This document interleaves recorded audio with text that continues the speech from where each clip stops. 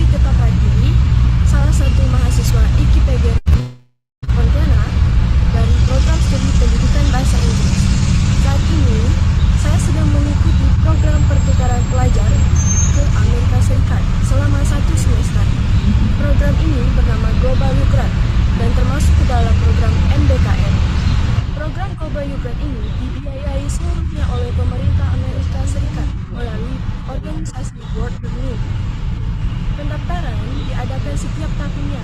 Ini biasanya akan diadakan di akhir tahun. Untuk info lebih lanjut tentang pendaftaran program Global Youth, bisa kunjungi website Aminat untuk TIP Indonesia ataupun bisa kunjungi langsung website World Youth.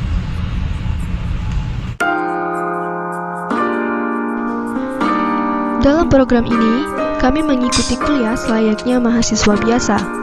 Selain itu, kami diwajibkan untuk mengikuti program volunteer atau community service minimal 20 jam dalam satu semester. Selama mengikuti program, pembimbing dari World Learning akan menanyakan bagaimana keadaan selama kuliah di Amerika Serikat, mulai dari adaptasi, kegiatan klub, kegiatan volunteer, traveling, weekend, mental health, dan lainnya. Untuk perkuliahan, kami wajib mengambil mata kuliah minimal 12 SKS yang terdiri dari 4 mata kuliah setidaknya. Nah, mata kuliahnya ini terdiri dari 2 dari program studi, 1 yang berhubungan dengan Amerika Serikat seperti American Sign Language atau American Politics dan sebagainya, serta mata kuliah peminatan yang bisa sesuai dengan program studi ataupun tidak sesuai dengan program studi. Saya berkesempatan menempuh kuliah di Kent State University di Ohio untuk 1 semester di Amerika Serikat melalui program Global Yogurt ini. Perkuliahan sudah dilaksanakan secara offline, tapi tidak menutup kemungkinan bisa dilakukan secara online jika salah satu mahasiswanya atau instrukturnya di kelas terdeteksi positif COVID.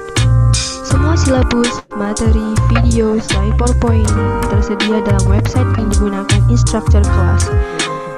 Di Kent State University ini, website pendukung untuk mata kuliah di kelas itu adalah Canvas dan Blackboard. Nah, dalam menghubungi dan diskusi bersama dosen, bisa menemui mereka secara langsung setelah kelas, atau di kantor, atau juga bisa dilakukan secara online melalui Zoom atau Google Meeting.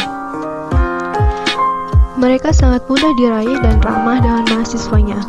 Jika ada keluhan, mereka siap membantu. Nah, selain kegiatan perkuliahan, seperti yang saya sebutkan sebelumnya, program ini juga mewajibkan untuk mengikuti kegiatan volunteer. Kegiatan volunteer bisa apa saja, seperti membantu menyusun bahan makanan, bersih-bersih downtown, masak di kampus, bikin kerajinan, bikin bekal makanan, dan lain-lainnya. Berbagai hal bisa dijadikan untuk kegiatan volunteer di sini, dan para koordinatornya juga para mahasiswa di kampus. Selain itu, kita juga bisa ikut klub dan organisasi. Berbagai macam organisasi bisa ditemukan di sini. Ada organisasi buat anime, K-pop, English, lingkungan, roller skate, ice skating, debat, keagamaan, fashion, dan lainnya. Pengurus organisasi gak menuntut untuk harus ikut di awal hingga akhir. Sesuaikan dengan jadwal kita sebagai mahasiswa saja. Nah, itu dia sedikit informasi tentang kegiatan program pertukaran pelajar yang saya ikuti. Terima kasih dan wassalamualaikum warahmatullahi wabarakatuh.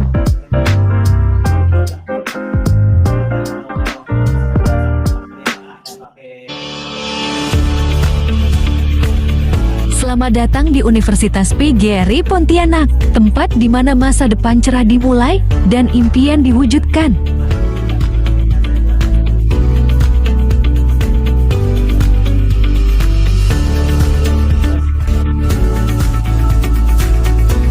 Visi dari Universitas PGRI Pontianak adalah menjadi universitas yang unggul dan berdaya saing tinggi dalam menghasilkan lulusan yang berkarakter, inovatif, dan berwawasan global pada tahun 2045 dalam pengembangan ilmu pengetahuan, teknologi, seni, dan budaya. Kami adalah universitas yang berkomitmen mencetak generasi berkarakter, inovatif, dan berwawasan global dengan tenaga pengajar profesional, fasilitas modern, serta kurikulum yang relevan dengan dunia industri.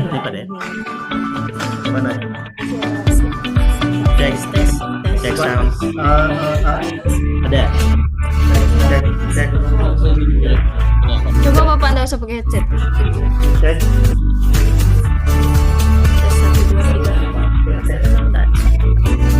Musiknya dulu dimatikan dulu biar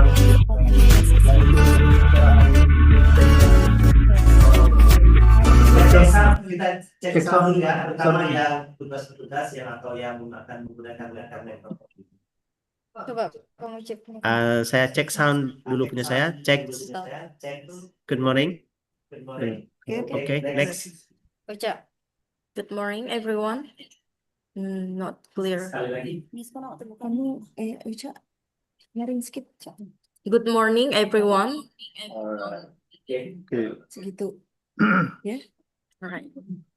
Bang, ini the host is not allowing participant. Masih itu dia. Belum di-allow. Cek suara saya. Jelas. Oke. Jelas ya. Oke, saya Cek. Pak Resti. Resti. 1, 2, 3. Udah jelas. soundnya dimatikan. Coba. Oke Cek dulu, sound oke dulu. 1, 2, 3. Saya sudah masuk. Oke. Bapak Ibu, Tes, tes. masuk, Masuk. masuk, Oke. aman, aman. Oke. Clear, clear.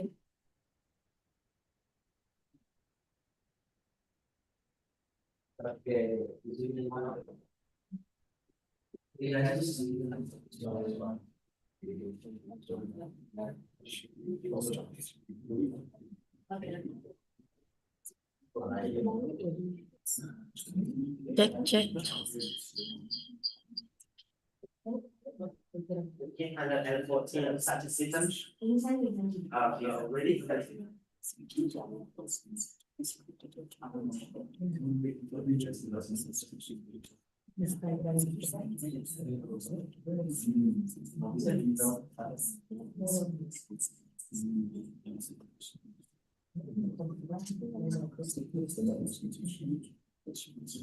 Nah, sudah ada bebangan.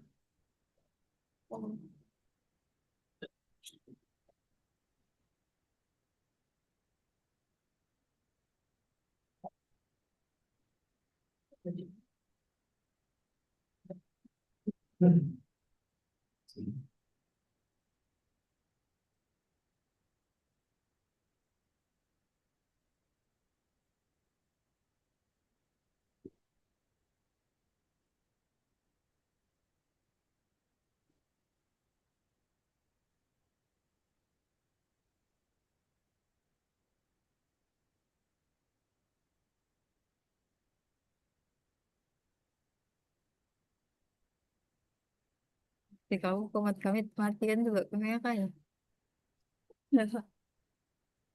Habis dah. Habis, habis.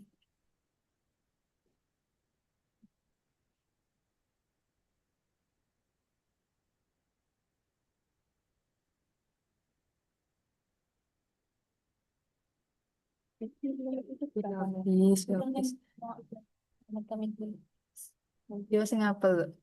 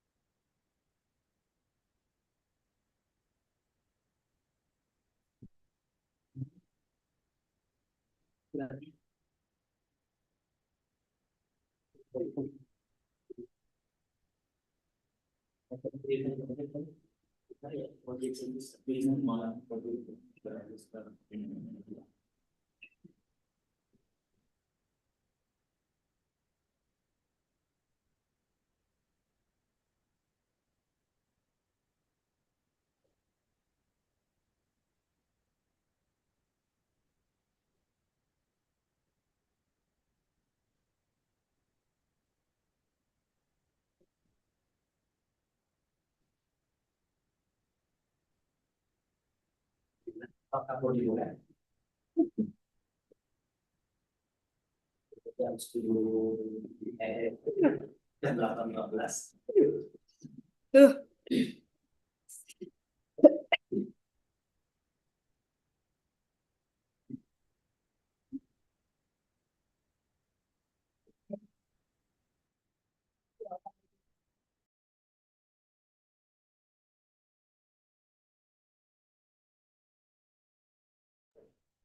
Bebas.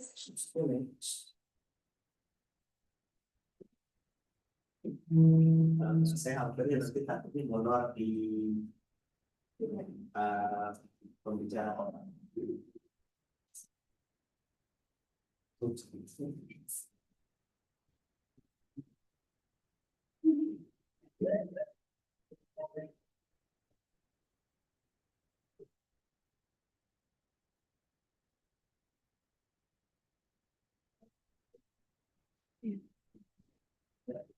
Mulai.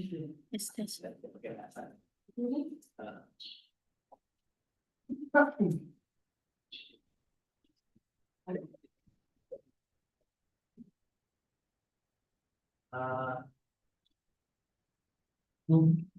Bisa kayaknya dimulai. Kalau bismillah ya, kita mulai ya. Ini berdoa dulu.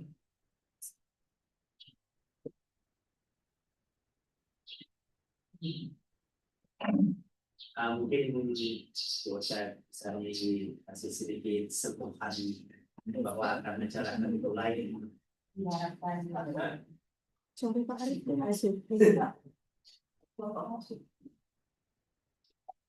Dia enggak. dari tadi.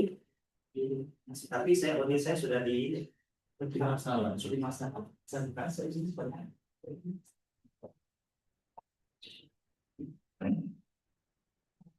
Good morning, everyone. We would like to warmly welcome all distinguished guests, honorable speakers, and participants to the 4th International Conference on Literacy and Education 2025. Please stay tuned. The program will begin shortly. Ladies and gentlemen, please rename your Zoom name using your full name and institution for the attendance purposes. Please kindly mute your microphone during this session. And if you have a question, you may write them in the chat box. Assalamualaikum warahmatullahi wabarakatuh.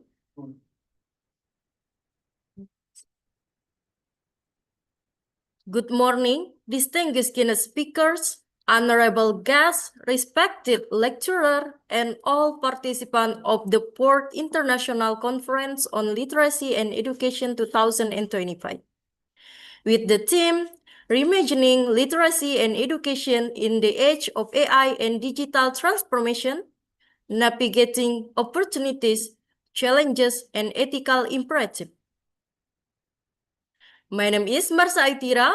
I am honored to serve as your Master of Ceremony for this today's international event. Before we begin, let me allow to briefly share today's rundown. The program will start with the singing of the Indonesian national anthem, Indonesia Raya, and Mars University of PGRI Pontianak, followed by prayer and committee report. Next, we will have welcoming speech from the Vice Rector of University of PGRI, Dr. Aunur Rahman MPD. After that, we will proceed with the presentation of our keynote and featured speakers, as well as the parallel session. Today, we will hear from our keynote speakers, Professor Sila Weninger from National Institute of Education, Singapore, and Professor Edwin Auditor from Philippine Normal University, Philippines, followed by featured presentation from Mrs. Naning Triwahyuni, PhD, from Postdoctoral Researchers, National Research and Innovation Agency, Republic of Indonesia, and the last, Dr. Muhammad Arpan MPD from University of PGRI Pontianak, Indonesia. That concludes the overview of our event today. Ladies and gentlemen, before we start our conference, let us honor our nation. Please stay seated respectfully for the Indonesian National Anthem and Mars University of PGRI Pontianak.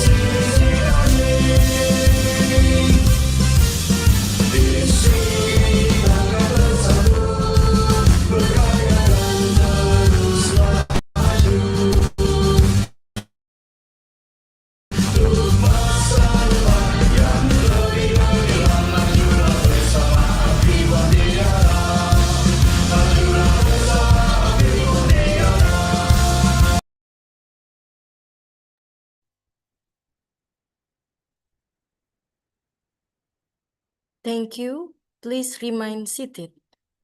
To begin our event with blessing, let us listen the word of prayer led by Dr. Dayat MPD. Time is yours.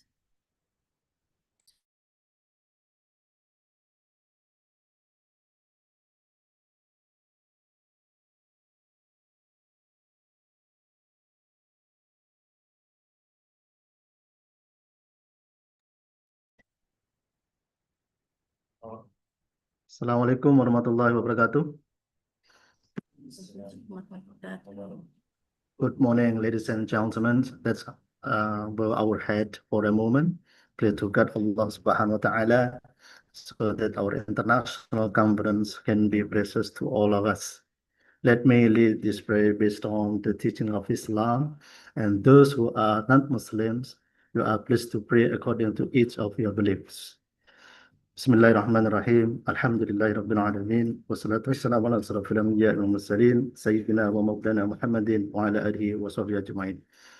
Allah, today, Tuesday, October 14, 25th, in the beautiful place, we gather here to bring about the fourth International Conference on Literacy and Education, with the theme Imagining Literacy and Education in the Age of AI and Digital Transformation, Navigating Opportunities, Challenges, and Ethical Imperatives.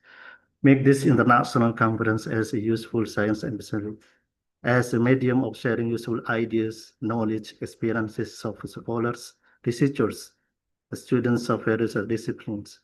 May the conference we organize today benefit to our lives, broaden our knowledge, science our ideas, and lead us to be successful, productive persons, which in turn will boost the dignity of our nation. O Allah, guide and bless our hearts and our minds with the lights of your guidance. Impart your supreme wisdom upon our activities. Help us to speak our minds clearly. Help us to listen to each other, respect each other, love each other, so that we are included to the blessed person. O Allah, protect us from unintended temptation, show us the right path, and give us knowledge and strength to perform good things. Equally, show us and make it clear the bad things, and give us knowledge and strength to avoid them. Allahumma inna nas'aluka ilman nafi'a warzuqan tayyiban wa 'amalan mutaqabbala. Rabbana atina fid dunya hasanah wa fil akhirati hasanatan wa qina adzaban nar. Wa sallallahu ala sayyidina Muhammadin wa ala alihi wa sahbihi wa baraka wasallam. Walhamdulillahi rabbil alamin. Amin. Wassalamualaikum warahmatullahi wabarakatuh. Thank you very much, sir. Next, we will hear the opening report of the international seminar delivered by the chairperson of the committee, Mr. Abdul Arif, PhD. Time is yours. Thank you. Assalamualaikum warahmatullahi wabarakatuh, and good morning, ladies and gentlemen. The Honorable Bapak Dr. Anur Rahman MPD, Vice Rector 1 of the University of PGRI Pontianak, all distinguished academics, lecturers, and staff members of the University of PGRI Pontianak, distinguished guests, respected speaker, and dear participant, good morning and welcome to the 4th International Conference on Literacy and Education, ICOLED 2025. On behalf of the organizing committee, it is my great pleasure to welcome all of you to the conference here at the University of PGRI Pontianak, West Kalimantan, Indonesia. I am Abdul Arif, chairman of the year's organizing committee, and it is truly an honor to report this important international gathering. Ladies and gentlemen, the theme of this year's conference is reimagining literacy and education in digital transformation. This theme invites us to reflect on how technology is reshaping the way we learn, teach, and connect with one another. The theme also reminds us of our shared responsibility to ensure that innovation in education remains ethical, inclusive, and deeply human. We are proud to have about 135 participants from 4 countries, including Singapore, New Zealand, the Philippines, and Indonesia. Your presence here today shows the strength of our collective commitment to advancing literacy and education in this digital age. Throughout today's and tomorrow's sessions, ladies and gentlemen, you will hear from distinguished keynote and featured speakers and presenters from 4 different countries, join stimulating discussions and share research insights with colleagues from around the world. I hope this conference will be more than just an exchange of ideas. I hope it will also spark friendship, collaboration that continue long after the event ends. And ladies and gentlemen, before we begin, I would like to express my heartfelt gratitude to our keynote speakers, presenters, and participants for their contributions, and to the University of PGRI Pontianak for hosting this conference. My sincere appreciation also goes to our dedicated organizing teams and volunteers. Your commitment and hard work have made this event possible. As we start the day, I encourage everyone to participate actively, share your ideas freely, and make the most of this opportunity to learn and connect. Last but not least, I would like to kindly invite Dr. Anur Rahman, MPD, as the Vice Rector of the University of Pontianak to deliver his opening speech and officially open the conference. Once again, ladies and gentlemen, welcome to the ICOLED 2025.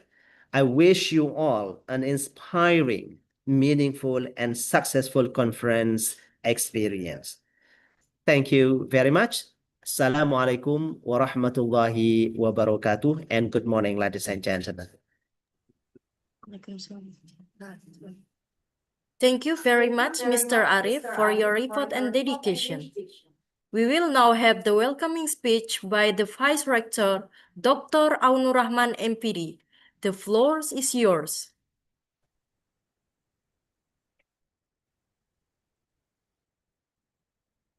Okay, thank you very much to the moderator. Assalamualaikum warahmatullahi wabarakatuh. Good morning, ladies and gentlemen.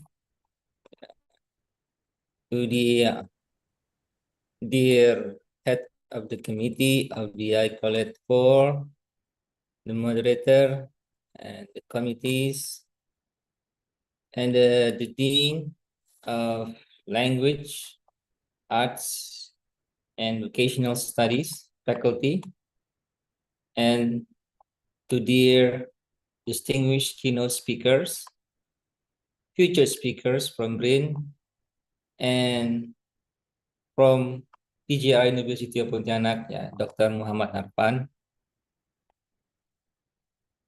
And then the head of the English Education Study Program, researchers, academics, professors, lecturers, education practitioners, and students whom we are proud of, and all cherished parallel speakers and participants of the 4th International Conference on Literacy and Education.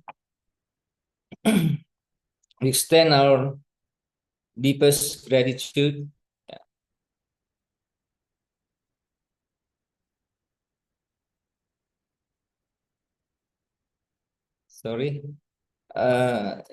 extend our deepest gratitude to God Almighty for the grace and blessing that allow us together today in good health to officially open this highly relevant and crucial international conference.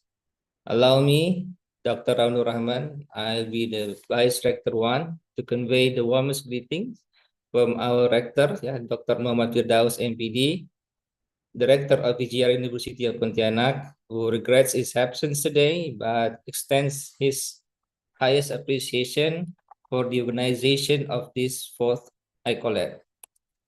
Ladies and gentlemen, as what had been mentioned by Pak Abdul Arif, PhD, as the head of the committee for this ICOLED, I think there are 3 important points of today's conference. The first is about opportunities, challenges, and ethical imperative. These 3 points requires reflections and actions, meaning that the three points, I hope that will be further elaborated by the keynote speakers, future speakers, and the parallel speakers who will be participating in this conference. I hope that the dean from the other faculties, the head of the department from other faculties as well, also will elaborate further, giving contributions further, and maybe initiating a certain agreement or maybe ethical imperative itself to what extent that this AI will be used or will be practiced. So we believe that PGRI University of Pontianak, that is initially an institution deeply rooted in teacher education, committed to advancing literacy, and believe that solution to challenges lies in the collaboration. So we hope that bringing together the minds from various disciplines from different countries, co-formulate policies, curricula, and best practices that hopefully shape an inclusive and sustainable future for education. I hope this conference will yield concrete and innovative recommendations that not only enrich the body of knowledge, but also contribute tangibly to enhancing the quality of literacy and education worldwide. By saying Bismillahirrahmanirrahim and invoking the blessing of God Almighty, the 4th International Conference on Literacy and Education, with the theme Reimagining Literacy and Education in the Age of AI and Digital Transformation, Navigating Opportunities, Challenges, and Ethical Imperatives, is hereby officially declared open. Wishing we all a successful conference, and may we all gain the most significant possible benefit from this truly valuable gathering. Wassalamualaikum warahmatullahi wabarakatuh.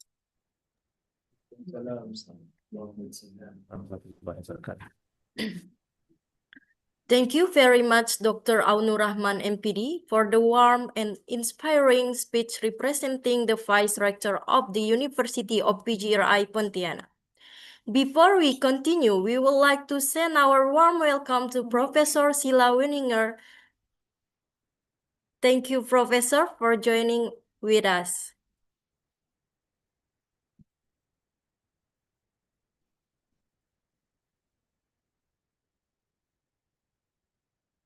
And now, ladies and gentlemen, we are going to have photo session. And please turn on your camera.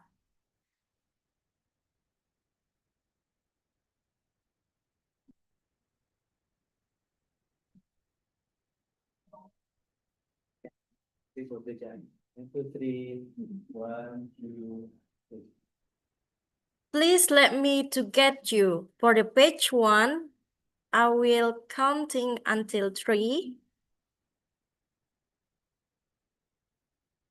Mulai kan?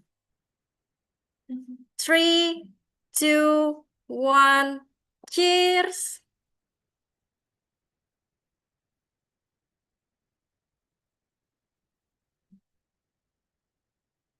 Okay, for the page 2, 3, 2, 1, smile!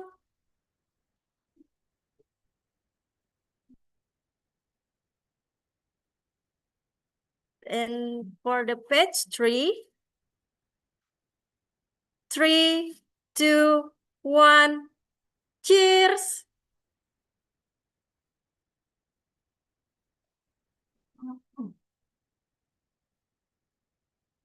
How many pages?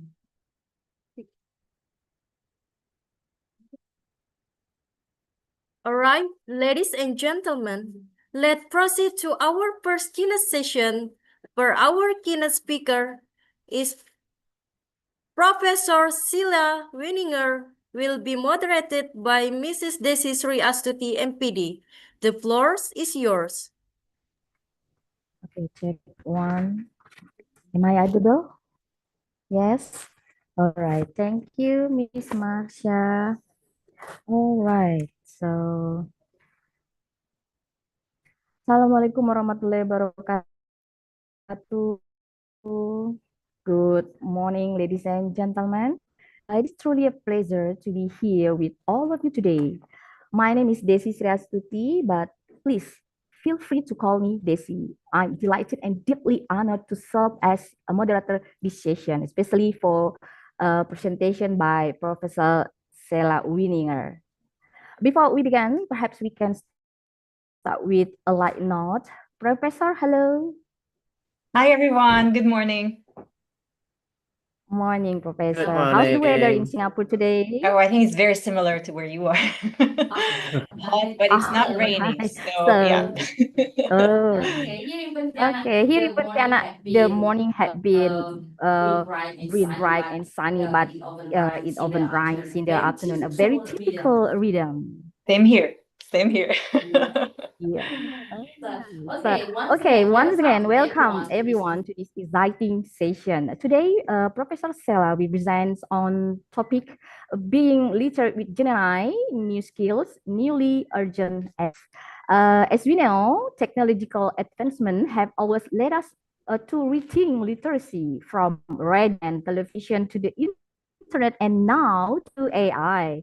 In this presentation, Professor Sela will explore how generative AI tools reshape literacy skills and practices, and why ethical reflection has become more urgent than ever in language and literacy education.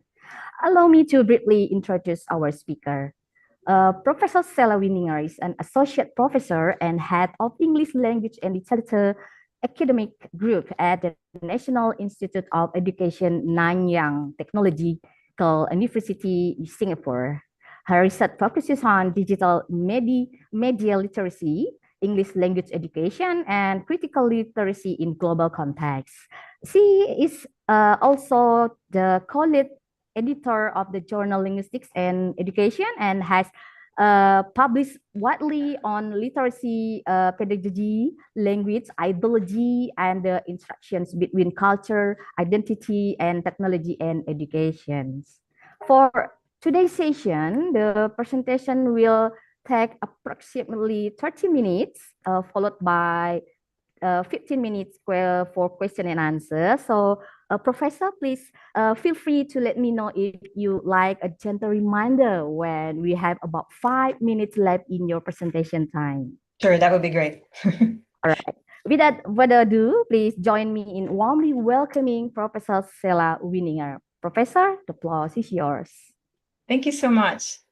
Okay, I'm going to share my screen.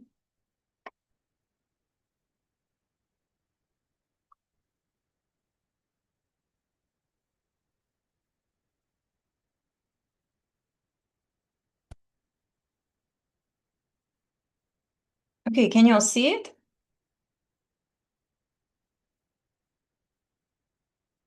Yes.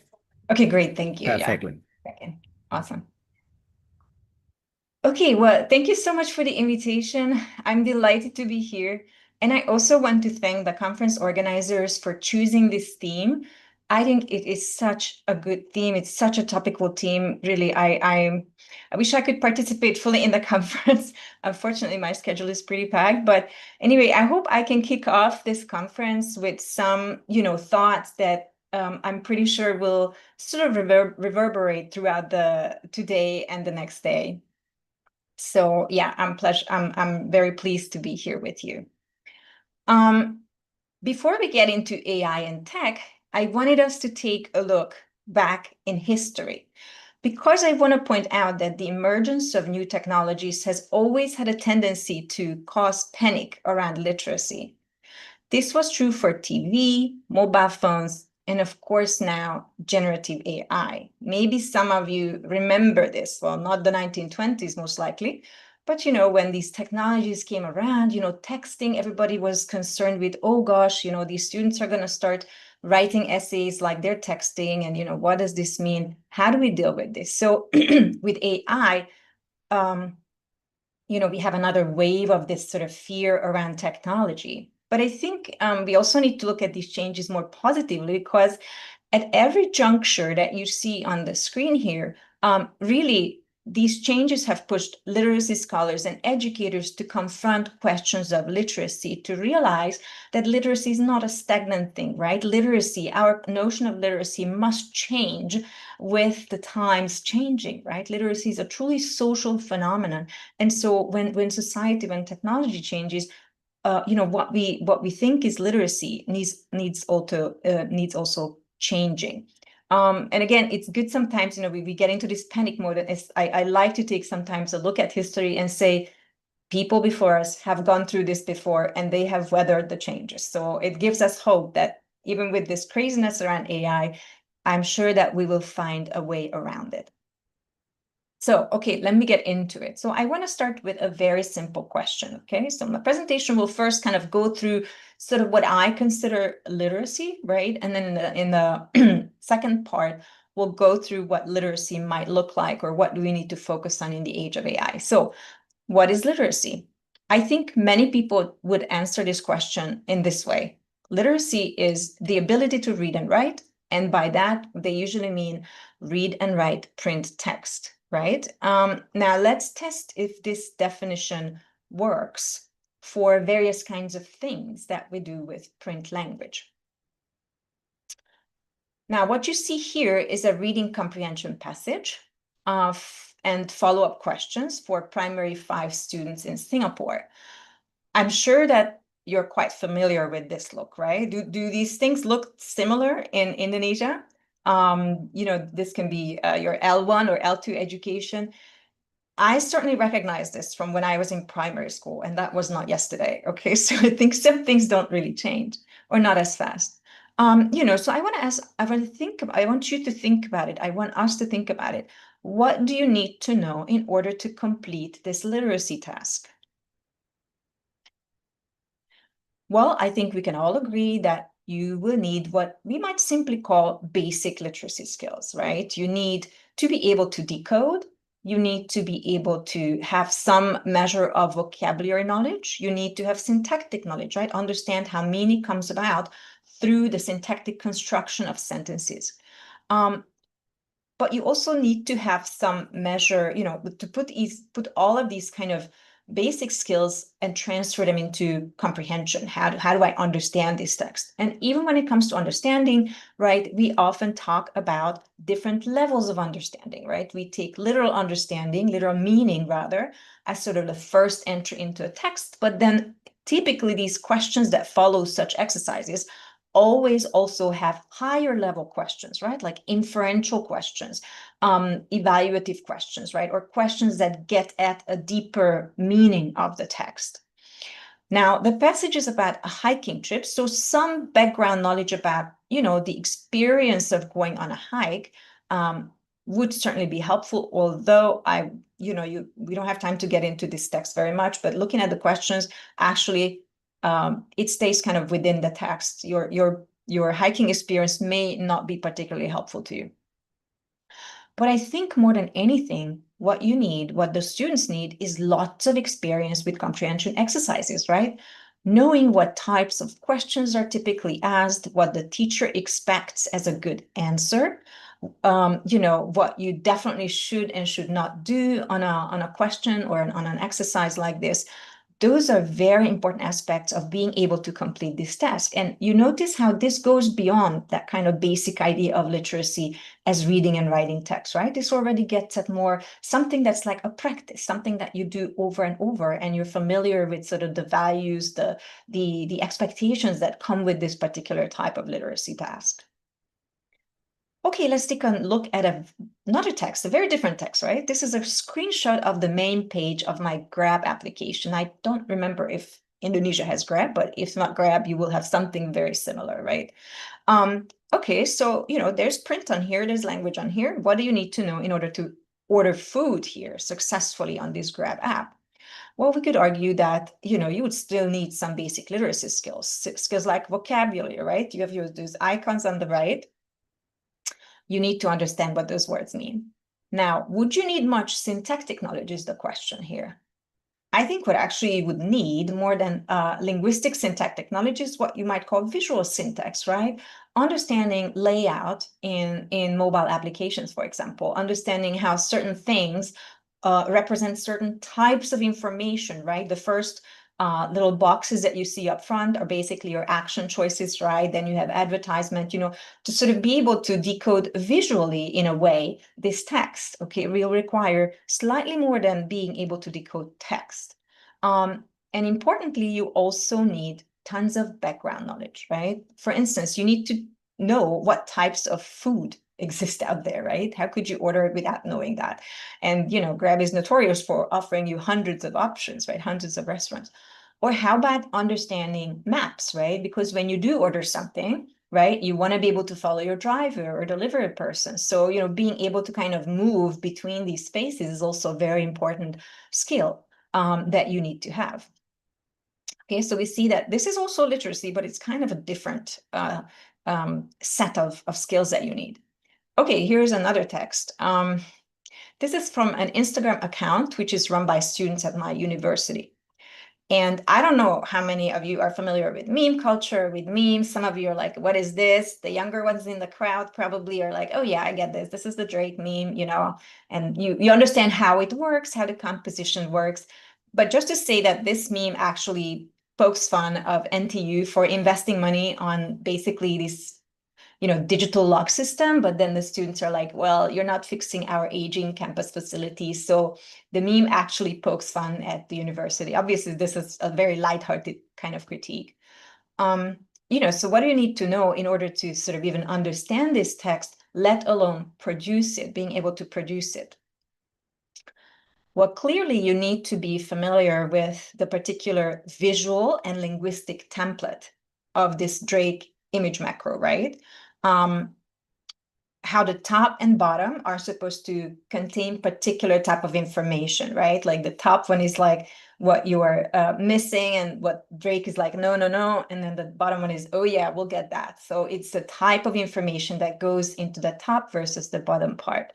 But image, the meme works as a composition, right? It's the two meanings added together that create the meaning, the pun, the joke of the meme. Now, apart from this more sort of compositional or semiotic, if you like, aspects of meme literacy, you might want to call it, you also need to be familiar with student life at NTU, right? This meme would not make sense on your university very much, right? Because these are not the issues that your students relate to. These are probably not issues for your students. So again, understanding what is relatable, what makes sense to students is an important sort of background knowledge. And overall, again, we have to understand what I call, not just me, but others have called meme culture, okay? They're meant to be humorous, but not too, critical. And there's always some kind of a point, right? And it's a lighthearted point, but it can be critique, it can be a self-deprecation, and so on and so forth.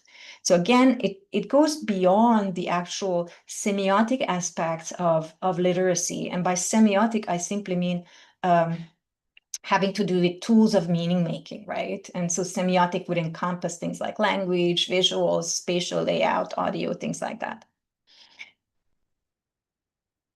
So the point I was trying to make here, or I'm trying to make here, is that instead of asking what is literacy in the age of AI, we need to ask the question, what does it take to be literate in particular communicative contexts, okay? There's not one way of being literate. In fact, all three examples illustrate that literacy is a practice which is rooted in diverse conventions, communities, and values. The school comprehension exercise is about literacy, but so is navigating the app or making and enjoying a meme. But they entail clear differences when it comes to the semiotic conventions, right? The school exercise did not really have anything visual. I think it might have had a picture on top, but I don't think any of the questions related to the picture, right? So it was more of an illustration. So it's different types of literacy entail different semiotic conventions, and also the values, the social values we attach to them, right? Schools generally attach a lot of values to that kind of linguistic comprehension, maybe much less value to sort of the memes or what have you, right? So what this also means for us as literacy educators is that when we teach literacy, any kind of literacy, we cannot simply focus on the text or the textual product, which I think in schools we still often very much do. We need to really teach literacy as part of social practices, right? Literacy on the one hand entails the skills, the semiotic tools, right, and resources, but it also entails more, entails knowledge, background knowledge, entails values, understanding who my audience is and things like that, right? Okay, so with this in mind, let's take a look at generative AI literacy practices and the kinds of skills that they necessitate. And I think this is important because if there's one thing that ChatGPT and its many counterparts, like DeepSeek, or Claude, etc. So what they're good at is language, right? They're very good at communication. But it's important to understand that when we engage with them, it's really just another form of literacy practice, okay? And so we need to sort of unpack what this literacy practice looks like, right?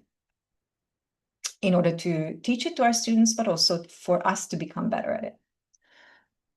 Now, oddly enough, it's engineering that's emerged as sort of a metaphor for thinking about humans interacting with chatbots, okay? And this was the first word that came out, when ChatGPT came out in 2022, November, the term just popped up and everybody was talking about prompt engineering, right? And from that moment, and I was like, this entails language, guys. This is not engineering. This is literacy, okay? And until today, I hear the term used even by, fellow literacy researchers or language teachers. And I always sort of say, guys, don't you think that this is not what's going on? It's not engineering.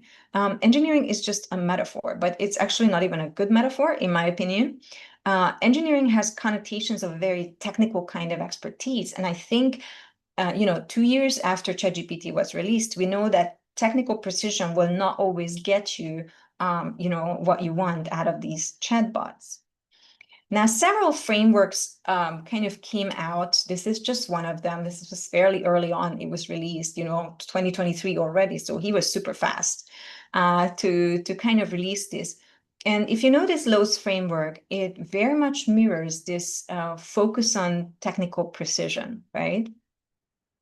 And I didn't have time to look to bring you more examples, but like my university has some guidelines, and they also sort of mirror this emphasis on, being concise, logical, explicit, right? And if this helps people to be better at, interacting with chatbots, by all means, there's nothing wrong with these guidelines. But I think that there is a little bit more going on when we interact with chatbots than which says that this will not always work, in fact. Okay, this is not always good advice. And why do I say that? Well, this kind of engineering view treats prompting as a decontextualized skill, which means that the same thing will work independently of the context of why we're using the chatbot. But we know that this is not true. People use generative AI for a variety of reasons and purposes. In fact, I would like to say that Gen AI is in a way context-free, right? We bring the context to Gen AI because we have an understanding of the purpose, of the reason, of the dispositions that we bring to the machine, to the bot, when we engage with it. Second, this kind of engineering approach assumes a uniform set of values, okay, which are supposed to undergird communicating with chatbots. It assumes that we always want the process of prompting to be structured, brief, or logical. But at this point, it's again very clear that people interact with chatbots for a whole range of reasons, and this kind of very focused information seeking is only one of them. For example, a lot of people, it turns out, there's data on this from OpenAI, shows that tons and tons of people use ChatGPT for companionship, for relationship advice. Okay. Now, do you think the logic is the first thing that comes to people's way of interacting when they want to ask, they want ChatGPT to kind of be their trusted companion? I don't think so, because that's not how humans typically interact when topics are about emotions and things like that, right? Logic is not always an important value. So I hope, I'm making my point clear, is that this kind of engineering view is not what we need when we look at Gen AI and how, we should sort of think about it. So in fact, instead, I'm arguing we really need to kind of add prompt literacy to our vocabulary, okay? And think about engagement with chatbots as a literacy practice. And other people have called it, and I'm also always calling it prompt literacy. So what makes someone prompt literate? Here, I would like to propose 3 domains that I think we should be concerned with when it comes to sort of aspects of prompt literacy. The first one is access to and knowledge of AI. And this encompasses understanding the basics of machine learning,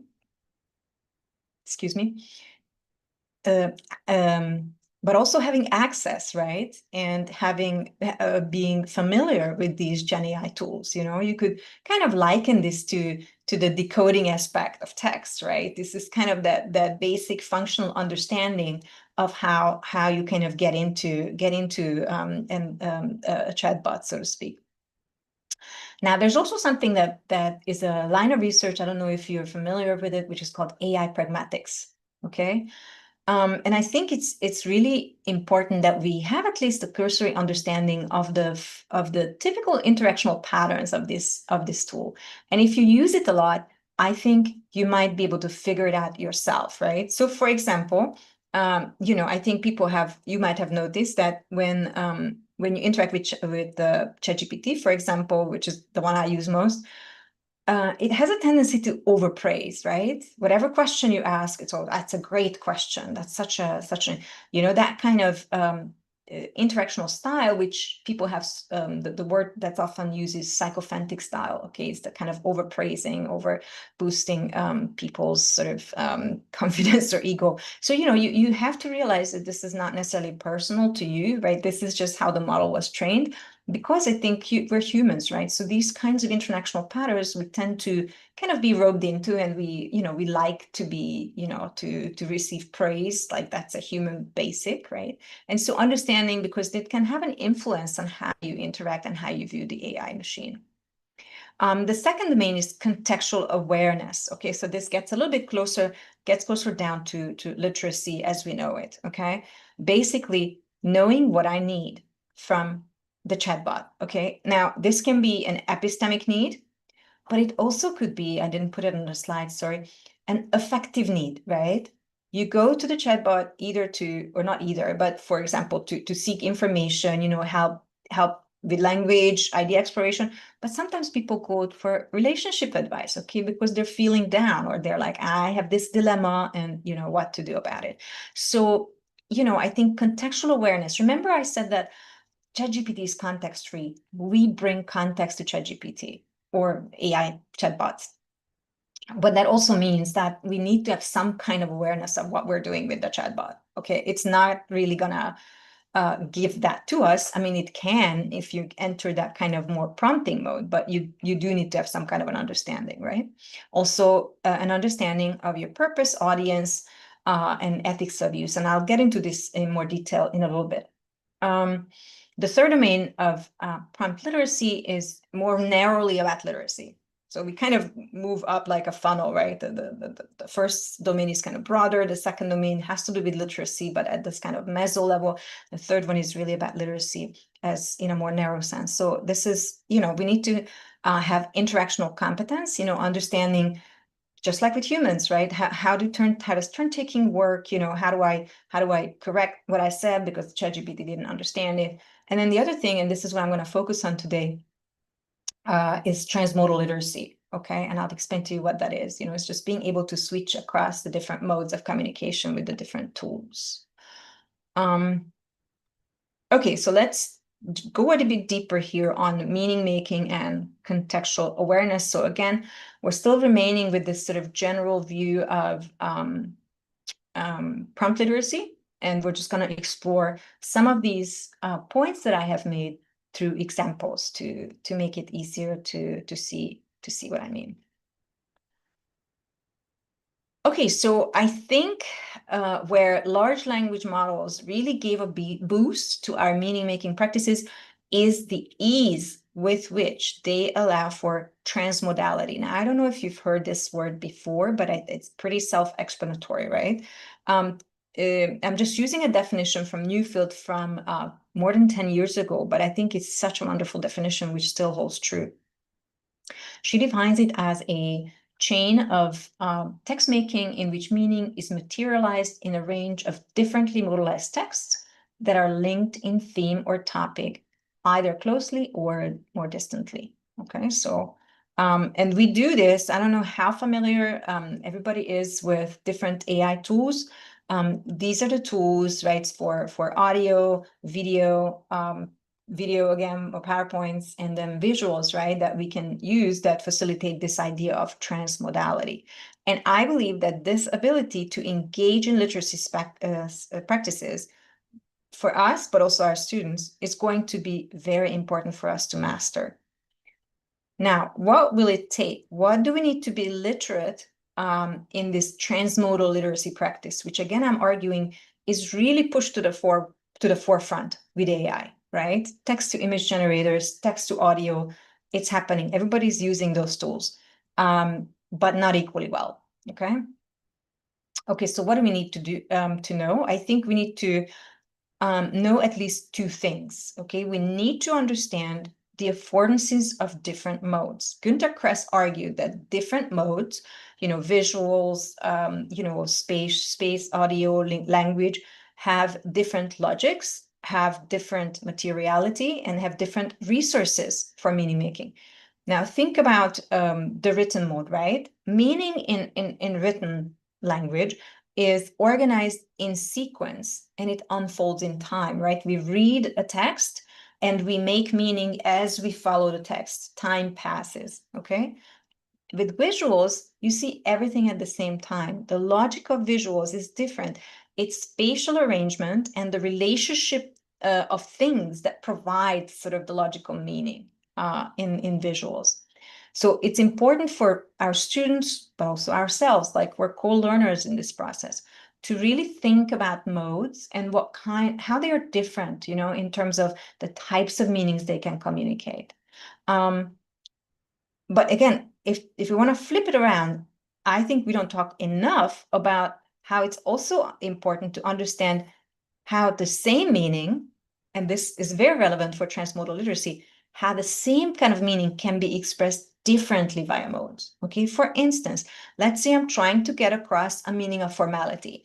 In language, we know how to do it, right? Oh, choose the right vocabulary, choose more complex syntax. You know, this is not good enough for a formal essay or whatever, right? How do you do formality in visuals? Or how do you do formality in audio, right? But these are exactly the kinds of considerations we need to teach our students for them to be able to use these AI tools where they translate text from one mode to another. So let me bring you an example. Okay, let's say that I want to create an audio version of something that I have written. Now, this something happens to be the abstract for my talk right now, the one that I'm giving, okay? So let's say I wanted to create like an audio version of it, okay? So what do I do? How do I go about this, right? Well, first, as I mentioned, you need access to tools, what are my options, and understanding how these tools work. Here's 11 Labs, which is an app that I have used before. 11 Labs has hundreds of voices available, even for the free account, basically. Which one should I choose? Okay, which one do I choose? So here's where knowing my purpose, context, audience, communicative intent, and the affordances and meanings, of different modes, it's very important. Okay, so here's my abstract. Well, the first part of it, because I don't want to make this too long. Okay, so I have chosen a voice. Let's hope it works, it plays. If not, I'll tell you what the voice is. Okay, tell me, given the text, did I choose the right voice? I'm gonna hit play, give me a thumbs up. Arif, maybe you can give me a thumbs up if you can hear it. If not, I'll just, stop. Okay, I will. Thanks. Okay, so let's hear it. In this presentation, I will discuss two aspects of how Gen AI tools have impacted literacy. First, I will argue and exemplify that this new technological environment has facilitated. Okay, you get the point. All right, so is this a good voice to match the text? I mean, I think not really, right? Yeah. Why not? No, More right? like a whispering.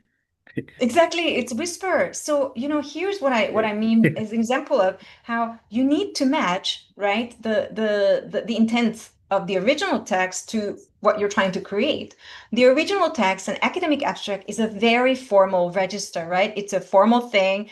It's serious. It's supposed to be objective, factual. What do we usually associate with whisper? It's the opposite, really, right? Like secrecy, like, oh, I'm going to let you in on a little secret, right? It's a complete mismatch. And I give it this example because it's actually something my students did in the classroom.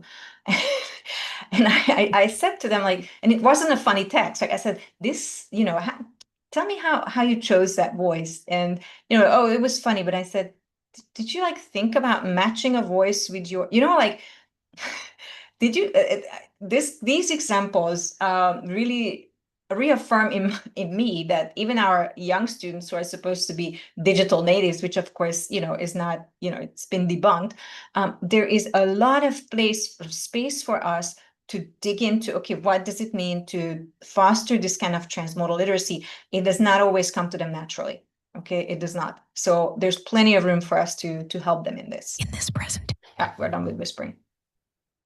Okay, let's look at another example, again, to illustrate what kinds of skills and knowledge we need to to practice this kind of transmodal literacy with AI.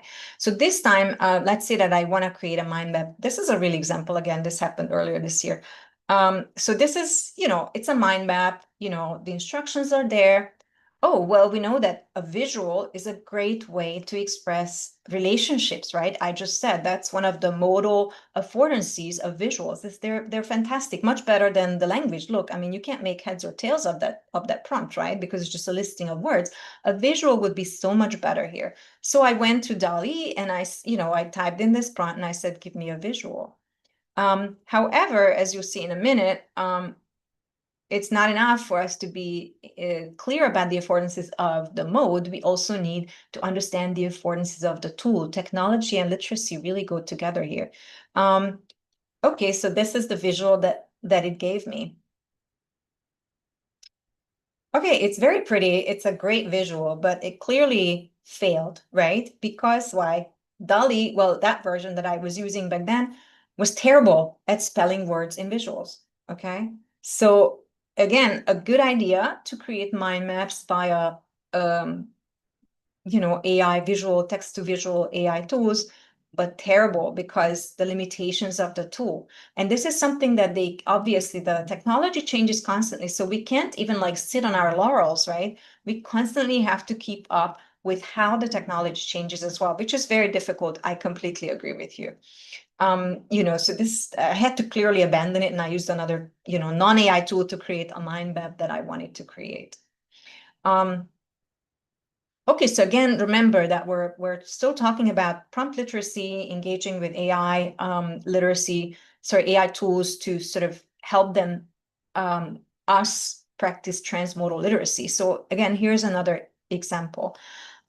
Here it shows my point in this example will be to underscore the need for that, what I call contextual awareness, understanding, your purpose and audience for whatever reason that you're engaging with the robot. So in preparing for this, again, for this very talk, I wanted to create an image of a child reading. So I asked ChatGPT to help me with that. And this is what it gave me by default. Okay, it's a pretty good image. It's, it's a child and reading. So this is almost exactly what I had in mind. However, then I considered I'll be giving this talk to you, a university in Indonesia. And so I was like, okay, let me ask for a slightly different image. So I asked for an Asian child, okay, which produced the second image. Okay, then I realized, okay, Asian might be a bit too broad here, okay? And so let me further prompt. And so I said, give me a child who lives and goes to school in Indonesia. Now, you'll be the judge of what this image is like. I've been to Indonesia. I don't know why that kid ended up with that shirt, but is this what a school child looks like in Indonesia? Yes. Yes. Yeah? Okay, great. So it's fairly close. They wear uniform, right? Yeah. Yeah. Okay, so that's good. I don't forget now if in the first or second one, I may not have given it the prompt in the prompt. Let me just go back. Did I say it? Yes, school age child. You see, I didn't say child in school, although he appears to be in a school setting. But the Indonesian boy got a uniform, so all good. Again, the point being that as we sort of engage, as anybody engages with this bot, you iterate the prompt in view of sort of also an emerging sense of what you need and what it's giving you, and how the two overlap and how the two match. I think very often in my experience with teaching students, they just go with the first one. Okay, they say good enough. Okay, but I think the real question is, yes, the first image would have been fine, but can we refine it? But in order for us to do that, for them to be able to do that, they really need to have a very strong contextual awareness, of their literacy needs.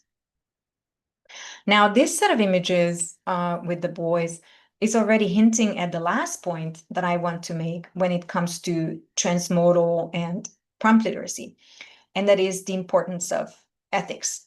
Okay, and I say that because you said, okay, this is a pretty accurate representation of an Indonesian schoolboy, but maybe some other images would not have been a good representation. Also, you could also wonder, well, that middle image for the Asian child, Asian is we know this from research, Asian is often taken to be East Asian, often Chinese, right? So you could say, well, why doesn't that Asian child look different? Why is it that the machine produces a particular type of Asian when Asian is being prompted?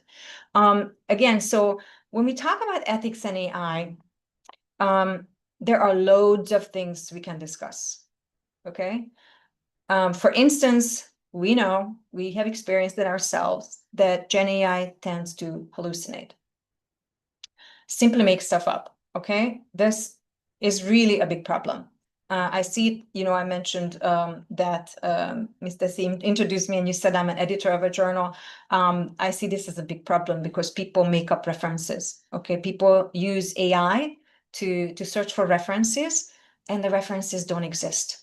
It's a huge problem. So those of you in the audience who are writing for publication, never rely on AI for reference, for generating references, okay? Take that from me, because it automatically disqualifies the paper because it is considered unethical use. Also for our students, it's a big problem. Okay, there are also other ethical issues surrounding how, for example, these large language models were trained. Okay, and this was a huge discussion when LLMs first came around, in about 2 years ago. We don't know what data they were trained on. Okay, we don't know, why is that a problem? First, for copyright issues, there are, New York Times has an ongoing lawsuit against OpenAI, as have other publications, because they feel OpenAI took their copyrighted material, basically hoovering up the entire internet to train, their models. So that's problem number one, has to do with copyright. That still has not been resolved. Number two, of course, when you don't know what data the model was trained on, and it's kind of an unknown exactly what guardrails are put in place, then you have issues of, for example, representation. Biased data will only produce biased representation, biased output. Okay. Another issue is that, I mentioned this before, a lot of people are using these bots these days for therapy, for companionship. Now, in very innocent cases, this might be great. Some of you might have turned to ChatGPT or Claude, for a little bit of relationship advice, just to get a different perspective. That's fine. But when minors do this, that's a huge problem. Why? Because there's zero accountability. Okay, now there are cases now, I don't know if you've heard about it. There have been, unfortunately, some suicides, not caused by AI, but it was very clear that the person interacted with AI and revealed intentions. I'm sorry, I'm talking about such dark topics, but I really think it's an absolutely must for us to be able to, to know about this, and there were signs there, the bot could have stepped in more, or some alarms could have gone off, and that's being talked about a fair bit these days. Okay, how do we draw the boundaries around some of these uses, when it can be a really good thing, but it can also go completely dark and completely bad. Again, not even mentioned with how some of these bots are very, very few guardrails, if at all, which would keep minors from engaging in sexualized conversations with the bots. Okay, so the list goes on. However, since we're talking about literacy, I want to narrow things down a little bit about ethics. Okay, what about ethics? And again, my focus here is on transmodal literacy today. So I'm not going to talk about plagiarism and things like that. Okay, that also exists. I think there's been a lot of discussions. You all probably have had many discussions. Yes, that's a problem, because my talk is very much focused on literacy skills, and more specifically transmodal literacy. Let's see what the ethical issues here are. Okay, and I think they have to do with the need to understand the ethics and politics of representation. So I will show you images which my students generated. I teach a course, so these are university students, but you could easily do some of these activities with your, different level of students. So I'm going to show you a set of images here that my students generated. I gave them the assignment to explore a text-to-image AI tool. and they could choose whatever. So they chose the freely available ones. Canva has a really good tool. You know, there's DALL-E, there's Leonardo, lots of tools available online. And so we used a particular frame, a prompt frame, okay? And that was important because I wanted them to use a prompt frame which did not sort of cue the bot to sort of, you'll see it in a minute, didn't cue the bot for particular categories of people, okay?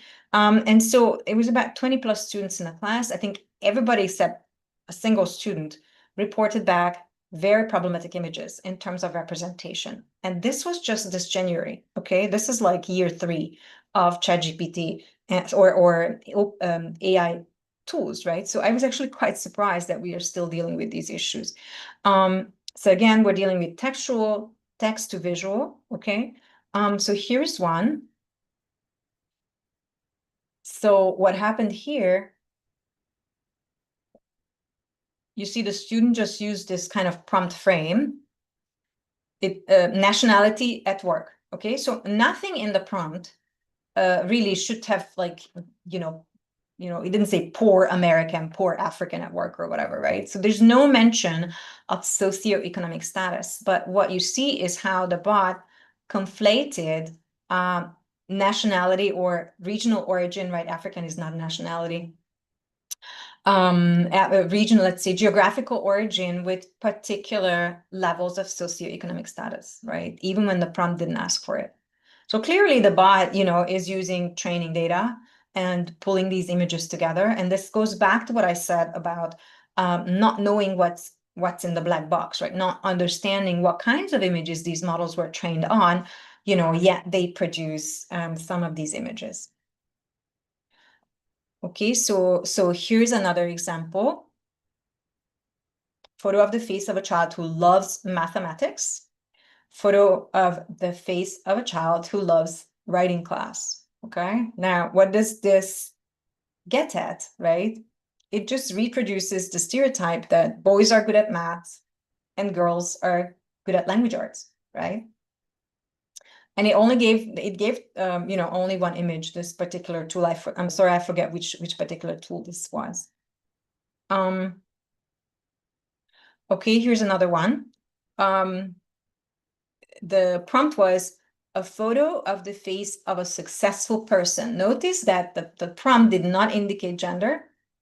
The prompt did not cue for race, okay? And this is what we get. Well, by all intents and purposes, that man to me looks pretty white, okay, or Caucasian or something, right? And again, what we are seeing here is a conflation of success, possibly economic success or professional success, with race or ethnicity, okay, even when the prompt did not ask for it. But lest you think that this only exists in, when it comes to images, actually this need to be aware of the ethics of representation is not exclusive to the visual mode, okay? So I'm going back to, remember I said 11 Labs is a tool that I have used before. So I'm going back to that. So this is just a screenshot of a description of some of the voices that are available. There's hundreds of voices really. Now, I wasn't able to get a screenshot where I could extend the descriptions, unfortunately. I don't know why. But anyway, even this sort of cut off descriptions, what do you notice? Well, I noticed two things. Okay, first, how narrow the range of accents is. Okay, it's English, but it's American English. Okay, we see a Jamaican English, that's good. We see British American. Okay, within American, I guess we can see African American. So there's some variation in terms of the major languages.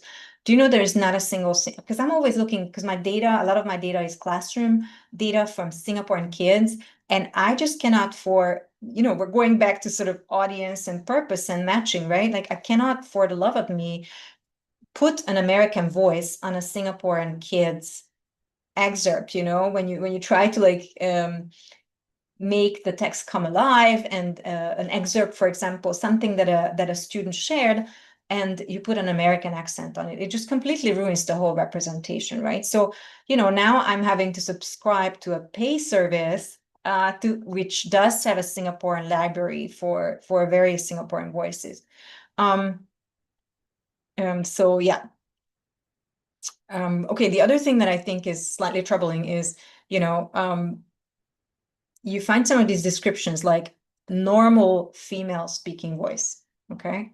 Well, I don't know, what is a normal normal female speaking voice? Normal female speaking voice presumes that there is an abnormal speaking voice. I don't know. I'm just a little bit puzzled at how 11 Labs comes up with these descriptors, and also I think they reveal certain stereotypes that I'm wondering if what we could do about this. Also, what is an urban American female voice? I don't know how you can add these labels to these voices.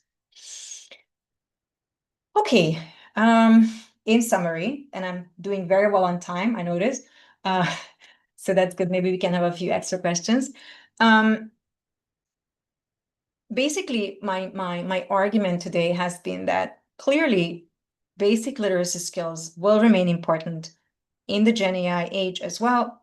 And we need to continue to expose our children and make sure that they master some of these basic literacy skills. In Singapore and maybe also in Indonesia, whether in a L1 or L2 class, a lot of times how that works is reflected. Remember the first example I gave you about the comprehension exercise, right?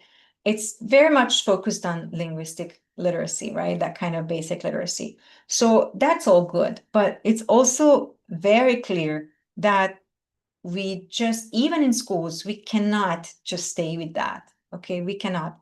How are we preparing our children for life outside, okay, for work, for digital citizenship, right? Even accessing services on apps. How do we prepare them if we're not, at least teaching them how to do some of these things in the schools? Now, again, I want to say some learners will be able to intuitively acquire them, but in my experience, the majority will need our help. Again, I have shared a few examples with you, some of them from my students, university students at my top-ranked university, and they're not exactly transmodally literate. This does need explicit teaching, and I shared with you some of the things that we need to pay attention to, right? AI, knowledge of AI, contextual awareness, understanding your purpose, audience, what it is that you want. What's my purpose when I come to this chatbot, right? I remember that I bring the context, right? The chatbot is going to help me refine my context or refine my needs, but I'm the one who inputs, the contextualizes the interaction. And then beyond that contextual awareness, more, the literacy skills, which I didn't have much time. I didn't have time to talk about this kind of interactional competence, but I spoke about instead was transmodal literacy, because I don't think we speak long enough about or enough about that, because it's something that's really happening at breakneck speeds already. I mean, Sora 2 has just been released, right? So that's text to video, and yeah, we'll see where that's going to go in our culture.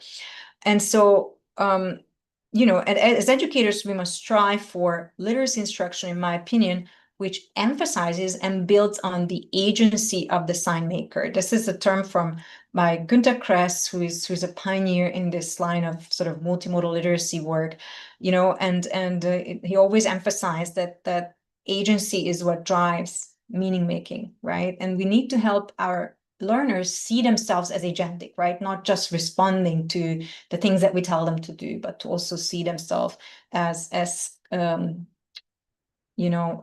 highly literate individuals in Gen AI as well.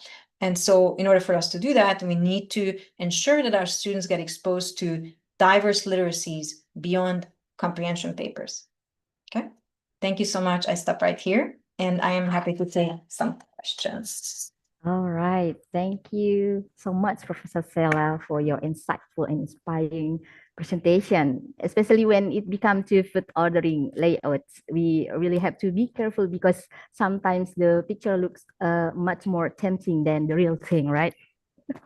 Okay, I completely agree with you with your statement, Professor, that Gen AI lacks true understanding of humans' context and emotion when it's mimic language, but doesn't comprehend the meaning itself. So that the point to remind us how essential human interpretation and empathy remain even in the age of AI. All right, so you already mentioned when you mentioned like Whisper One in Indonesia, the less you hear about it, the more valid the information seems to be. Okay, I believe our audience is still with us because now we go to the question and answer sessions. We only have 5 minutes, yeah, Professor. But Oh, I'm sorry. Did I go over time? I was looking at the time. okay, it's okay. You did not So remind me. You did not cut me off. You should have I'm cut- sorry. I'm so sorry. All right. So before we go to the resti, yeah, we have a questions in the box. Yeah, this is from Muhammad Yasin. Yeah, from Unu Kalbar. Yeah, how can teachers ensure that they will not replaceable by AI in providing formative feedback and numerical scores as the advance or over more accurate and details to learner this day? Okay, Professor, just to check, would you prefer to check the question on at the time, or should we gather a few before you respond? Oh, I can do it now because I think you guys deserve a break after listening to me for so long. So I don't know how much time we have for Q&A, and I really apologize. That's completely was not paying attention to time. I apologize. You should have cut me off. I can take a few now, and then I really don't want to keep you from the break. And if anybody wants to, you can Google me, you can find my email. I'm very happy to continue the conversation. Is that okay? It's okay. Because I think we're supposed to stop at 10:30, right? Okay, it's okay. It's okay, Professor Sela. So maybe we have 2 questions only, maybe, Prof. Sela? Yeah, if there are no further questions, I can answer those too. And if there are further questions, maybe, yeah, we'll It's see. okay. We still Yeah, have a so, time for okay, you. the last one, I'll go with the last one because that's the one you read out. I think we need to realize, even more so than before, that our role is holistic, okay? AI doesn't know our children, will never know our children, will never know their background. Hopefully, the children don't disclose it. So I think we really need to think about the role of AI as how do we make AI do the sort of the job that it can do well, which is, you're right, correcting essays, providing individual instruction, offering tutoring help, which is relevant to where the student is, right? Okay, I need help with this. How do I do that? When you have 30 kids in the room, you cannot do that. AI is wonderful at that. But what it cannot do is replace our holistic educational mission, right? Which is understanding the child as an individual, a full individual, and understanding that what we do in the classroom is a tiny part, right? We need to be able to link whatever we do with whatever the child experiences outside of school, whatever is happening in the world, right? That should never be outsourced to AI. AI is good at some things. It cannot provide social emotional learning, or hopefully will never be able to replace humans in that. I don't think it will replace us anytime soon. So again, think about it as outsourcing those tests, which we sometimes hate, like giving feedback and things like that, and using the extra time we have to do more fun things, okay, to really focus on getting to know the students a bit better. Okay, family. There's a question about the role of family in developing children's literacy, promote, and how teachers. Yeah. Okay, so because we can talk about AI because we're, this is a question that's very broad potentially. I think it's very similar to, when social media and just the internet in general, it's been said before, and it's very important that you keep tabs on what your kids are doing, okay? Not in a policing way, but engage them. I mean, I'm a parent, right? I have a teenager and one in college, but I always go, and sometimes, I catch him doing things that are not exactly good on ChatGPT, like basically outsourcing the homework. And so we do need to keep an eye on what the kids are doing and how they're using AI. We need to have those conversations with him, just like we need to have the conversations with them about social media, about anything else that they encounter online. I think we will really, really help our teachers as well when we do that. They're doing it in the classroom as well. But again, how do you strike that balance between not being punitive but rather teaching them productive uses of AI, where AI does not take them, their role, the thinking is not taken out of their hand. That's the key point. Don't let AI think for yourself, is what I tell my son. Because if you do that, that is bad. That you're doing a disservice to your future self. Okay, we have some questions. Yeah, thank you. Thank you. I hope that answer the Mr. Yasin questions. Yeah. Okay. Professor Sela, we have one from the audience here. Yeah. Could Resti, please? Yes, thank you, Mrs. Celia, for your meaningful presentation. Professor Celia, sorry. My name is Resti, and I'm 5th semester of students in English education. I would like to address you one question as a pre-service teacher, so I can prepare myself for the next coming era of technologies.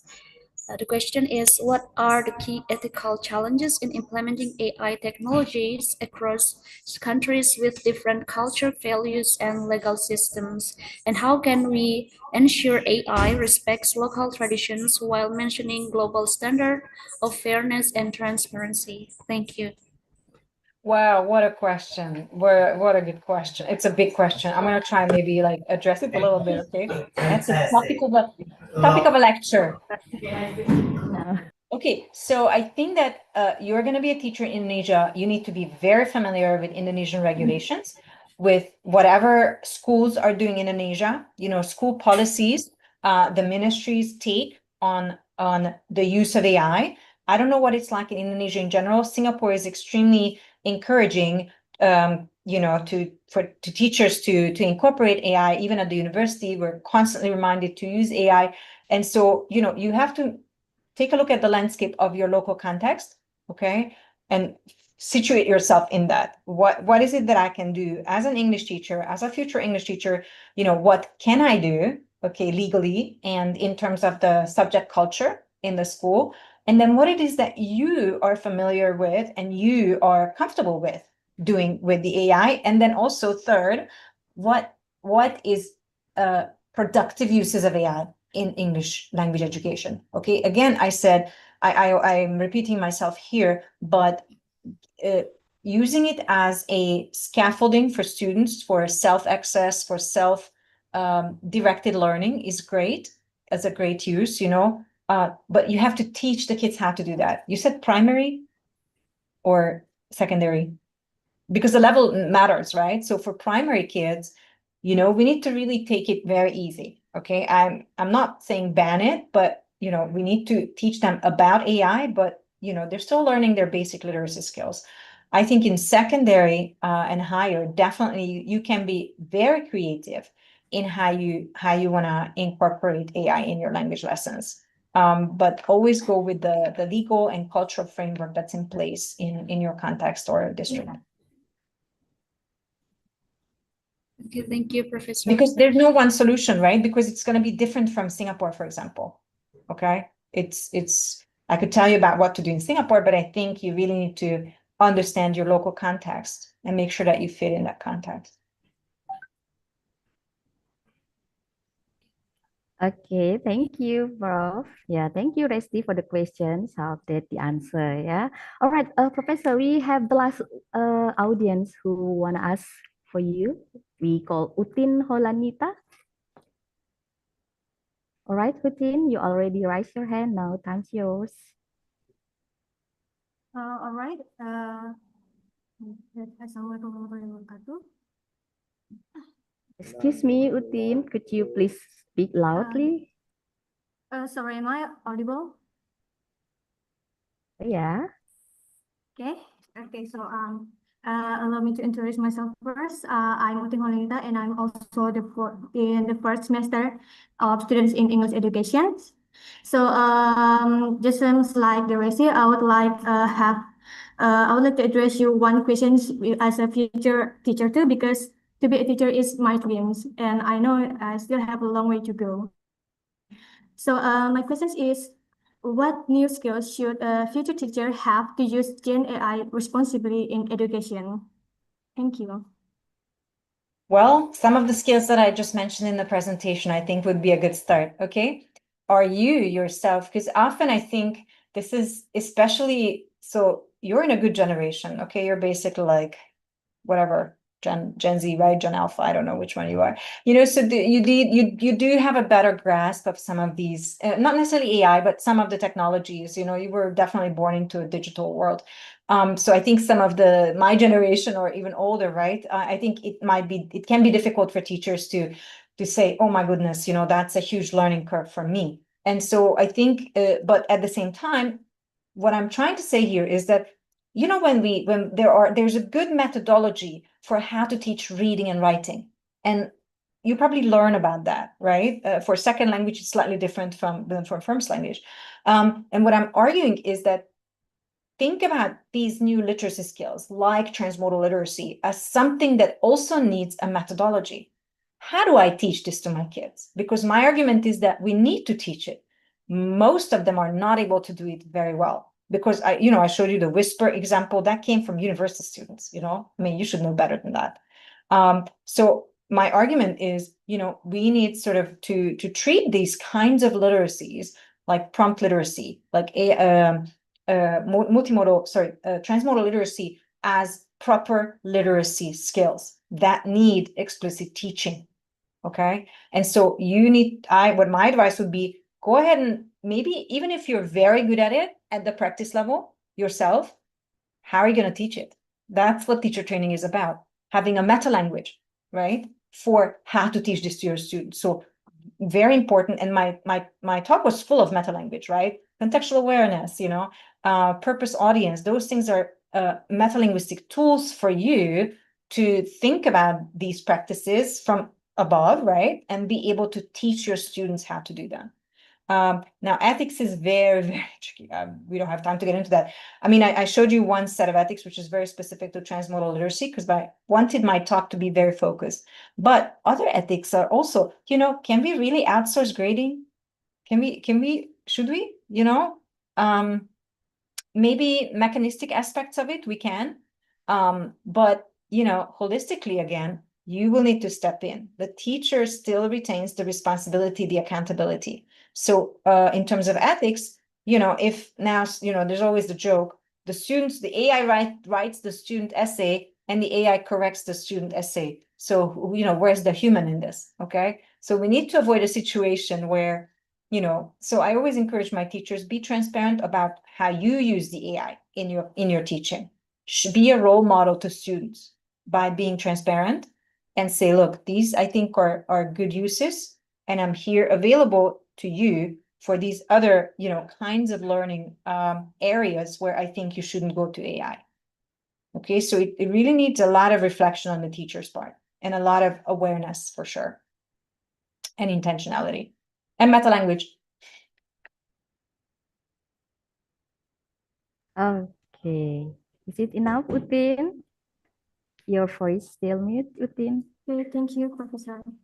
Okay, all right. Thank you. All right. I apologize to those who didn't have the opportunity to ask their questions. Unfortunately, our time is up, but Professor Sila kindly allows anyone who didn't have the chance to ask questions during the session to send their questions via email. All right. Thank you very much, Professor Silas, for your thoughtful and interesting response. Today's session has given us so much to reflect on, especially about how we as educators and learners must embrace digital literacies not as optional, but as a foundational in the age of AI. So on behalf of organizing committee, I would like to express our sincere gratitude to Professor Sila Winninger for sharing her time, expertise, and inspiration with us today. And of course, thank you to all participants for your attention and engaging questions. Let's give us more round applause to Professor Sila Winninger. Thank you so much. It's been a pleasure. I wish we could spend more time, but maybe next time. Thank you for the invitation. Have a great conference. The rest of the had a really honor for me to moderate this session, Professor. We truly hope you visit Pontianak someday.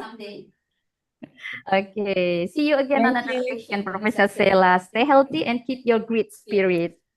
We'll try. You too. Bye-bye. Yeah, bye. I'm Desi. Apologize if there are any mistakes during this session. Thank you for all your kindly attention. I'll not hand the floor back to our MC, Miss Masya. Thank you, everyone. Have a great day.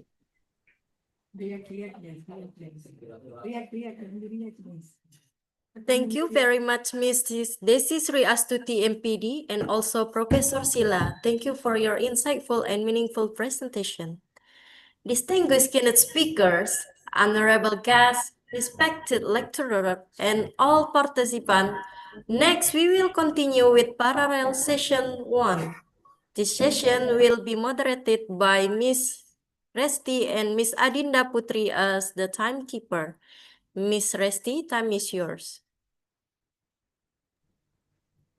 Thank you, Master of Ceremony, for the opportunities. Well, ladies and gentlemen, let me introduce myself. My name is Resti, and I'll be your moderator for this parallel session.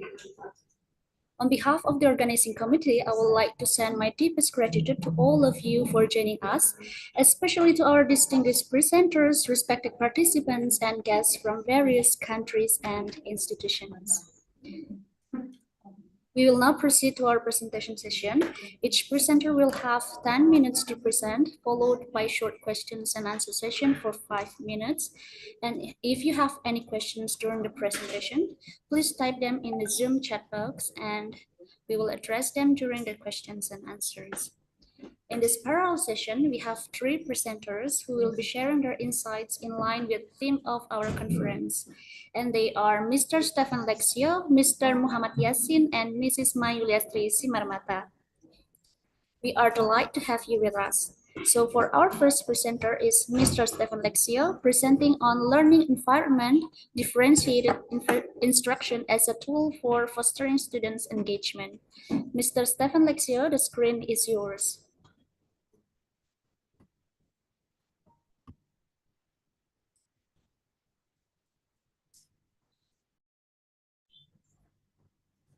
Mr. Stefan Lexio, are you there?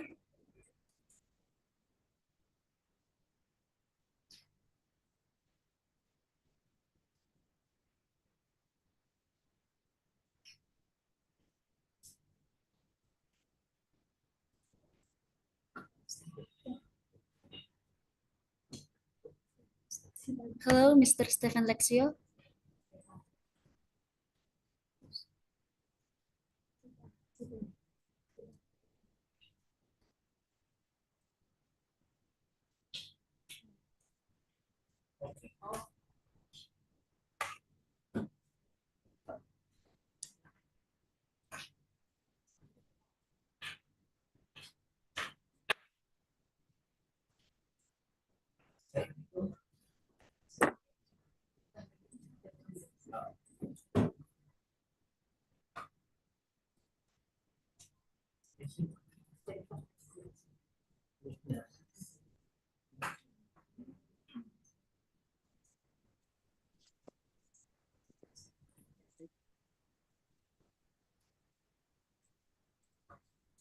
Okay, can you hear me?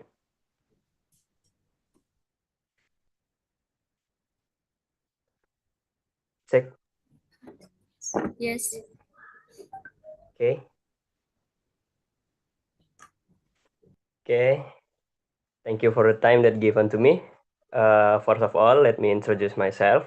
My name is Stefan Lexio, and today I will present my research is about learning environment of differentiated instruction as a tool for fostering student engagement, a study in the context of Kurikulum Merdeka at SMP Negeri 13, Kota Pontianak. All right. Can you move in the next slide?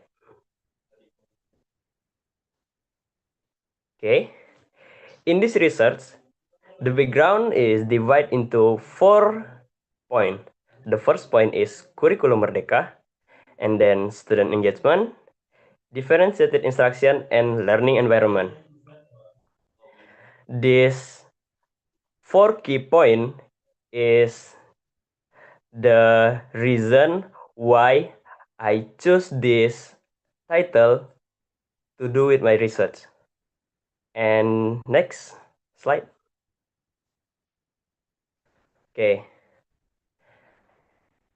In this research, sorry. Okay. In this research, we have a research question that answer the research purpose, which are research question, research purpose, which to investigate learning environment of differentiated instruction used by teacher at SMP Negeri 13 Kota Pontianak in the context of curriculum Merdeka. And the next purpose is to investigate how far the learning environment of differentiated instruction helps teacher in fostering student engagement. Next slide, please. Okay. In this research, have the research significance. There are two research significance with theoretical significance and practical significance. For the practical significance, as you can see, this will focus on to English teacher, student, and the further researcher. Next slide, please. Okay. This research have a scope of research, and for the research variable, this study is investigate learning environment of differentiated instruction as a tool for fostering student engagement.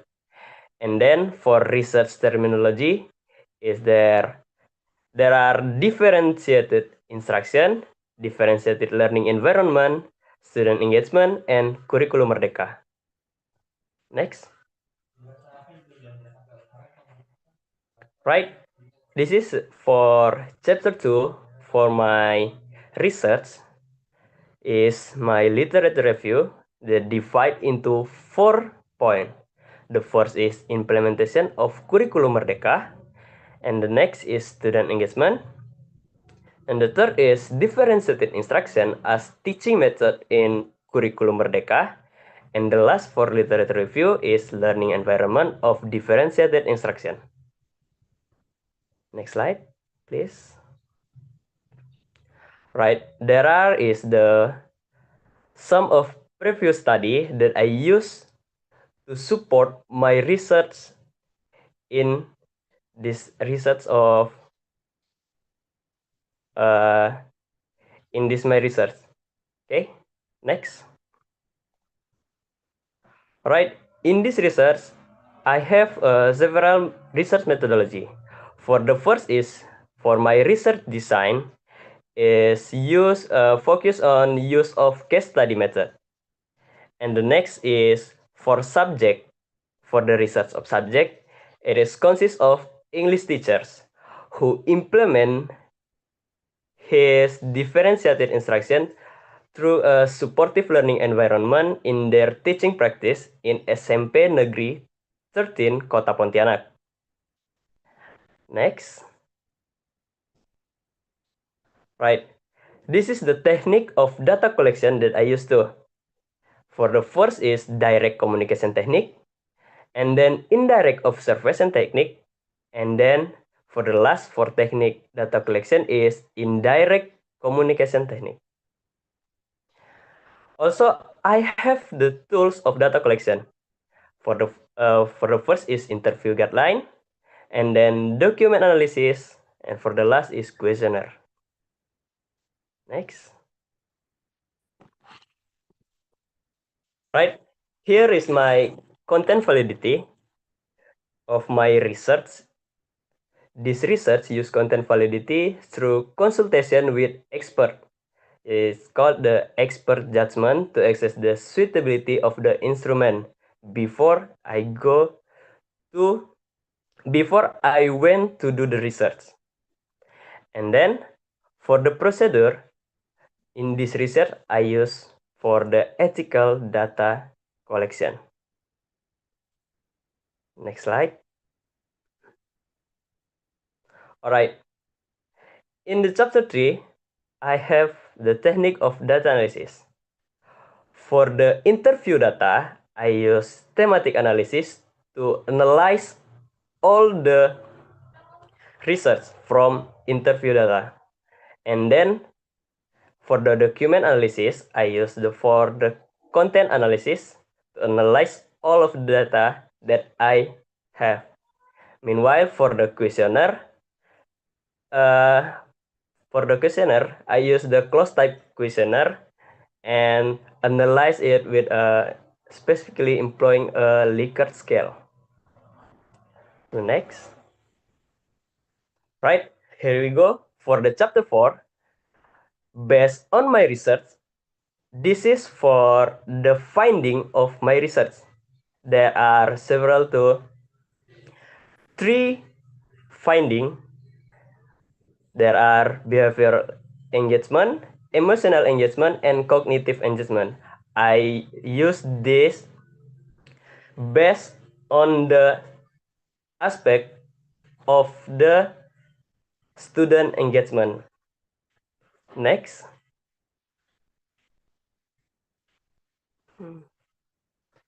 Right. Here is the discussion after I have my research finding. This research have two discussion that we can see in here. For the first, this research found that the implementation of differentiated learning environment in the context of Curriculum Merdeka is successfully foster a learning environment that enhance students' engagement.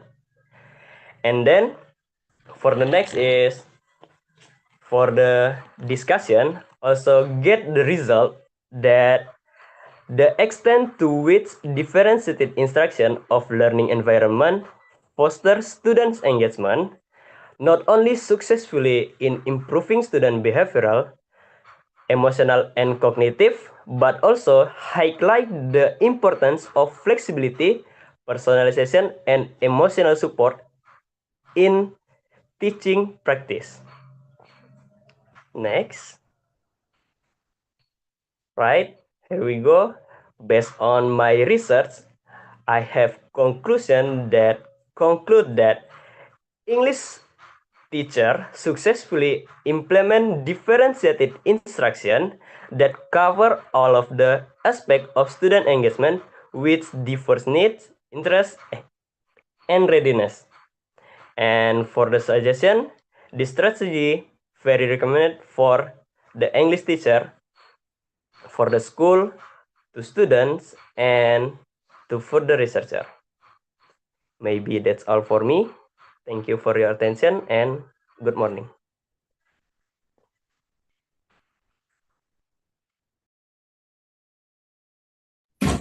Okay, thank you, Mr. Stefan Lexio, for the valuable insights. Now we'll open the floor for...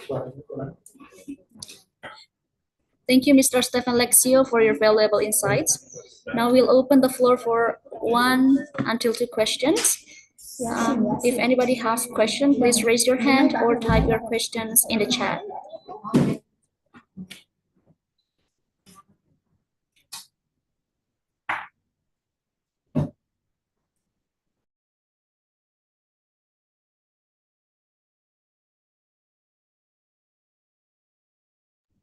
Anybody?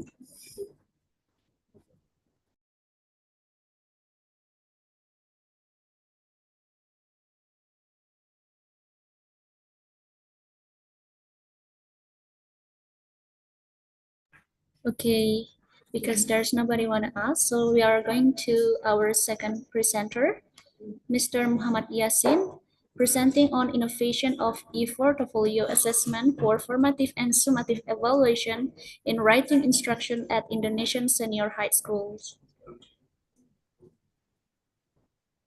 Mr. Muhammad Yasin, the screen is yours. Thank you so much for the opportunity. I would like the moderator to display my PowerPoint, I guess. Otherwise, I would display my own through my laptop.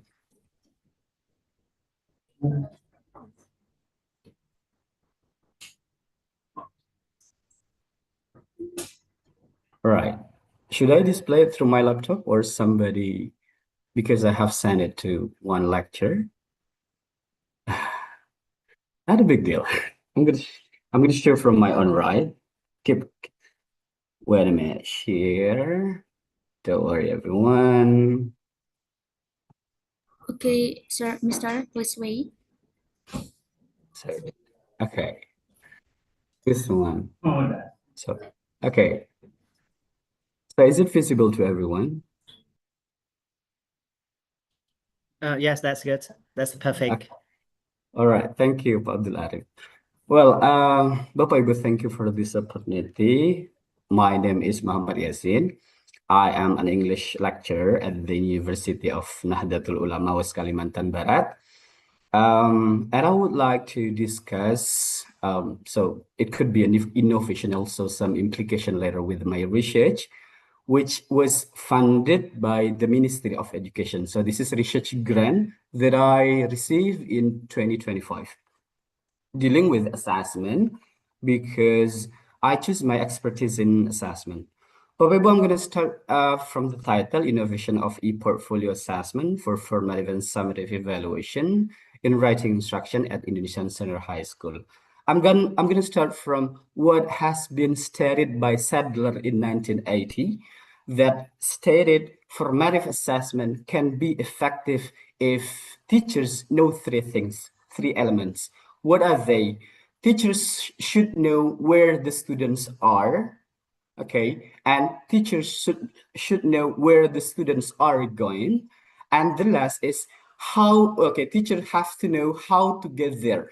So because I do believe that students attend the school or attend the college not for being evaluated, not for being tested. They have to go to the school for being taught.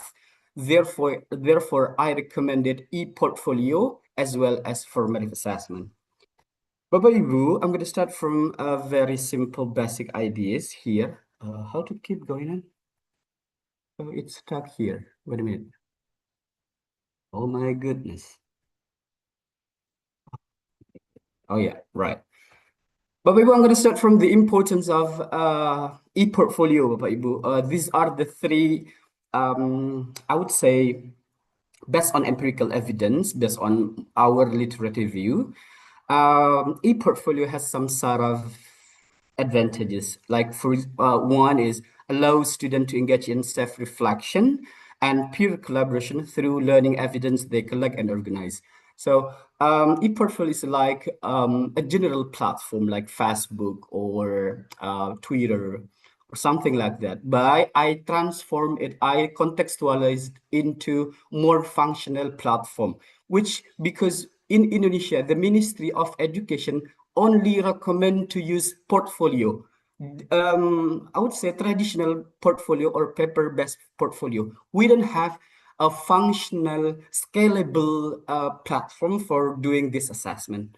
So this is one of the advantages. Second, fostering the development of self-regulated learning, because when we talk about e-portfolio, students will have their own account, their own personalized e-portfolio, so they can develop their self-regulated learning, which is one of the most essential variable in language teaching, not only in language teaching, but in educational context.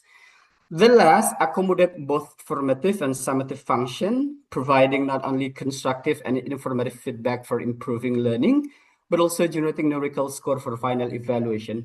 Because we collect data, we collect many scores, students' written tag or draft. We can put it in one place, and then, based on the advance of or the availability of technology, we can use that technology to assess, to give automated numeral score. So we don't need to evaluate one by one from paper to paper. It takes a lot of time. It's time consuming. We can use ChatGPT or Gemini to analyze it and provide us with the interpretation of the data. This is one of the importance of e-portfolio.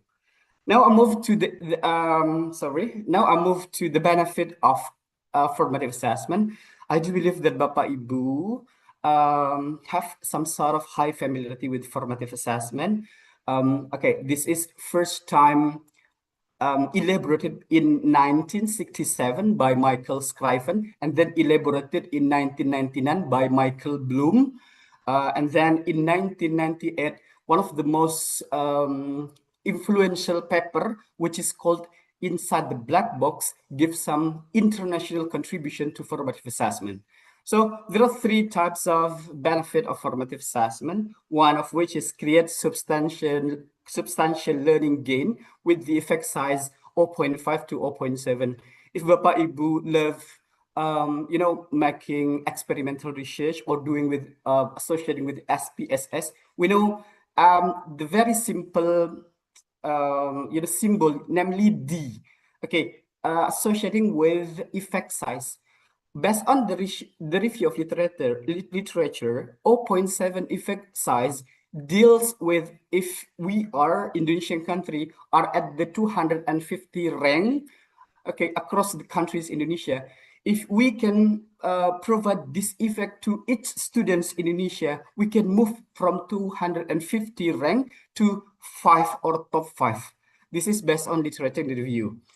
And then another empirical importance of FR enhance low achieving students. I do believe that we need to focus on low achieving students, not only on those who are smart, who are bright. We need to nurture, we need to educate those low achieving, unmotivated students, because they have to receive informative feedback, constructive feedback to change how they learn. This is the importance of formative assessment. Another based on empirical evidence is formative assessment is low stake. Because we are not judged for the sake of institutions. So teachers or students are not going to feel anxious. So this is one of the empirical evidence, the empirical benefit of formative assessment. So I try to combine Bapak Ibu based on e-portfolio and also formative assessment into one single benefit and also functional platform. So this is the idea of my research in this grant. I'm going to add, Bapak Ibu, I have identified several loopholes in our assessment procedures, which is mandated by the Ministry of Education. I find several holes, for example, in two aspects, e-portfolio and also formative assessment. There are several types of hole or research gap that we can explore. Okay, let me start from the research gap in portfolio. Bapak Ibu, if Bapak Ibu read, the document distributed by Badan Standar Kurikulum dan Asesmen Pendidikan in 2006, 2013, 2022, and the newly released 2025 from Kemendikbudristek, we know that no upgrade to a portfolio. The Ministry of Education. Mr. Muhammad Yasin? Yeah. Your time is 1 minute left. Okay. Thank you.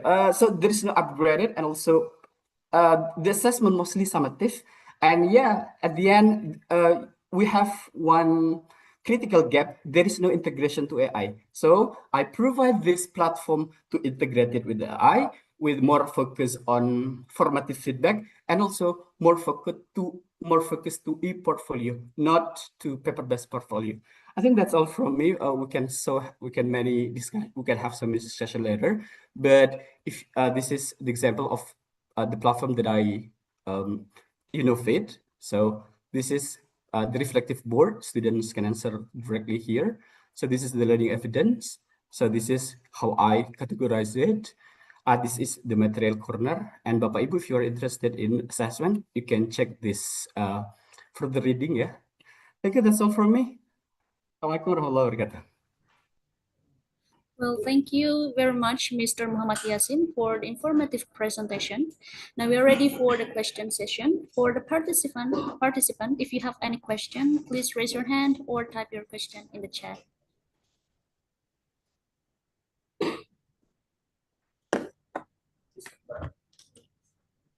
Okay, we are going to Hafiz Akbar as a participant who want to ask. The time is yours.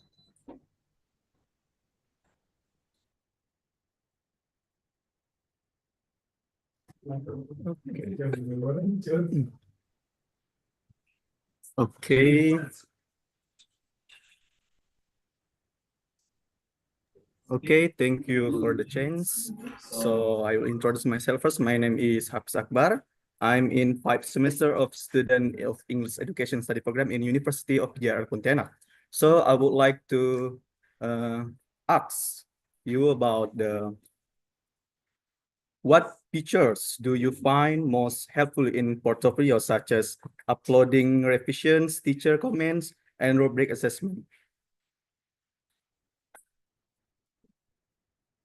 I think that's all, sir. Thank you. Yeah, thank you. Well, Mr. Thank you. Muhammad, you want to ask? You want to answer it now or later? Oh, if we have an additional question, it's I'm available to answer all the question. Now, big deal. Okay. So no more question? Yeah, thank you. Okay, you can answer it. I think there's no question again. Thank you, Hafiz Akbar. So it's such an inspiring question, I would say. Yeah, that's true. I have contextualized some main feature or primary features into my e-portfolio, like reflective board that I showed to you a couple minutes ago. So basically, when we read the assessment procedure mandated by the Ministry of Education, we are encouraged to use exit ticket. So I transform it into functional features in my e-portfolio. Second, I also create a specialized e-portfolio for each student. So basically each student can access their work, their draft, their revisions, their comment from their friends, from their peers, and also from their teachers. Another important thing, because I accommodate formative assessment, I create what is it called as material corner. So for those who suffer in the process of learning, because we have so many big class, 30 students until 35 students is too big. We can handle them one by one. So when they find difficulties, they can access the material directly. So this is another feature that I bring to the earth, that I bring to the surface. Thank you. Thank you, sir. Nice. Okay, Mr. Muhammad Yasin. Now we're going to the second question from Ahmad Salman Arafi. Ahmad Salman Arafi. That is good. I love it. Thank you. Let me directly answer. How do you apply formative assessment properly to private school with limited access to technology and restricted area? Let me quote what is stated by Dylan William.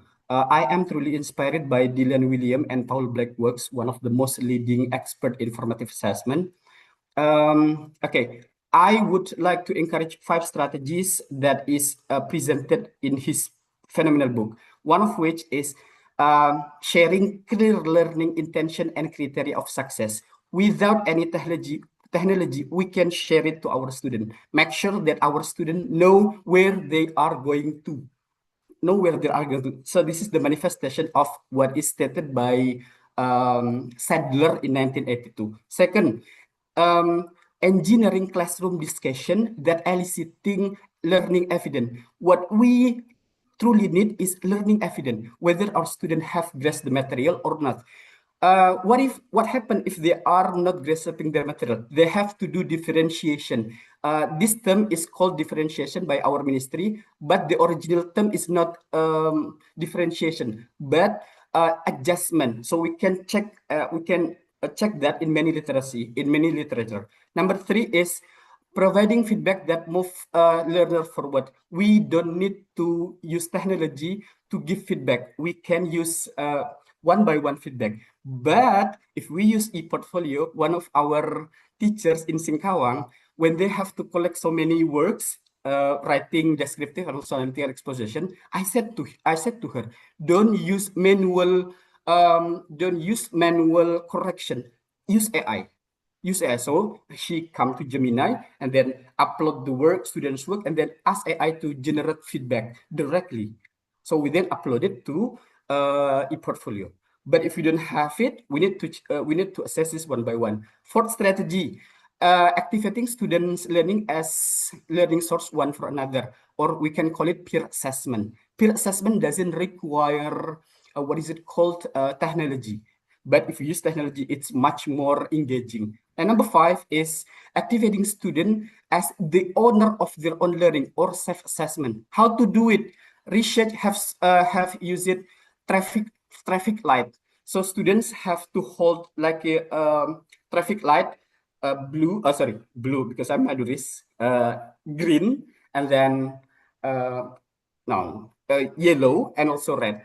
Red means that they completely don't understand. They don't completely understand.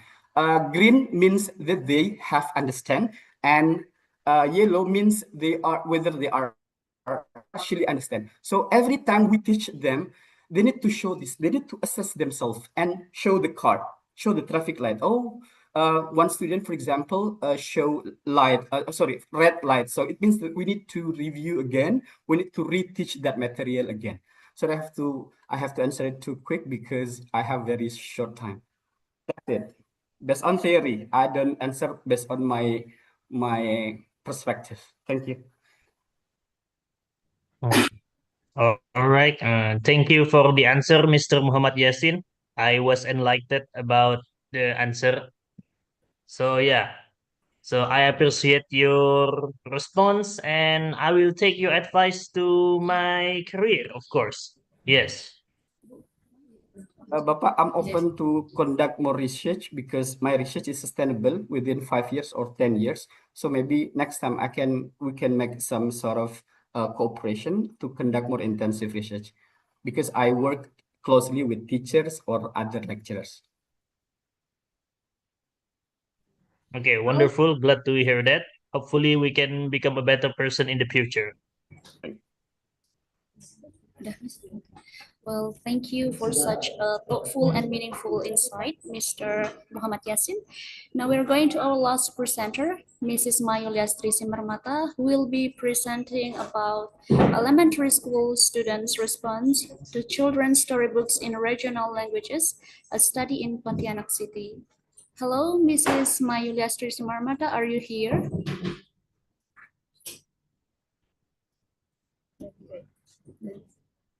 Well, because the presenter aren't here, the presentation will be played by video presentation.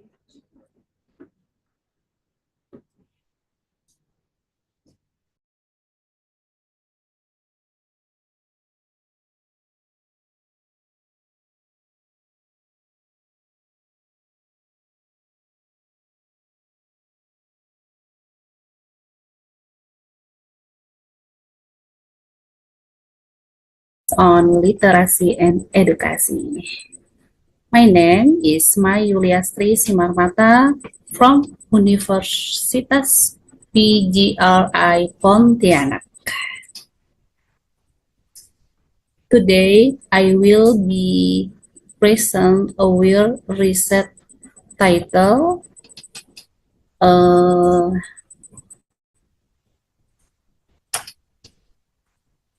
Elementary school students respond to children's storybook in regional language, a study in Pontianak.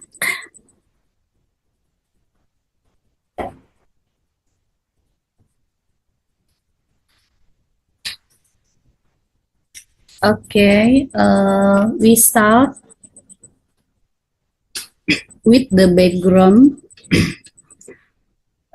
And that's why this research is crucial.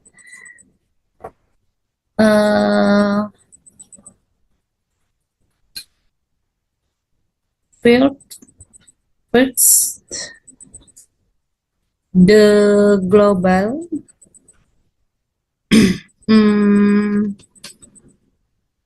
UNESCO emphasize the import of preserving mother tongues as invaluable cultural heritage.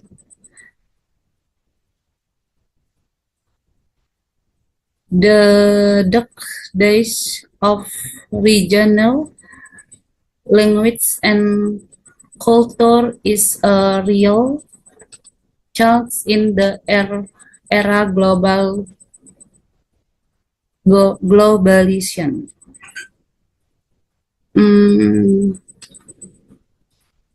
Second, the local crisis in Pontianak. As the capital city of West Kalimantan Province, Pontianak City has the Malay language as regional language that needs to be preserved. However, there is a decline in proficiency in this language among the younger generation.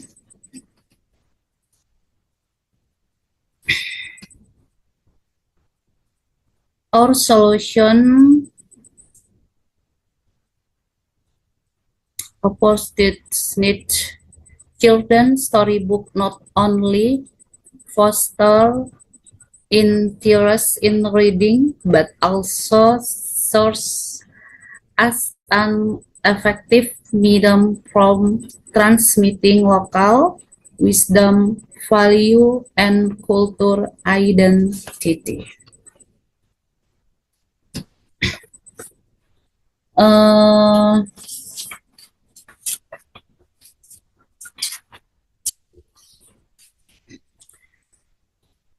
Next, without plan over its focus, problem identification and research objective.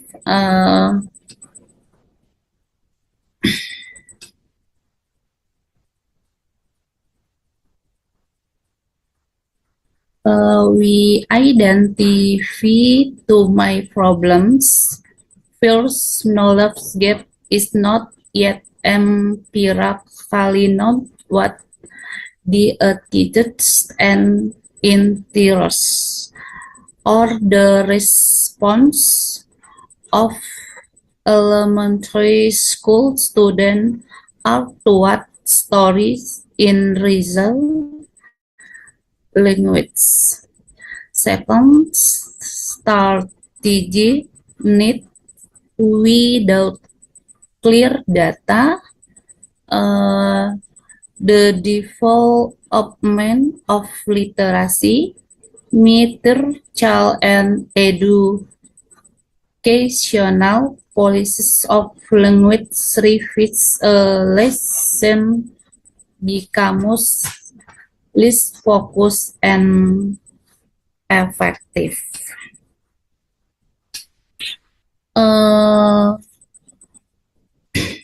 Therefore, our objectives are first to analyze the response of students in Pontianak City to children's storybook in regional language. Second, to contribute the result or expected to contribute to the development of more targeted literacy material and the formal sense of education policies that supports regional revitalization. In content curriculum and supporting through adequate policies and budget allocation. Oke, thank you. Terima kasih. Arigato. Sampai jumpa.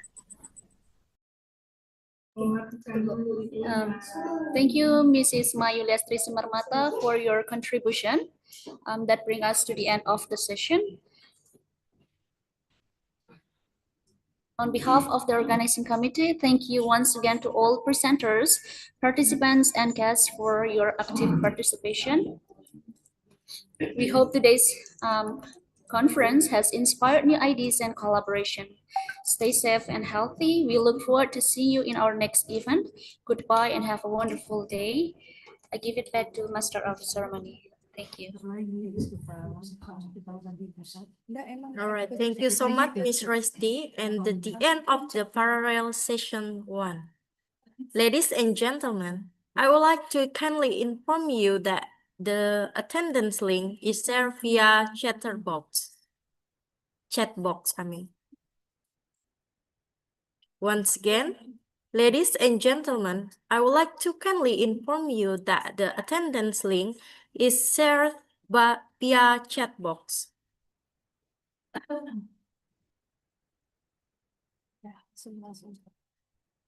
All right, welcome back to the main Zoom room. We are now entering our second keynote session, presented by Professor Edwin Auditor, PhD, moderated by Dr. Dayat MPD. The floor is yours. All right, ladies and gentlemen, good morning. Distinguished guests, esteemed speakers, and participants, welcome to the fourth International Conference on Literacy and Education, or ICOLED, with the themes reimagining literacy and education in the age of AI and digital transformation, navigating opportunities, challenges, and ethical impact. All right, ladies and gentlemen, my name is Dayat, and I have the honor of serving as moderator for today's session for accompanying the second keynote. Today's session focuses on the AI augmented teacher. The topic is particularly relevant as this conference. We are privileged to have a great expert from across the globe to share their insights and research findings.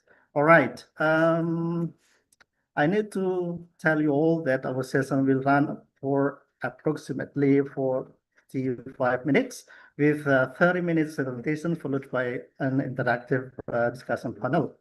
Right, it is now my pleasure to introduce our second speaker, our second keynote speaker for this morning, Professor Edwin Auditor, PhD. Good morning, Professor Auditor.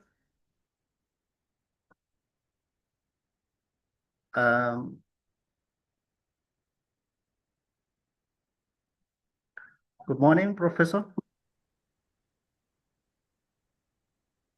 Hello. All right. Can everybody hear me? Yes, it's very clear.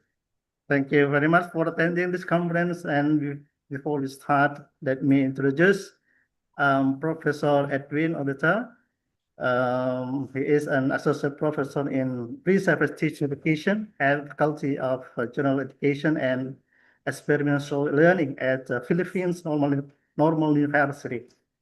He has extensive experience supervising as students and practice teachers, as well as teaching basic science and mathematics. Prior to his current position, Professor Auditor taught physics at the La Salle Santiago Zobel School, San Beda College, Alabang, and MIT International School. He also worked as a research assistant at the University of Auckland in New Zealand, where he gained a valuable research experience. All right. So Professor Auditor has co-authored science books and models, and his research articles have been published in peer-reviewed journals. Through his unwavering dedication to education and expertise, Professor Auditor consistently inspires and advances the field, influencing educators and enhancing education practices for the Went betterment of over the with future. focus, All right. problem Now identification and Sorry. research objective. Sorry, can you turn off this ratings? All right. I'm so sorry for this technical. Yeah. Now let's pay attention to the presentations by Professor Auditor. Okay, Professor, time is yours. All right. Thank you so much for that wonderful introduction. But please allow me to share my PowerPoint. Okay.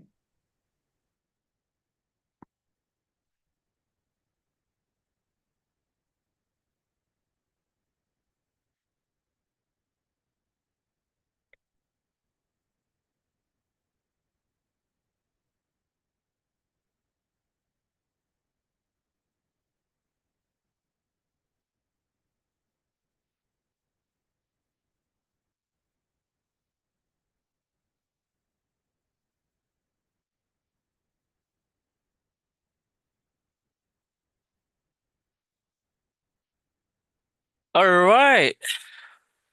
Selamat pagi, Indonesia. Selamat pagi. Selamat pagi, sir. Good morning, everyone, and mabuhay Morning. from the Philippines. Mabuhay. All right, it's truly an honor to be part of this conference, your fourth international conference on literacy and education, hosted by Universitas Persatuan Guru Republik Indonesia Pontianak. I am deeply grateful for this opportunity to learn, to share something and celebrate with, passionate educators like you, researchers and innovators from across the region. Now, before I move on, I'd like to express my heartfelt thanks to Dr. Arif, my um, I would say batchmate, classmate at the University of Auckland in New Zealand, and of course to all the university officials for the kind invitation. All right, now today I'll be sharing insights on the AI augmented teacher pedagogical shifts in digitally intelligent classroom, a topic that explores how we as educators can embrace artificial intelligence not as a threat, but as a partner in reimagining teaching and learning for the future. So once again, thank you and mabuhay. Now let me begin with all right. I hope that everybody can see the screen. Now let's take a look at this image for a moment. Um, Imagine walking into, a classroom one day and that robot you see on the screen is your substitute teacher, a robot holding a tablet and a pointer, ready to teach your lesson. Funny, right? But also a bit unsettling. Because it makes us ask, could this actually happen? AI, very well that AI is already writing essays, grading quizzes, and even generating lesson plans. Some might say the teacher could soon be replaced. But I'd like to, you know, I'd like to challenge that idea. What if instead of replacing teachers, AI could actually augment us? What other word we can use aside from augment? Okay, support, right? That's another term for that. What else? Help. That's another term. Okay. Um, Replacing the word augment. Okay, it helps us teach smarter, reach more students, and personalize learning in ways we never could alone, right? And that's the heart of my today's talk, reimagining the teacher's role, not as a machine's rival, but as its partner in learning. You know, it's simply because no matter how advanced that robot looks, it will never be able to smile, comfort, or inspire the way a real teacher does, right? Now, I'd like you to take a peek into the future, the classroom of 2030. Now, imagine walking into a learning space where a chatbot greets your students, uh, you know, giving them feedback on their writing and even suggests how to improve their arguments. At the same time, an adaptive system quietly tracks who's struggling, who's ready for enrichment, and automatically adjusts the next lesson for each learner. Now, as the teacher, you suddenly have more time, not to grade papers or check attendance, but to actually mentor your students. Now, to listen to them, to students, to guide them, sounds incredible, doesn't it? But here's the big question. Now, in this world of automation, where is the teacher? Are we being replaced by machines? Or are we being redefined by these machines? AI in education is not meant to outsmart us. It's meant to, I would say, extend our human capability. It's a tool, AI, it's a tool that can handle the repetitive and mechanical thing so we can focus on what truly matters, you know, the relational and transformational. So maybe the classroom of 2030 is not a threat. So maybe it's an invitation, an opportunity to, I would say, rediscover what makes teachers, that's us or future teachers, irreplaceably human. All right.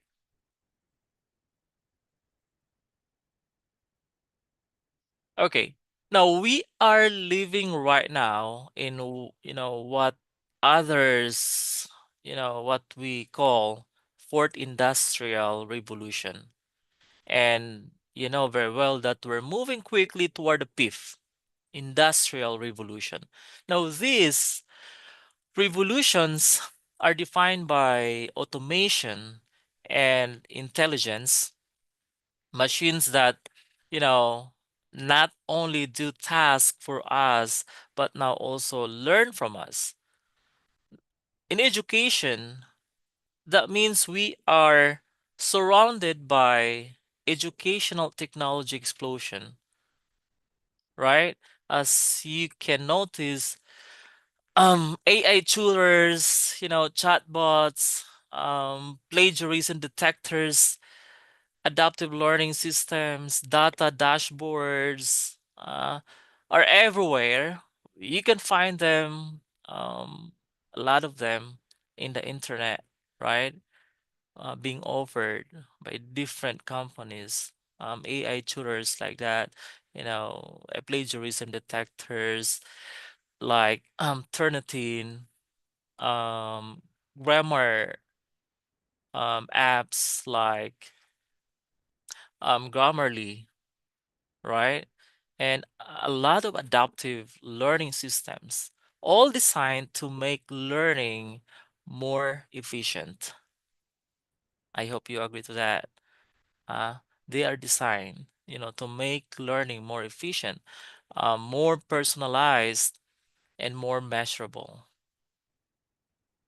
Well, in fact, experts, a lot of experts remind us that these tools are transforming education from mere knowledge transmission, where teachers, we deliver information, to knowledge creation. So from knowledge, from being a knowledge transmitter to knowledge creator, right?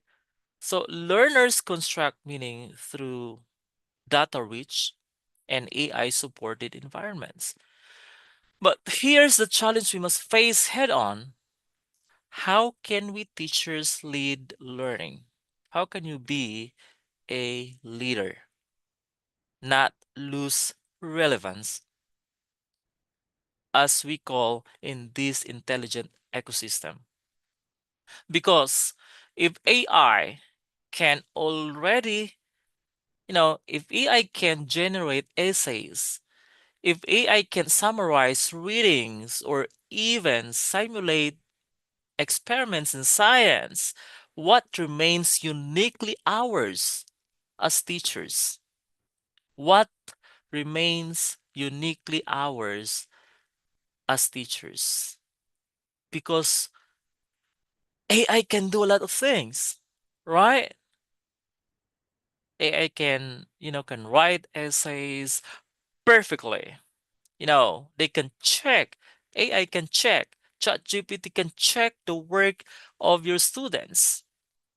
Now, even in science, it can, simulate experiments. Let's go back to the basic question: what remains uniquely ours as teachers? Now, the answer lies in human intelligence. The keyword is human intelligence in empathy, ethics, creativity, and social connection. I'd like to highlight those words: empathy, ethics, creativity, and social connection, right? Because our role, in the advent of AI technology, our role is shifting from being the source of knowledge to being the architect of learning experiences. So, rather than asking, will AI replace teachers? I think the better question is, how can we harness AI to enhance the human side of education, right?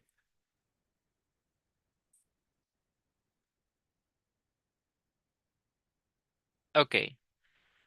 Now, this code, AI should not replace teachers, it should amplify them.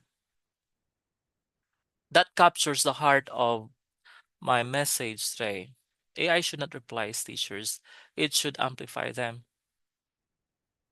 Think about it. You know, every time a new technology comes along, whether it was the calculator, the computer, or now artificial intelligence, right? We started from very simple technology, simple calculator, a computer. Now we have that AI.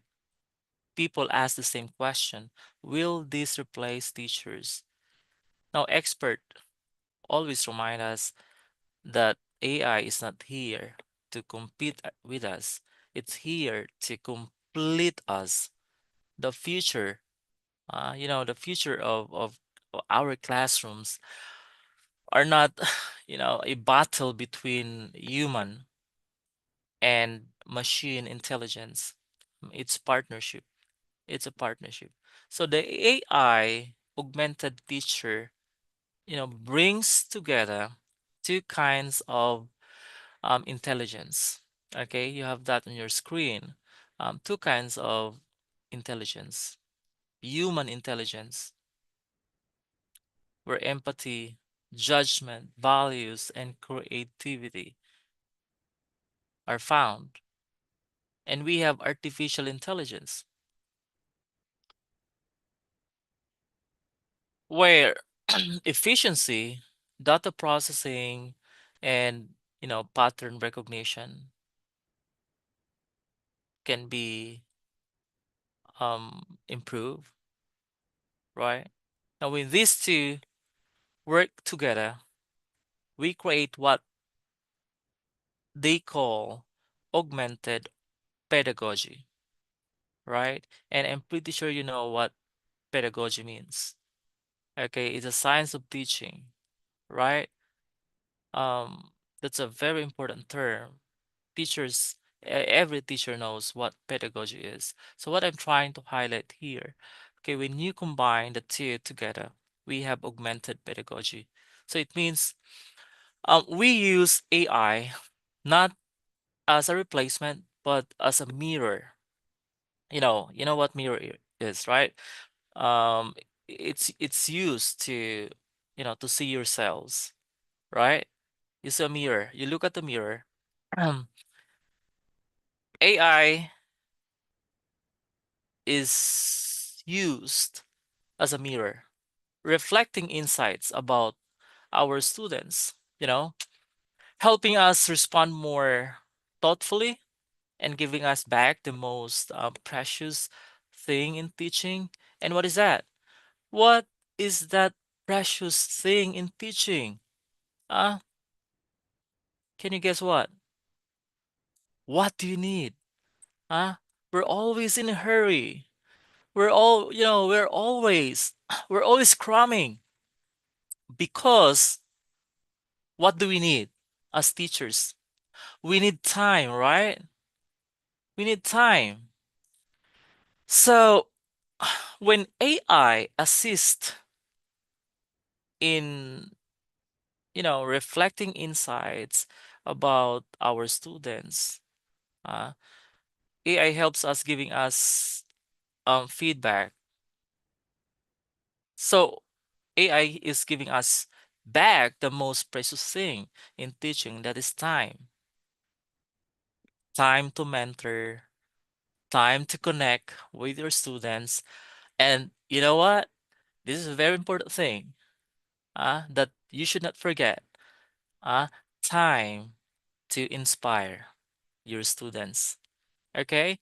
So if we look at it this way, AI doesn't make teachers obsolete, it makes teachers very essential thing, right?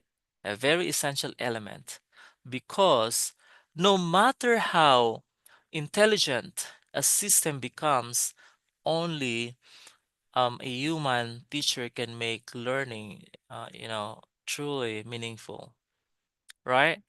So with the use of AI, we can have more time. We can have more time to mentor. We can have more time to connect with our students. We can have more time to inspire.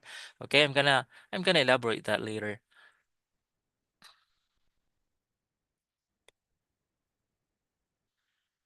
All right. Now, in the traditional classroom, okay, if we're trying to juxtapose, traditional classroom and um, you know, the classroom with AI, in traditional, teachers were known as content experts. We are experts, right? Or if we are the experts, our main responsibility is to deliver information, right? We explain the lessons, we make sure students understood what we taught, isn't it?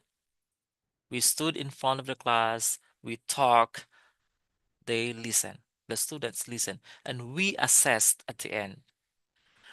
But today, that model is shifting, right? And I hope that, as very good teachers, you notice that, right? That the model, the framework is changing, is shifting. Uh, and that reminds us that effective teachers in the digital age are no longer just transmitters of knowledge. We are now the designers of learning experiences. So we are now the architect, right? We're no longer just a knowledge provider. We are now the designers. We are now the architect. Okay. So we are simply entering a new pedagogy, one that values deep learning through um, personalization, meaningful connections, right? If you look at, you know, the diagram, the illustration on the screen, take a look at that. You see the old paradigm framework, in typical classroom, teachers delivers the content, teacher teaches the class, and we think that one size fits all. And that approach assumes all students learn in the same way, at the same space, the same pace, and with the same methods. But on the right, okay, let me use my pointer. Okay, now on the right, we see a new reality emerging, right? And the role of learning architect.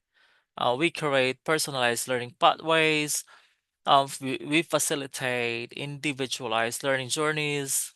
We use data to differentiate instruction. We act as a designer and mentor rather than just a simple lecturer. So our role now is to create conditions for learning, not just, deliver lessons. Okay. And AI helps us do that by giving us insights into what kind of insights you might be asking about that. AI can give us insights into student performance, engagement, and needs, so we can adapt instruction in real time. But notice, technology alone doesn't make this transformation happen. It still takes, the teacher's wisdom, empathy, and judgment to interpret the data and turn it into meaningful learning experiences. So, the 21st century teacher is not just a content expert anymore. As what I did mention earlier, we are learning architects, right? And learning architect professionals. We are learning architects professionals who design learning environments where every student has the chance to succeed in their own way. Okay. Now, this is very important because it tells us, okay, take a look at the screen, what AI augmentation means for teachers. We talk about AI augmentation. What do we actually mean? It's easy to think that AI will take over teaching, but in reality, AI is here to extend our capacity as teachers. Okay, AI has four major roles in augmenting what teachers can do. What, okay, we AI can have this, uh, and these four major roles in augmenting what we can do. I like to call these the four A's of the AI augmented teacher. All right. Now, what are these four A's? Huh? Let's go through them one by one. Okay, we have automation, we have amplification, we have acceleration, and we have adaptation. Okay, first, automation. AI can take care of repetitive, time consuming tasks that often eat up our energy, right? So take note of this, AI can take care of the repetitive, time consuming task. You might be asking, what are these, repetitive, what are these time consuming tasks? Checking quizzes, right? AI can help you with that. AI can help checking exams, recording attendance, okay, tracking grades, generating data reports. Imagine freeing up hours that you can now spend mentoring students, planning lessons, or simply having real conversations. So that's automation, right? Automation. Working for the teacher, not against us. This automation is working, for teacher. It's not working against us, right?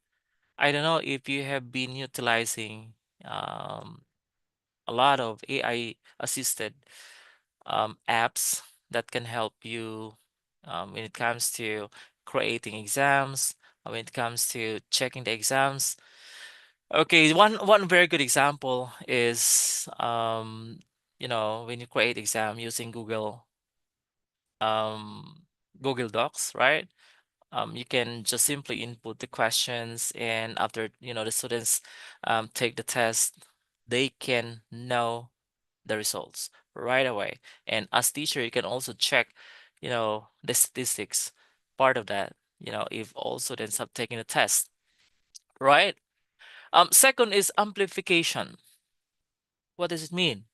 That means AI helps us make better data-informed decisions, right? For example, analytic tools can show which students are falling behind, or which learning activities are most effective. It's like having, a digital food teacher.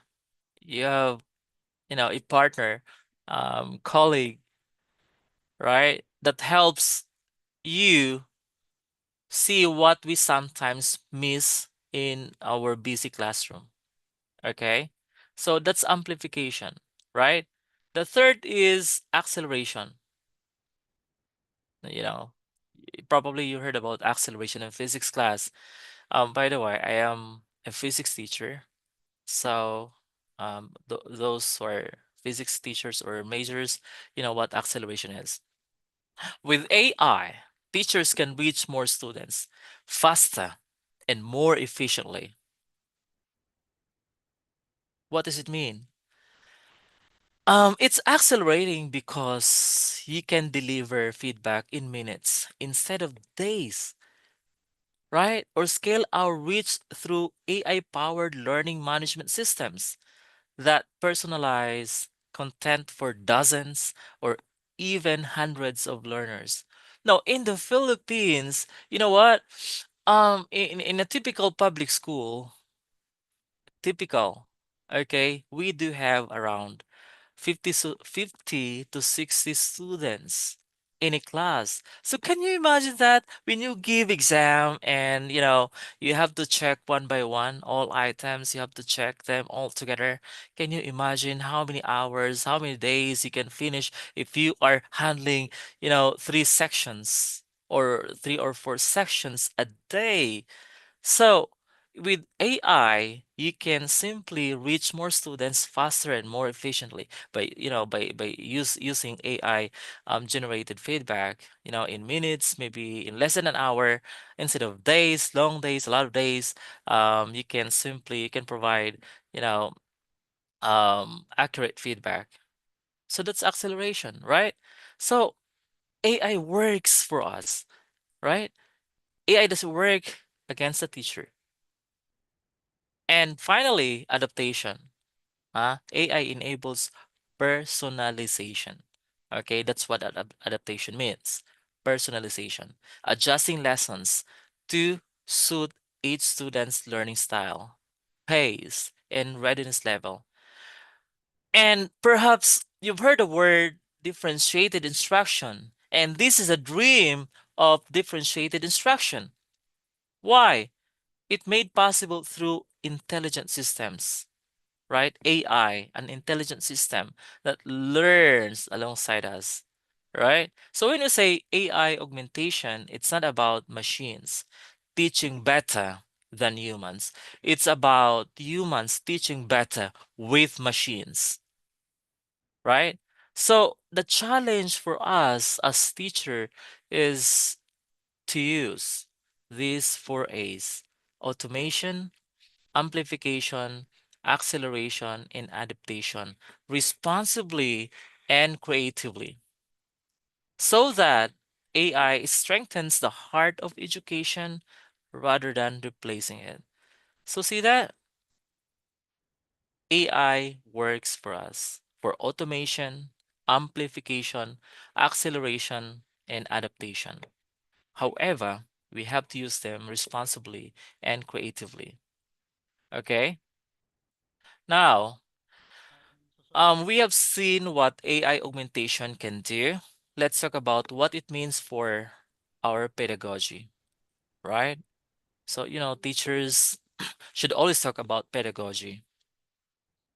That's a heart and butter in teaching, right? How we actually teach and how students learn. Teaching in the age of AI is not just about integrating new tools, a lot of tools, right?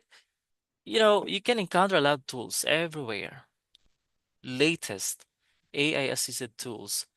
But when it comes to pedagogy, we have to reimagine our teaching philosophy, right? We have to emphasize that meaningful 21st century learning happens when we shift our focus, not from teacher centered to learner centered alone, but from instructional delivery to learning design.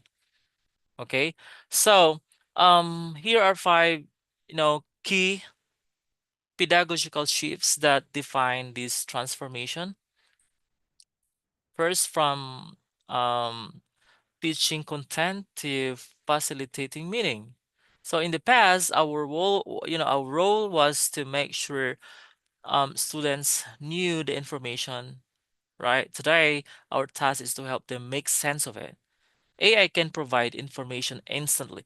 So, um, you have to upgrade yourselves. We have to upgrade yourselves when we teach our students. Before, it's very important, to ask students about what, when, and sometimes we consider, these students as brilliant students if they know about the specific details, right? If they know the information accurately. But today, it's not working anymore. It's not applicable anymore. Why? Why? Because because of AI, right? Students can get the information very quickly. Even just using, their watch, if students are wearing um iWatch, something like that, they can get information from that. And if they they have cell phones connected online, they can get information very quickly. So we should not focus on getting the information. We have to assess our students to make sense of it. AI can provide information instantly, but it takes a teacher to help students critically, right? Critically, question, connect, and apply that information meaningfully. And it's very challenging. So, from teaching content to facilitating learning. Second, from standardization to personalization. The idea that one size fits all model, okay, it's no longer working. It doesn't work anymore. AI allows us to see learning patterns and customize lessons. But it's, the teacher who ensures that personalization remains human. Why? Because of rooted relationships, empathy, and context. Okay? So AI can help us personalize our lessons. Okay? Third, from performance to process learning. We are now in number 3, by the way. Okay? From performance to process learning. Instead of focusing on test results or grades, we now value how students think, collaborate, and grow through feedback. So learning becomes a journey, not a score. In our old model, uh, you know, um, in old paradigm, we are very particular with score, grade, right? Based on the results of the exam. Now, experts have argued that we should not focus on test results or grades. We should value how students think. So that's why instead of focusing on the performance, we should deal with how the students process the learning, right? And we could assist that. We could be of great help. right? Fourth, from authority to co-learner stance. The teacher is no longer the only expert in the room. Before, um, no computers, no AI, teachers serve as the sole expert, right? In a digital classroom, students may discover new AI tools or insights before we do, and that's okay. It opens up opportunities, for collaborative learning where both teacher and students learn together side by side, right? So, teachers were no longer the sole expert in the classroom, right? Next, from control to collaboration with intelligent tools. We used to think that technology had to be tightly managed, but now the goal is to partner with it. AI becomes part of the teaching team. Take note of that. AI becomes part of the teaching team, helping us plan lessons, track progress, and provide feedback while we focus on what only humans can offer. And what are these? We can only, offer values, ethics, and care, right? So, in essence, these shifts, this transformation is not about losing control. They're about gaining capacity. We're gaining capacity. We move from being Hello? instructors to becoming designers of learning ecosystems, right? Where human wisdom and machine intelligence work hand in hand to bring out the best in our students. Yes, I think somebody's calling me.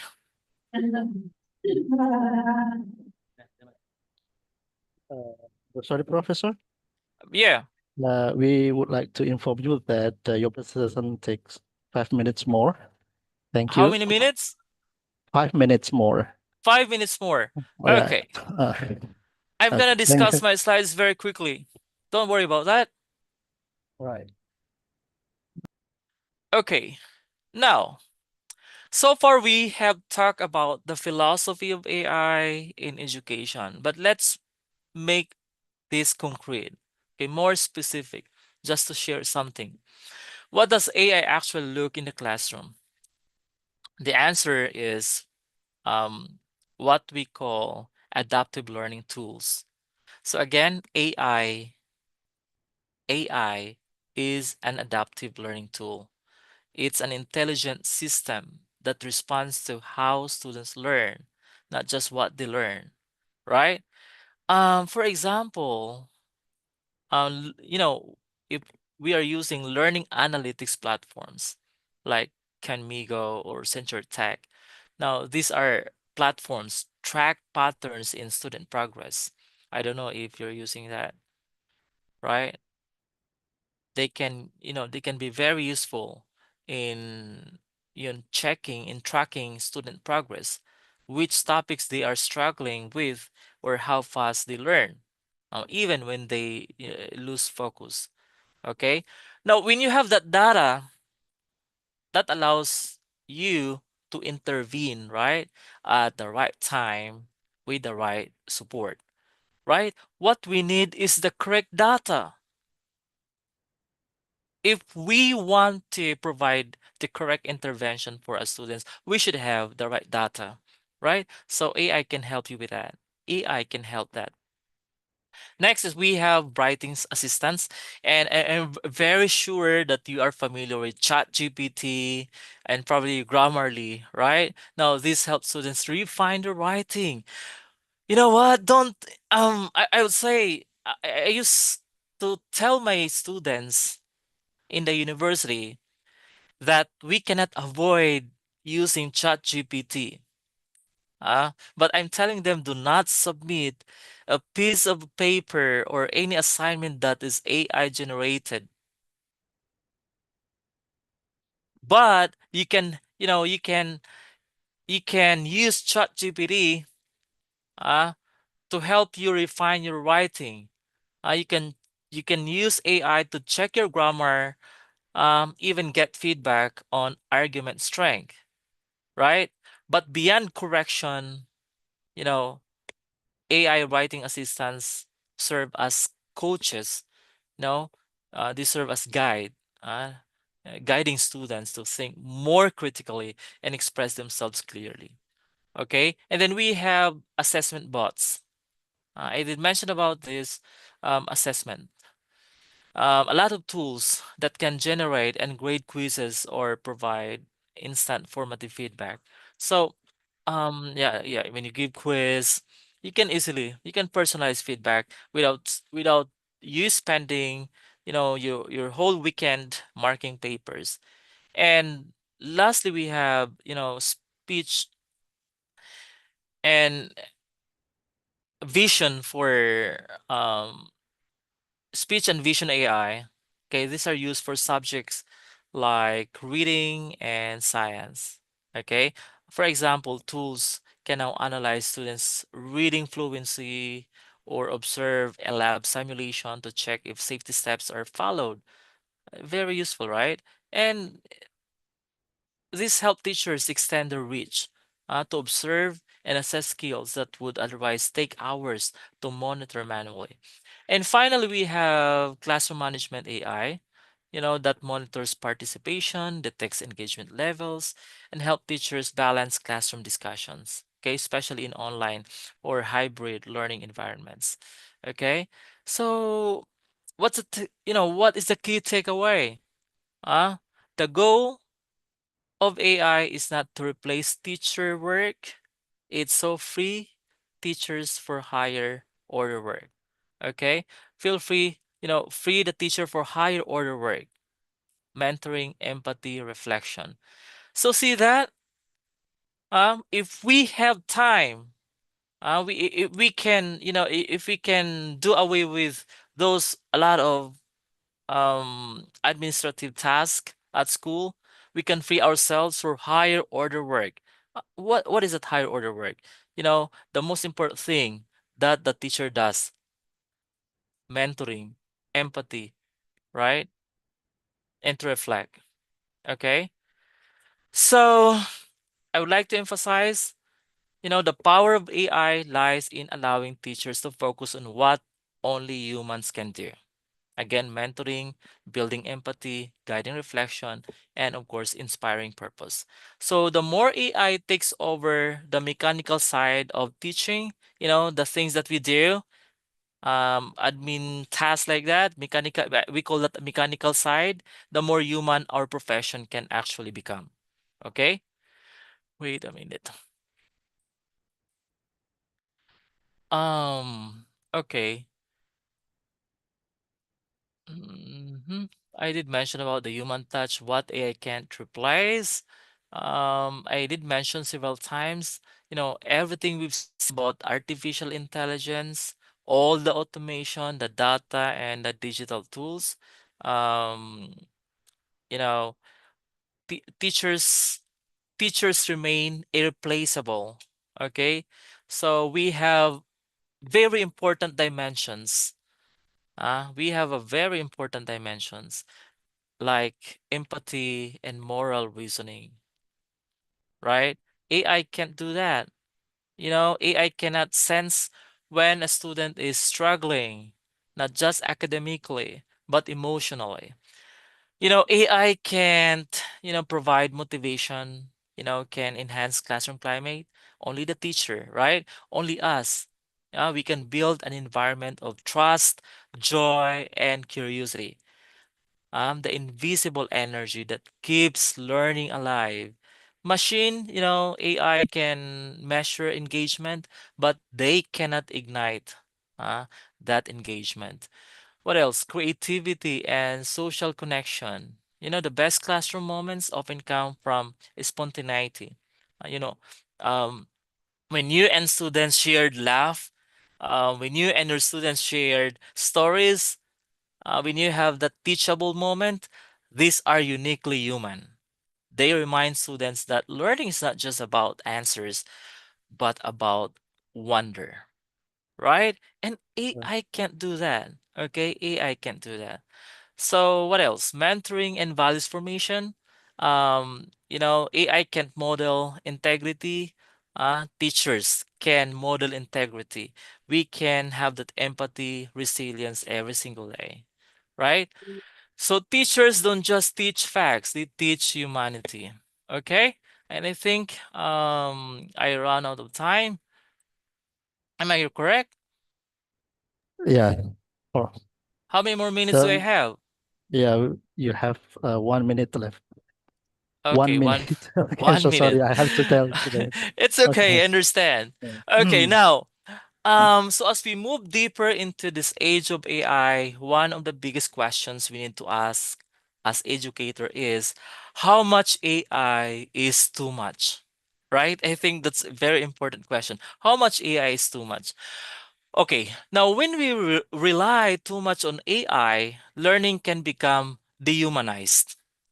Learning can become dehumanized, mechanical, transactional, and disconnected from values. So the classroom is like a dashboard of data rather than a community of learners.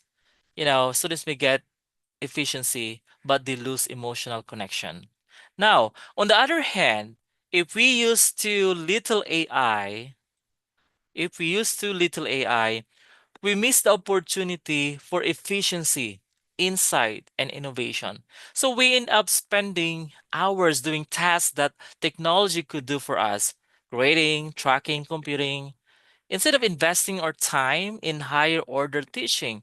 I did mention about this mentoring, guiding, inspiring. These are higher order teaching. So what's the solution? A balanced pedagogy, a thoughtful middle ground where teachers harness technology without losing humanity. Okay? Um, all right. So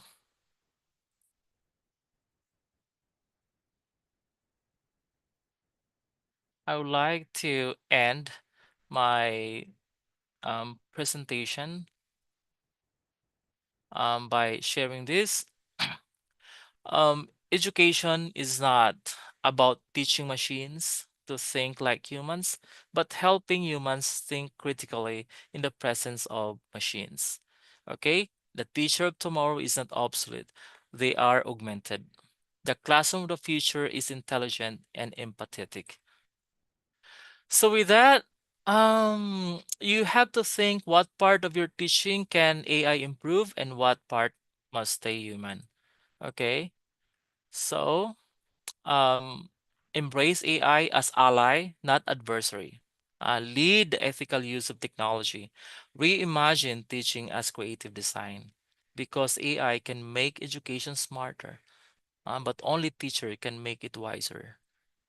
So with that, terima kasih. Terima kasih sama-sama, Prof. Terima kasih kembali. Thank you. All right.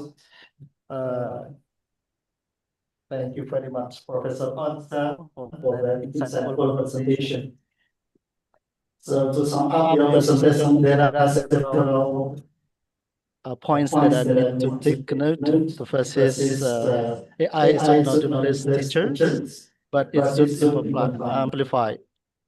Okay, AI can help to expand teacher capacity in terms of automation, amplifications, acceleration, adaptations. Right, so AI as a teaching team and AI as adapted learning tools. All right, everybody. Now we are going to the discussion sessions, and we would like to inform you that the question we limit only 2 questions. Okay, time for question is available, and please you can write down your questions in the chat, or you just raise your hand in the system. Yeah, I'm waiting for you for the questions. Yeah, ladies and gentlemen, we are waiting for your questions.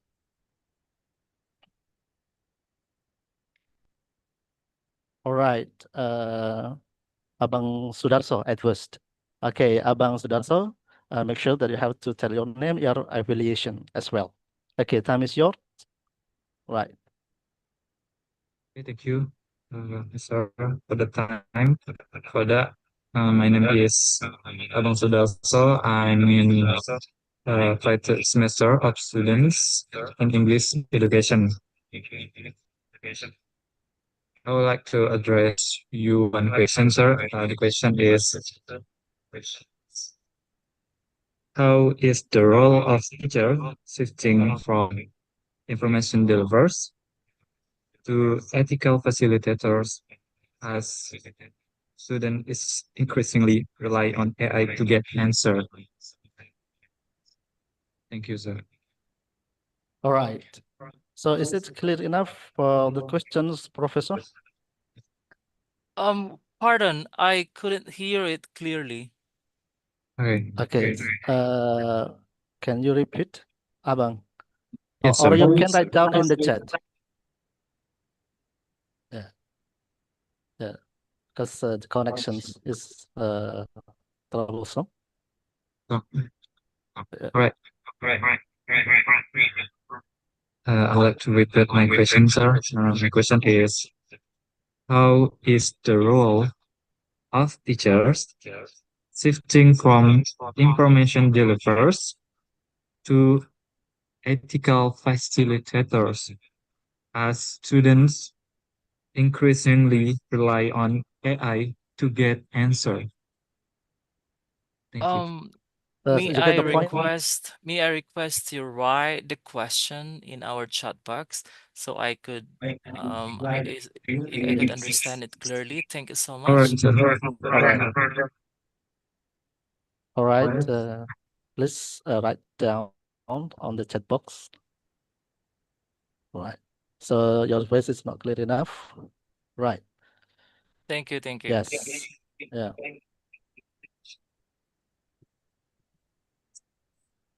Okay. Professor, is it clear enough? Okay, yeah, let me read. How is the role of teachers shifting from information deliverers to ethical facilitators as students increasingly rely on AI to get answers? Okay, so from information provider to ethical facilitator, maybe you have encountered that a lot of students relying on AI to get answers. All right, thank you so much. It's a very good question, Mr. Abang Sudarso. Thank you so much for that. Okay, let me tell you this. As educators, you know, we are the moral compass of the classroom, right? So I like to highlight that we are the moral compass. So meaning to say, the world doesn't just need skilled students getting information from AI very quickly, but you know, as educators, we are ethical stewards. We do understand fairness, and we have to emphasize that with our students what fairness is all about, what transparency is all about. And of course, we can do that with empathy in a digital world. So we must model as educator. We must model what it means to be, what it means to be human, in age of machines. So we have to emphasize with our students that um, they can use AI as the source of information, but okay, but we're not as an educator. I'm not particular with the what. I'm not particular with the when, something like that. So the basic information, but how they compose an argument, meaning you are looking into the process. okay, not really the content. So it's okay for me, it's okay to rely on, you know, getting information of AI, because we cannot do away with that. That's normal thing. As what I told you earlier, we have to embrace AI as ally, not adversary. So it's just that we have to shift our paradigm, how we interpret the outputs of our students, right? So I hope I was able to respond to your question. Right, Abang, does Professor or the auditor answer your question? All right, thank you very much for the answers. And unfortunately, we have reached the answers of our time for the session. I would like to extend my sincere gratitude to our distinguished speaker, Professor Edwin, Editor PhD. Thank you very much for sharing your insightful knowledge. And we can see for the next agenda. And very nice seeing you for today. And thank you for your participants. We go to the next sessions. Okay. See you, Professor. Thank you so much. Yeah, Thank you, very much. everyone. Thank you. Thank you very much. Prof.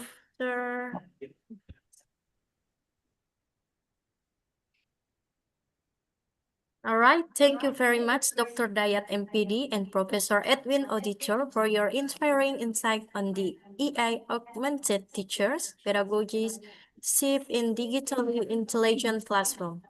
Our next agenda is Feature Speakers 1, delivered by Mrs. Naning Triwahyuni PhD and moderated by Marsa Ayutira MPD. Yes. Hello, Mrs. Naning. Hello, morning. Good morning from Jakarta. Hello, morning, everyone. Thank you. Should I start now? Wait a moment, I will Right. tell about your background first. Okay, ladies and gentlemen, before we begin our session, allow me to introduce our distinguished feature speakers who will be sharing valuable insight with us today, with the topic Navigating AI and Technology Integration in Education, Striking and Balance between Innovation and Human Cognition. Mrs. Naning Triwahyuni PhD is an experienced educator and researcher in English language teaching and learning. She earned her PhD in applied linguistics from the University of Auckland, New Zealand, and her master's degree from Universitas Muhammadiyah Surakarta, with the graduating magna cum laude. With over 10 years of experience, she has taught and conducted research in Indonesia, UK, Australia, and New Zealand. Her expertise include EAP, ESP, curriculum design, educational technology, and language assessment. Currently, she is a postdoctoral research fellow at the National Research and Innovation Agency and has presented at many international conferences and published Scopus Index paper. Her research focuses on inclusive and technology-based English learning.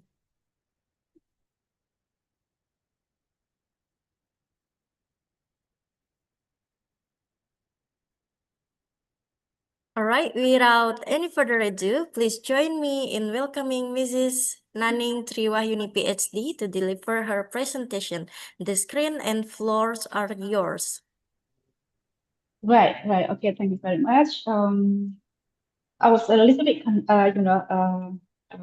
anxious because the time is running out, and I think all the speakers, they spoke longer than before. So I don't know whether I still have 45 minutes to finish my material because it's already 11:28. Maybe just go on, right? Okay. Right. Okay. Yes, no worries. Yeah. You still have 40 minutes. Right. Have 40 minutes. You still have 40 minutes. Right. Before moving on into my material, okay, I would like to say thank you for giving me opportunity to join and speak in the International Conference on Literacy and Education, right? From the University of PGRI Pontianak. And also thank you for to my old classmate, Mas Abdul Arif. Yeah. So we were old classmates in Auckland University. So it's been the speaker before, Professor Edwin, also our old classmates, yeah. So Scott education and arts now like combining together in one campus in one faculty. Right. So can I share my screen? Yeah, sure. Right. Okay.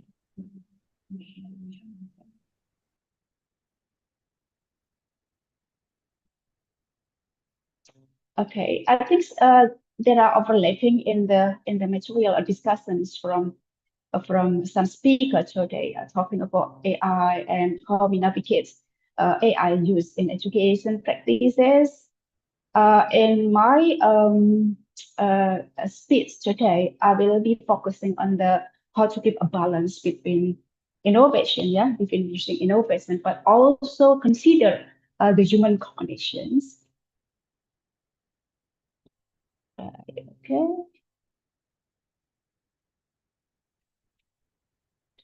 Let me make a smaller this one.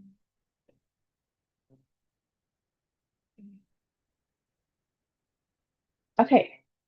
So as we see, and also already discussed with the earlier speakers, Professor Sila and Professor Edwins, that there are increasing use of AI in education from ITS, intelligence tutoring system, and then adaptive platforms like Khan Academy, Coursera, and learning analytics that quite helpful in profiling and predicting students' achievements, student learning progress, and also the most wider use currently large language modeling system such as ChatGPT.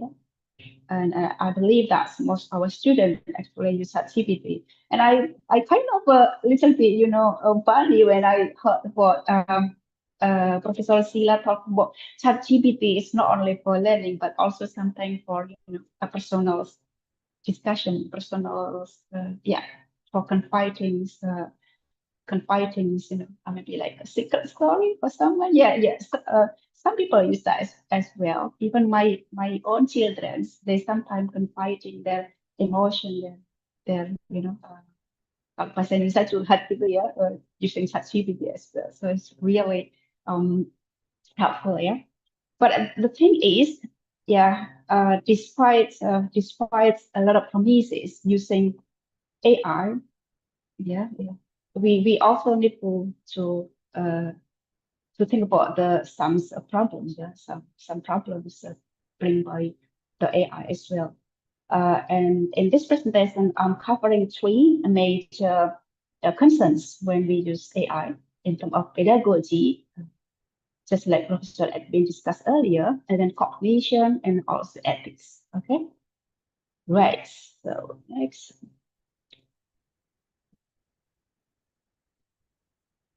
Okay, this is some AI use, widely used currently. Intelligent tutoring system. Maybe some of you know about Alex Khan Academy. My son actually used Khan Academy as well. And then cognitive tutor. I think this is from USA based. And also adaptive learning platform. It's one of them is widely used, Duolingo. I believe that most of you know about this platform, Duolingo, used for test language tests, and then Dreambox and IXL. My daughter actually also using IXL. This is USA based.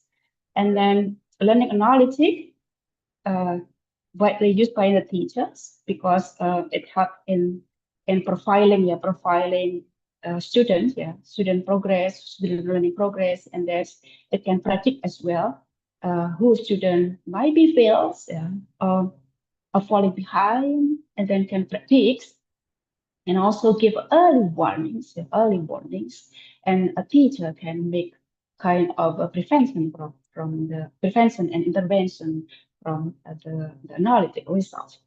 And then large language model, ChatGPT is the most used by the student currently. Also Gemini, Gemini for education, I think most of them we are familiar with, right? Okay, we'll be focusing on the my concerns, and I think everybody concerned as well, because it's already discussed by the earlier speaker today about cognitive offloading. So cognitive offloading occurs, when learners or students rely on external systems to perform mental processes rather than they do the analytical thinkings, but they rely heavily on the AI. So and thus reducing their own cognitive efforts. It can be threatening. It can be warning as well. But actually, cognitive offloading it also give a positive. If AI doesn't overly misuse, it also give a positive offloading.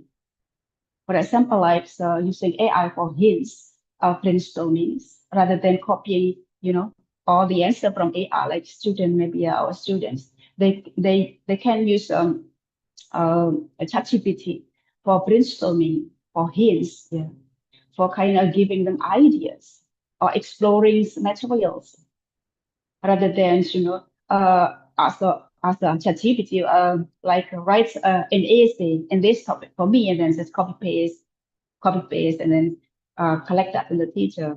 That's a different and we can use for a grammar checking as well. I usually do that as well. And besides using a grammar layer, ChatGPT also help you in grammar.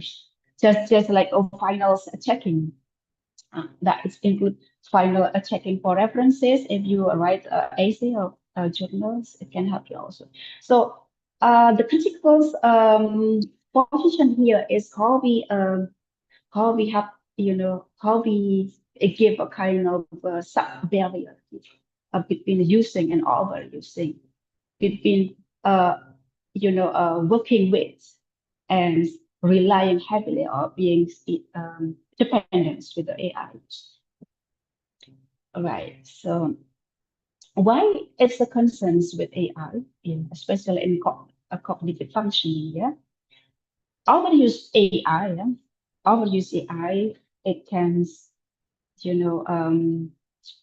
threatening students' critical thinking, reducing their critical thinking, because they just give a prompt a question and then copy paste the results, hand over to the teachers or to the class.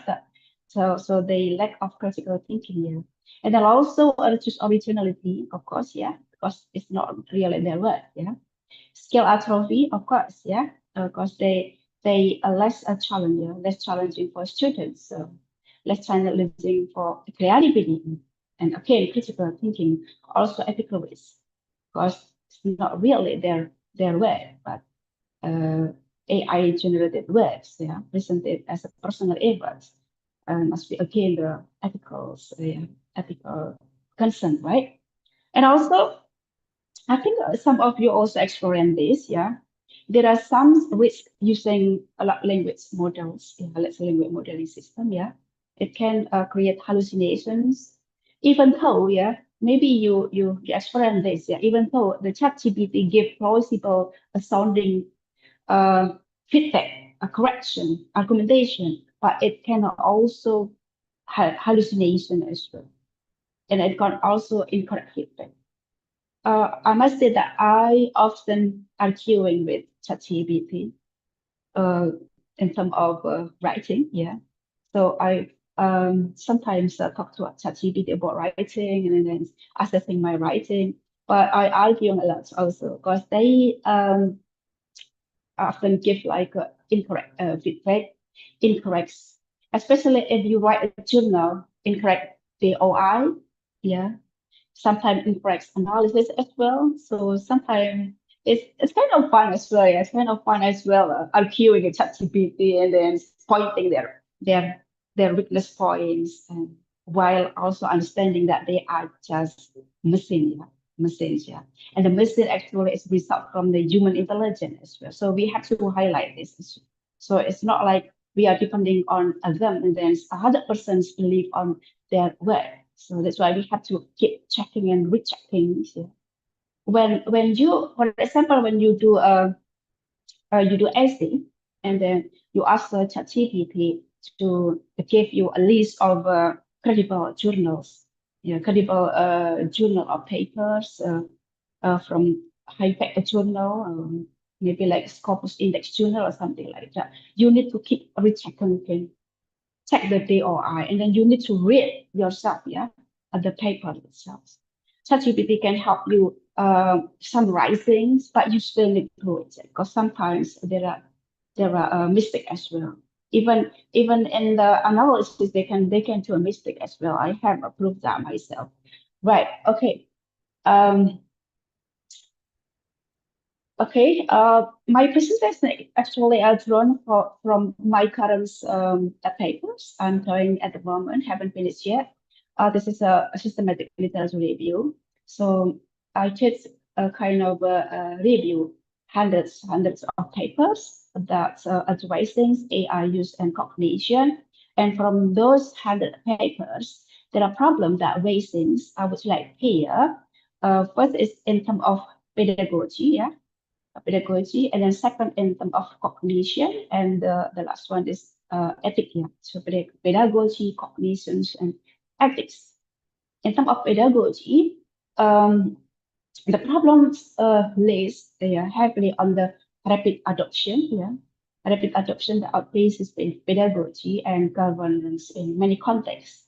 So there are increasing high speed increasing of AI advancement, but sometimes teachers, not only teachers, students as well, they kind of have to running, it's not only running but galloping to follow with the technology advancements. So sometimes there is a conflicting situation between pedagogy first, content understanding first, or technology use. If you ask me, of course, I will choose pedagogy first and then technology later. But sometimes people also require to adapt. Their teacher require to adapt. If not, maybe like you are in Indonesia, like ketinggalan zaman gitu. You don't look cool, like ketinggalan zaman dan sebagainya. Because our students now currently a Gen Z, Gen Alpha, that they are digital citizens. So we have to catch up with the current students. We have to catch up with the technology advance. But the thing is, sometimes wasting a concern in terms of balance between pedagogy and technology use, especially AI. And then there is a mixed evidence on AI effects. So not all of them are plus. There are some negative sides, as we earlier mentioned. There are some negative sides that we need to highlight. We need to take into account as a teacher. So as a teacher or educator, we think about pedagogy mediations to diminish the side effect, the negative effect from AI. And then also the need to create a synthesis of framework that preserve human cognition while utilizing AI. Right, okay. Next, there are three research questions. So I'm coming up from the review, hundreds review of papers.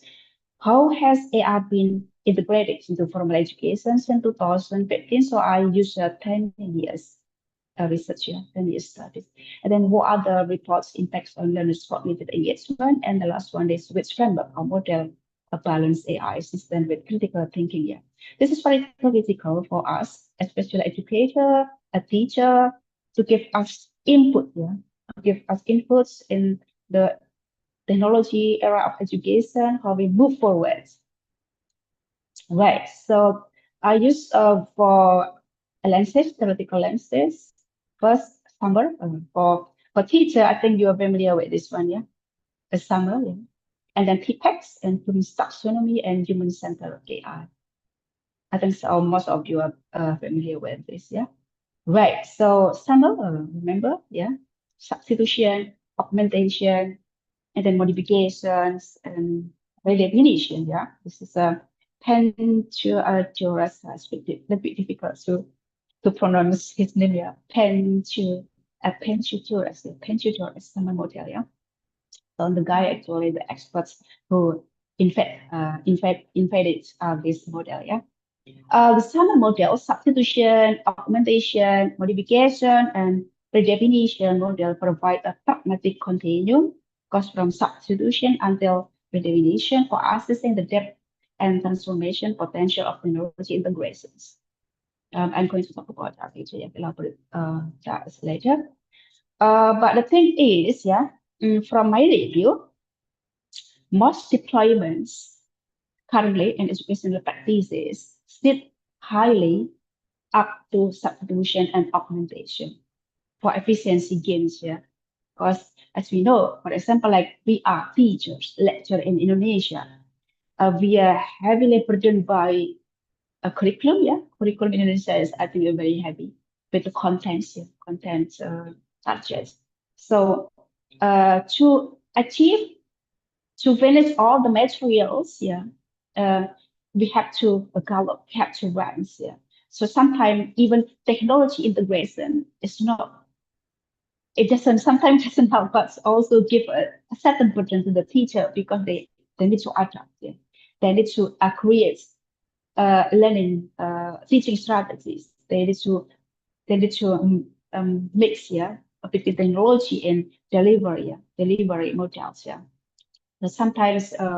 Sometimes it requires or it demands more times to do that, and sometimes it can reduce the content they deliver at certain period of learning.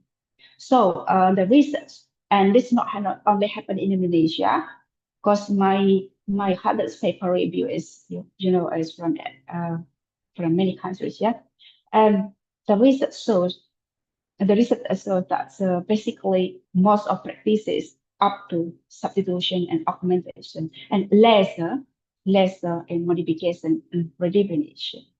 Right, okay?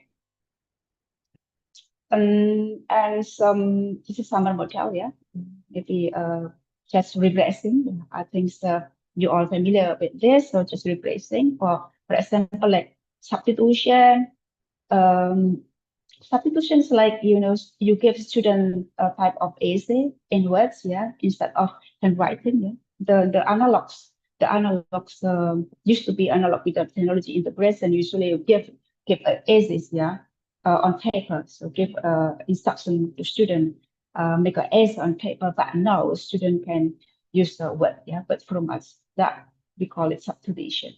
No function change, it just use technology integration. And then augmentation, the AC can help by Grammarly in ChatGPT.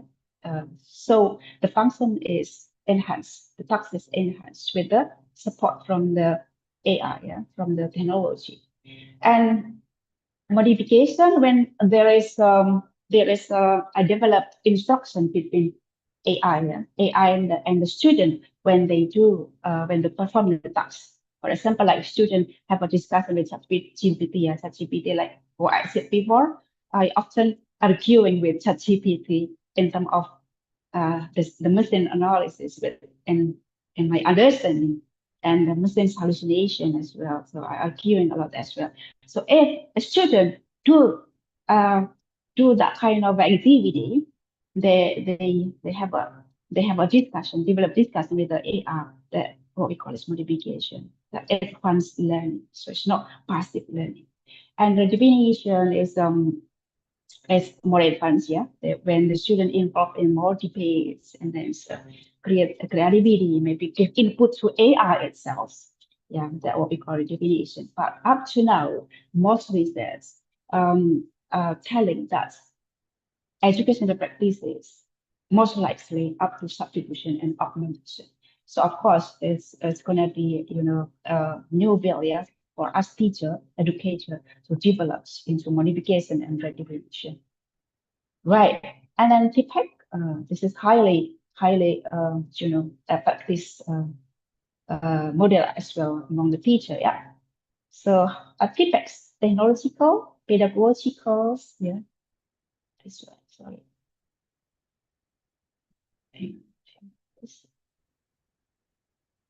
Right. So according to CPAC, effective AI integrations require teacher expertise across technology, pedagogy, and content. So mean that it gives, like I earlier mentioned, that technology integration, AI integration sometimes give more work to teachers because they need it requires personal development as well. So teachers' expertise not only in pedagogy but also catching up with technology as well. So they have to keep balance between mastering technology, pedagogy, and contents. Right? Okay. But the thing is, so far, AI developments, most of them are isolated from teachers' practices. So they are developed alone, maybe by doing some research as well, yeah. But they are developed still isolated from the actual teacher practices. So that's why co-design and professional development from the teacher side help improve adoption and orchestration.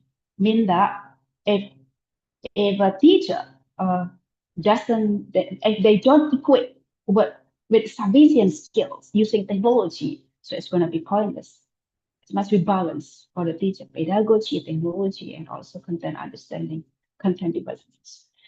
And for that, we need to invest in teacher capacity for critical AI use, like teacher training, workshop and teacher training. Right. Okay. And the third framework, Bloom taxonomy. I think you remember Bloom taxonomy, yeah? This one from remember, understand, apply, analyze, and follow creates. So how AI are expected, yeah? How AI is expected in terms of Bloom taxonomy. Because especially dealing with the current student, the student from higher education, we are not working from the lowest thinking order, from remembering, from understanding, but we are working on the higher cognitive processing, yeah, from applying, yeah, creating, analyzing, evaluating. So AI use should aim for analyze, evaluate, create via prompts, critique, and metacognitive. Metacognitive means that needs require student control, students' own control and learning. Yeah, and also AI should look for transfer and durable cognitive growth. So it's not only passive learning. How teacher can create the activity that's increase the durable student cognitive growth, scaffolding from analyzing and then evaluating and able to create creativity. Yeah. Although there is a risk as well, yeah,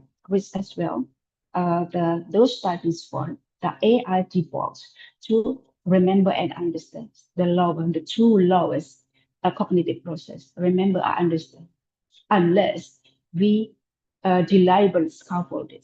For example, like using ChatGPT. ChatGPT doesn't automatically help the student becoming smart student, but we have to give a prompts, we have to give a critique, we have to engage, stimulating ChatGPT. It doesn't.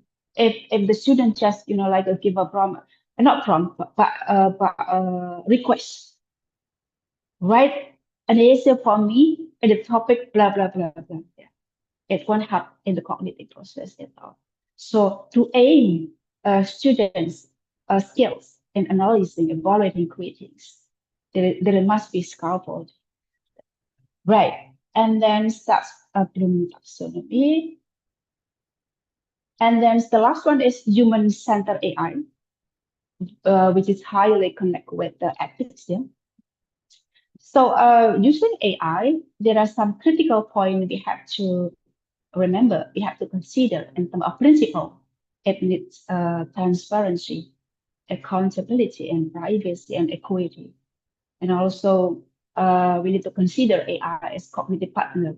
I said over here, it's not only a teacher but a student. Yeah, AI is a cognitive partner, yeah, not substitute. Yeah. Like a Professor Edwin using the term ally, but I is using the term partner. Yeah, so coexisted, yeah. Co-actor, but not substitute. Yeah. Preserve educator a judgment mean that we have to preserve our own judgment, our cognitive process, our cognitive functioning, and then build AI literacy for students and teachers and include them in evaluation metrics. Yeah. So it's not only passive, but AI needs to be built from the teachers and students need analysis and also evaluation metrics.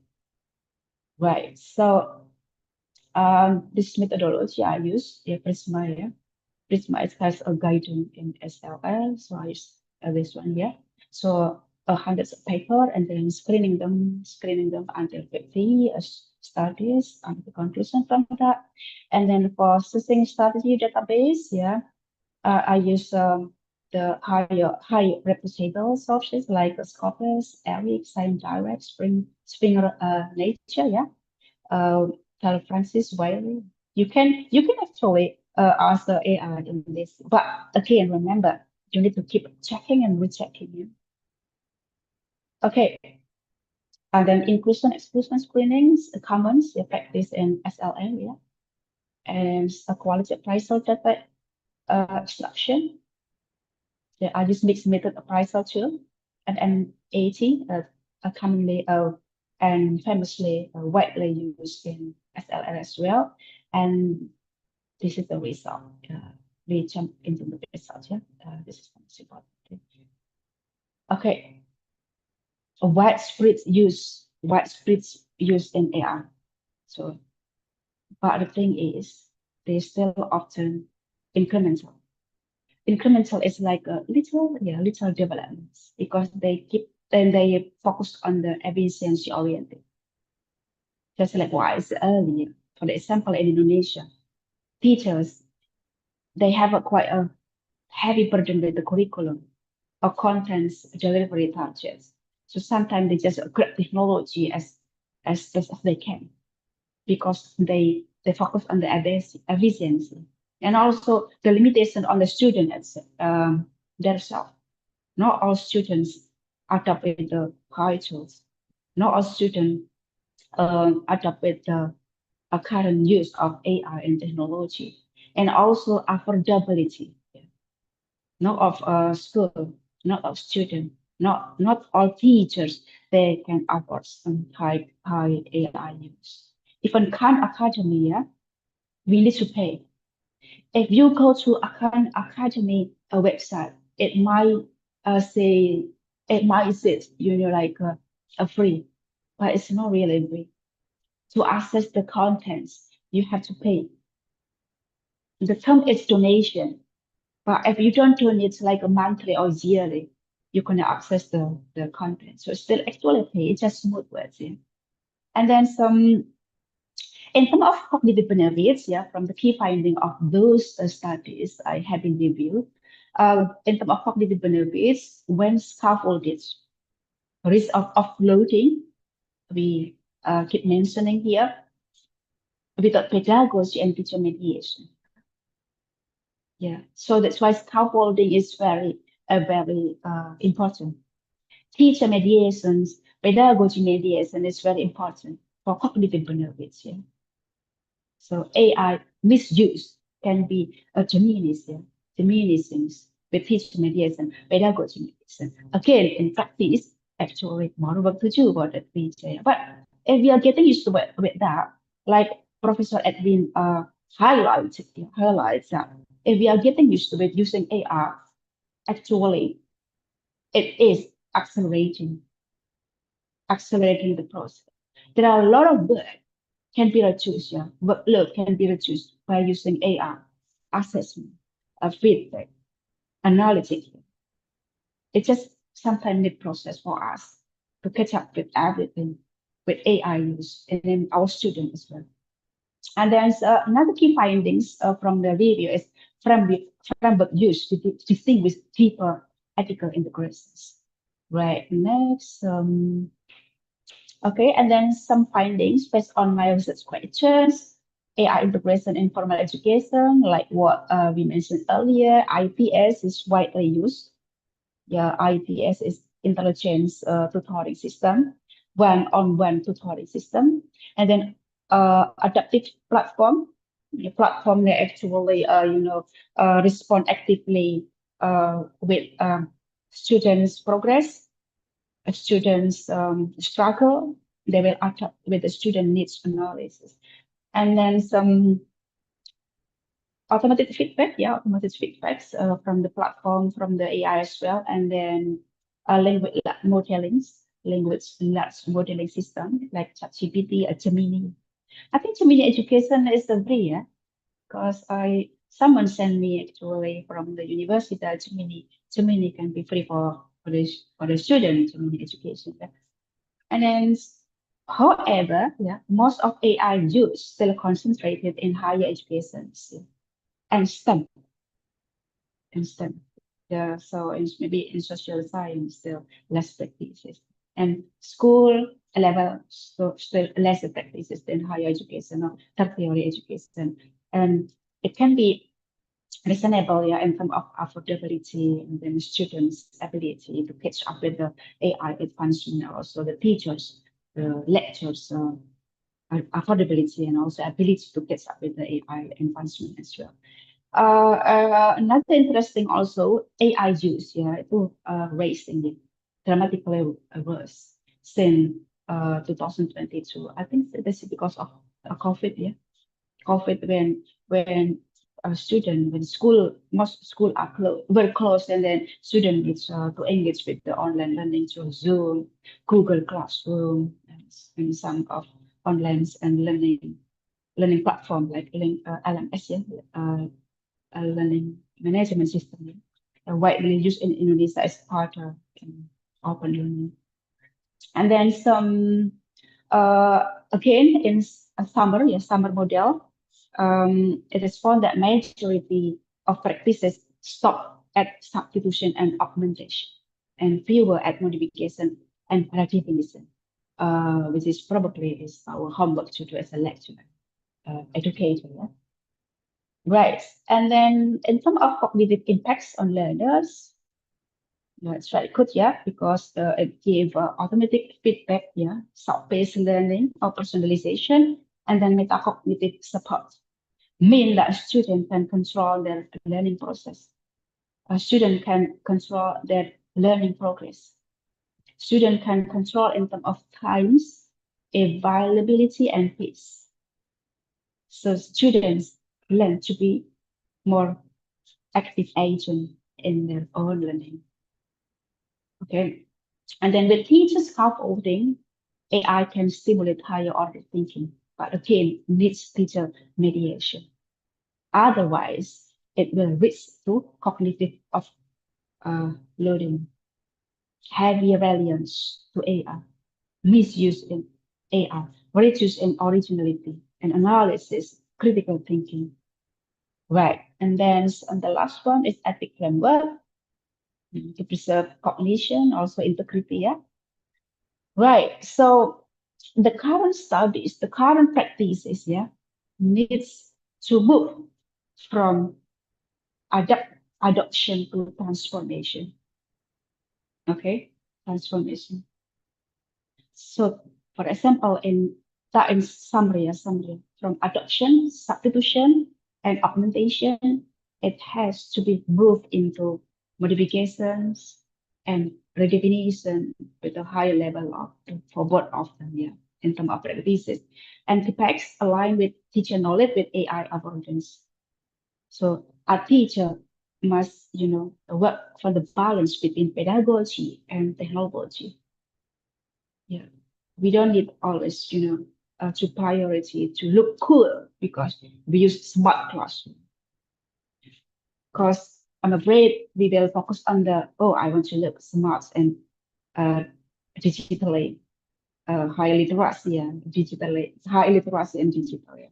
But we have to prioritize support pedagogy as well, or content delivery, how much student can learn, how much student can learn while using AI. So AI here is for speeding up, for acceleration, for deeper understanding. So not only for looking cool using smart classroom and everything. Right. So and then in terms of Bloom, Bloom taxonomy, let's move to high level of cognitive higher order thinking ya. Kalau di Indonesia kan sekarang lagi banyak banget hot gitu ya. Higher order thinking skills ya. In terms of analysis, evaluates, and creates. And then for human-centered AI, it has to be a foreground governance in terms of equity, agency, and AI literacy. And it's a pivot. It's a performance. We need to do that. Okay. And then some from those cases,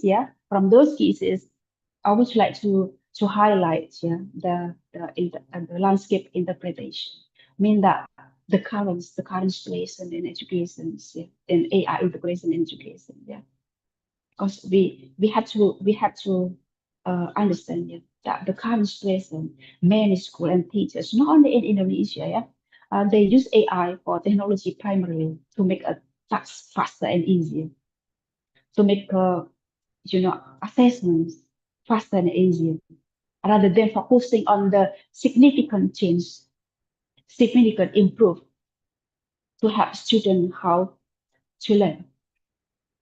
Rather than, for example, we are encouraging students to use ChatGPT to discuss with the assignment. We have to also think about how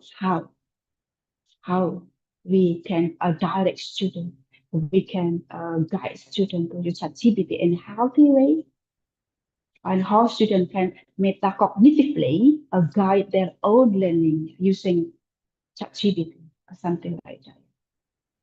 AI will not automatically improve learning, but it requires well-planned learning tasks, well-planned,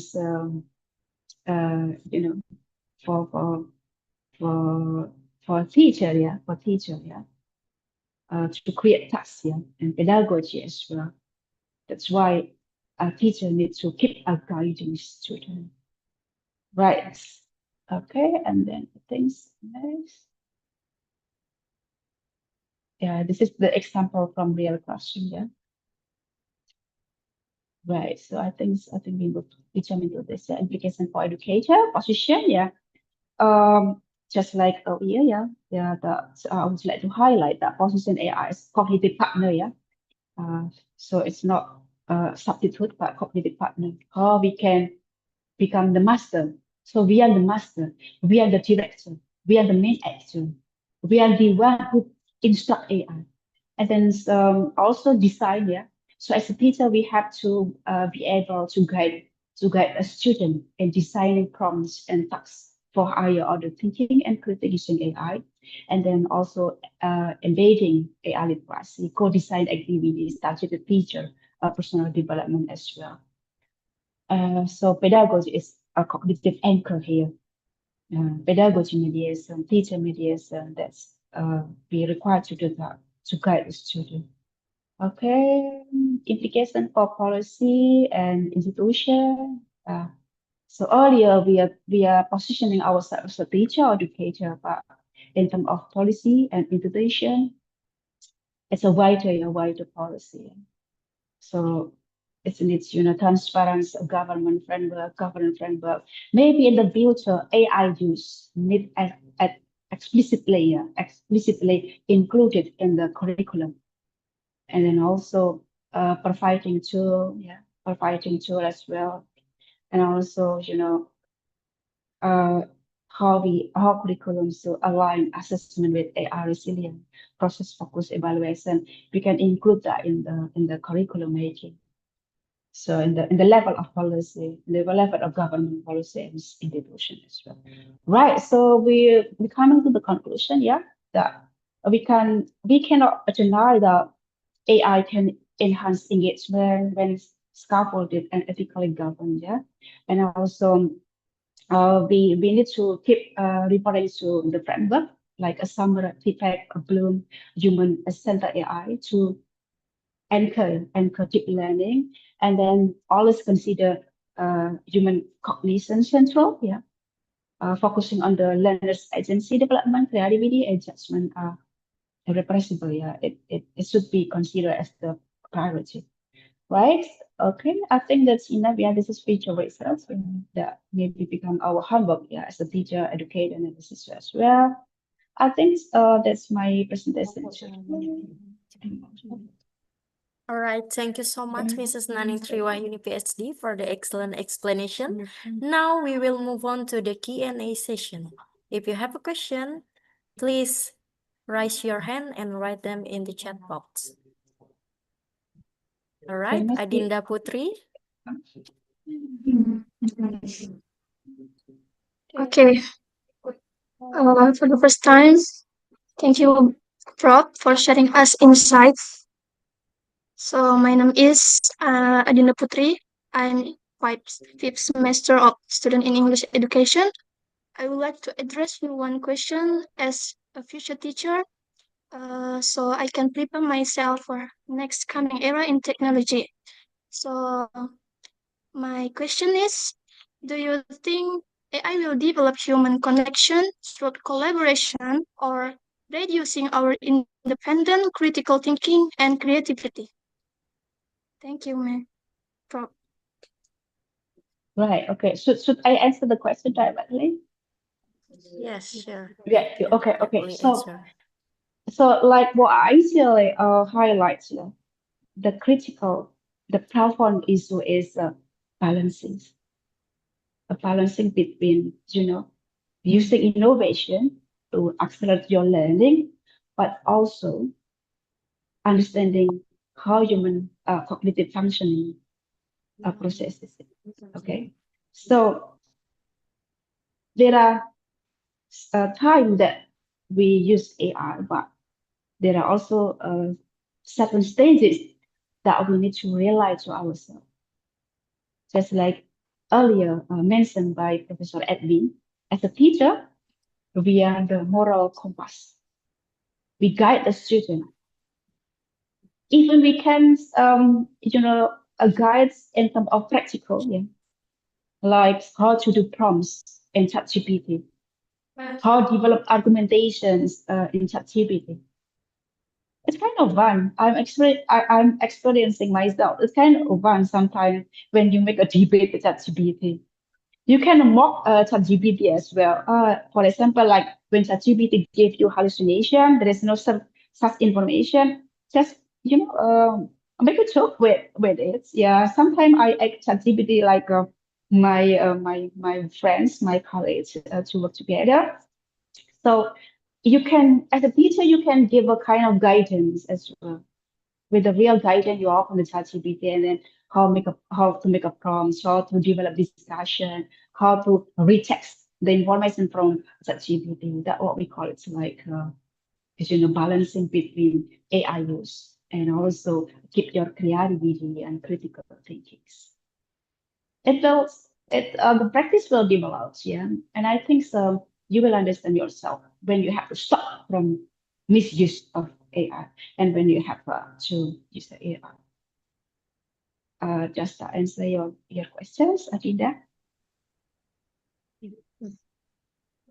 Have I answered your questions? Thank you, Professor. That will be great reflection for me in the future. Yeah. Okay. I will be like you as well. I'm a teacher. I'm a lecturer. So sometimes it's really conflicting when I detect that a student is actually just copy paste from ChatGPT. But my priority is to guide, not to judge. So I will I will usually discuss in the class. Yeah. how you use ChatGPT, not judging students, something like that. But it will develop, the skill will develop. You will adapt as well as a teacher and students. Right, okay. All right, thank you so much for the answer, Mrs. Naning. But I'm so sorry for Christopher Scalu. Maybe it's because our time is over. Maybe you can ask by via email with Exactly. Mrs. Naning. All right, that was amazing session with Mrs. Naning for an insightful presentation on balancing AI integration and human cognition in education. And your ideas remind us that technology should support, not replace our creativity as human and critical thinking. And now let's give a warm round of applause to our featured speakers. Thank you. Thank you so much. Thank you and good noon from Jakarta. Thank you and see you in another discussion or meeting. All right, thank you so much, Mrs. Thank you. See you. All right, ladies and gentlemen, we will now take a break for lunch and prayer time. The conference will resume at 1 p.m. with the next featured speakers, Dr. Muhammad Arpan, MPD. Thank you so much. See you.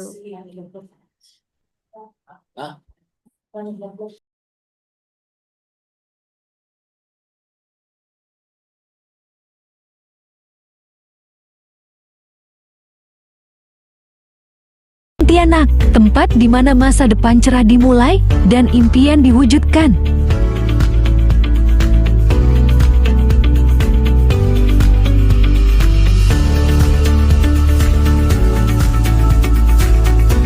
Visi dari Universitas PGRI Pontianak adalah menjadi universitas yang unggul dan berdaya saing tinggi dalam menghasilkan lulusan yang berkarakter, inovatif, dan berwawasan global pada tahun 2045 dalam ilmu pengetahuan, teknologi, seni, dan budaya. Kami adalah universitas yang berkomitmen mencetak generasi berkarakter, inovatif, dan berwawasan global. Dengan tenaga pengajar profesional, fasilitas modern, serta kurikulum yang relevan dengan dunia industri.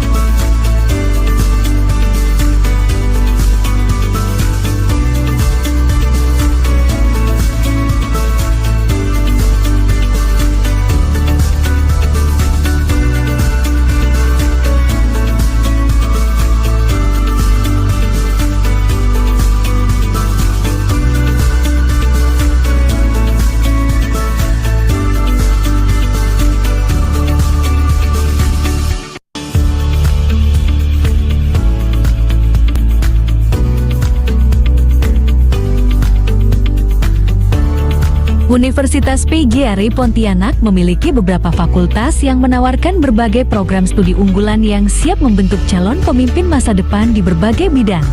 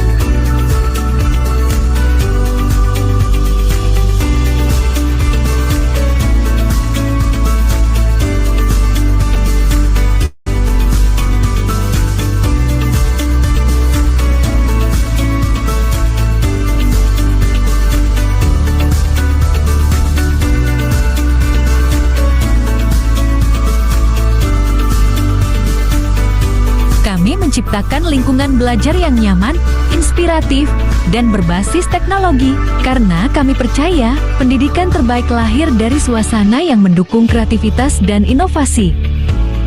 Tak hanya akademik, Universitas PGRI Pontianak juga mendukung mahasiswanya dalam mengembangkan potensi, meraih prestasi, serta menyiapkan mereka menjadi lulusan siap kerja dan berdaya saing tinggi. Bergabunglah dengan Universitas PGRI Pontianak melalui berbagai jalur penerimaan mahasiswa baru. Jadilah bagian dari keluarga besar Universitas PGRI Pontianak, tempat di mana perjalanan menuju masa depan gemilang dimulai.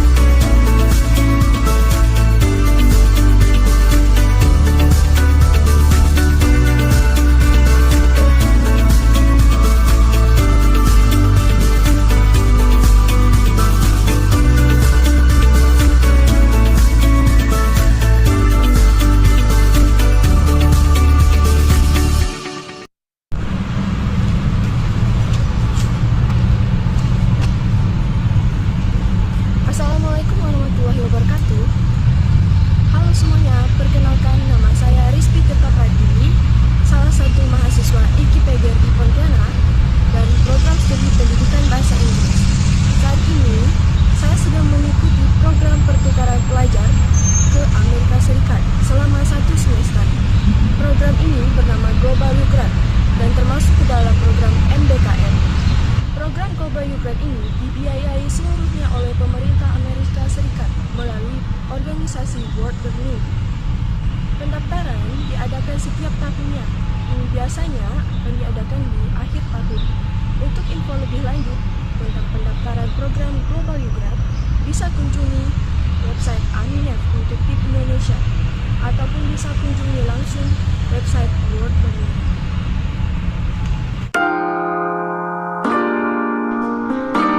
Dalam program ini, kami mengikuti kuliah selayaknya mahasiswa biasa. Selain itu, kami diwajibkan untuk mengikuti program volunteer atau community service minimal 20 jam dalam 1 semester. Selama mengikuti program, pembimbing dari World Learning akan menanyakan bagaimana keadaan selama kuliah di Amerika Serikat, mulai dari adaptasi, kegiatan klub, kegiatan volunteer, traveling, weekend, mental health, dan lainnya. Untuk perkuliahan, kami wajib mengambil mata kuliah minimal 12 SKS yang terdiri dari 4 mata kuliah setidaknya. Nah, mata kuliahnya ini terdiri dari 2 dari program studi, 1 yang berhubungan dengan Amerika Serikat seperti American Sign Language atau American Politics dan sebagainya, serta 1 mata kuliah peminatan yang bisa sesuai dengan program studi ataupun tidak sesuai dengan program studi. Saya berkesempatan menempuh kuliah di Kent State University di Ohio untuk 1 semester di Amerika Serikat melalui program Global U Grad ini. Perkuliahan sudah dilaksanakan secara offline, tapi tidak menutup kemungkinan bisa dilakukan secara online jika salah satu mahasiswanya atau instrukturnya di kelas terdeteksi positif COVID. Semua silabus, materi, video, slide PowerPoint tersedia dalam website yang digunakan instruktur kelas. Di Kent State University ini, website pendukung untuk mata kuliah di kelas itu adalah Canvas dan Blackboard. Nah, dalam menghubungi dan diskusi bersama dosen, bisa menemui mereka secara langsung setelah kelas, atau di kantor, atau juga bisa dilakukan secara online melalui Zoom atau Google Meeting. Mereka sangat mudah diraih dan ramah dengan mahasiswanya. Jika ada keluhan, mereka siap membantu. Nah, selain kegiatan perkuliahan, seperti yang saya sebutkan sebelumnya, program ini juga mewajibkan untuk mengikuti kegiatan volunteer. Kegiatan volunteer bisa apa saja, seperti membantu menyusun bahan makanan, bersih-bersih downtown, masak di kampus, bikin kerajinan, bikin bekal makanan, dan lain-lainnya. Berbagai hal bisa dijadikan untuk kegiatan volunteer di sini, dan para koordinatornya juga para mahasiswa di kampus. Selain itu, kita juga bisa ikut klub dan organisasi. Berbagai macam organisasi bisa ditemukan di sini. Ada organisasi buat anime, K-pop, English, lingkungan, roller skate, ice skating, debat, keagamaan, fashion, dan lainnya. Pengurus organisasi gak menuntut untuk harus ikut di awal hingga akhir. Sesuaikan dengan jadwal kita sebagai mahasiswa saja. Itu dia sedikit informasi tentang kegiatan program pertukaran pelajar yang saya ikuti. Terima kasih dan wassalamualaikum warahmatullahi wabarakatuh.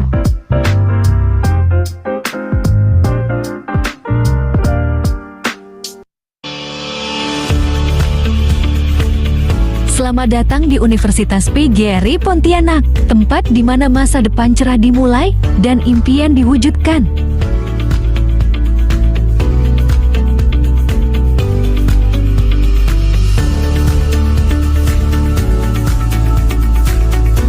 Visi dari Universitas PGRI Pontianak adalah menjadi universitas yang unggul dan berdaya saing tinggi dalam menghasilkan lulusan yang berkarakter, inovatif, dan berwawasan global pada tahun 2045 dalam pengembangan ilmu pengetahuan, teknologi, seni, dan budaya.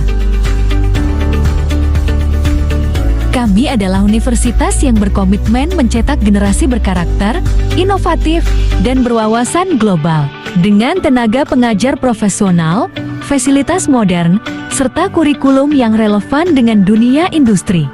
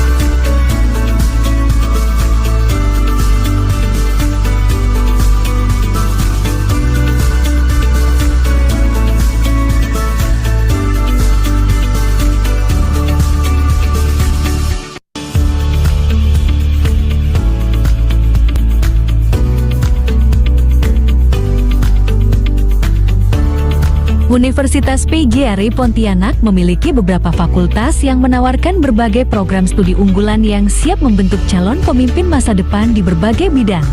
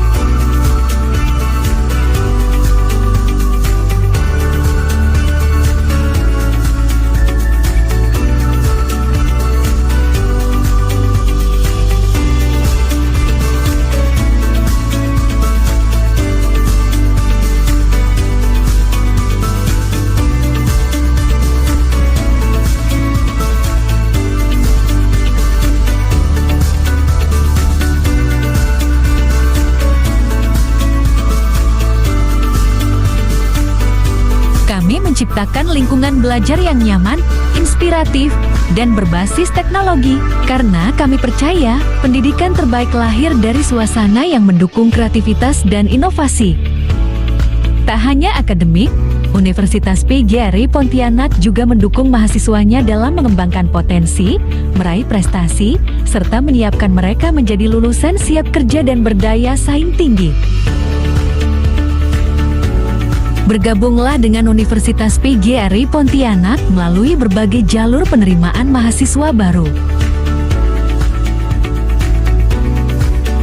Jadilah bagian dari keluarga besar Universitas PGRI Pontianak, tempat di mana perjalanan menuju masa depan gemilang dimulai.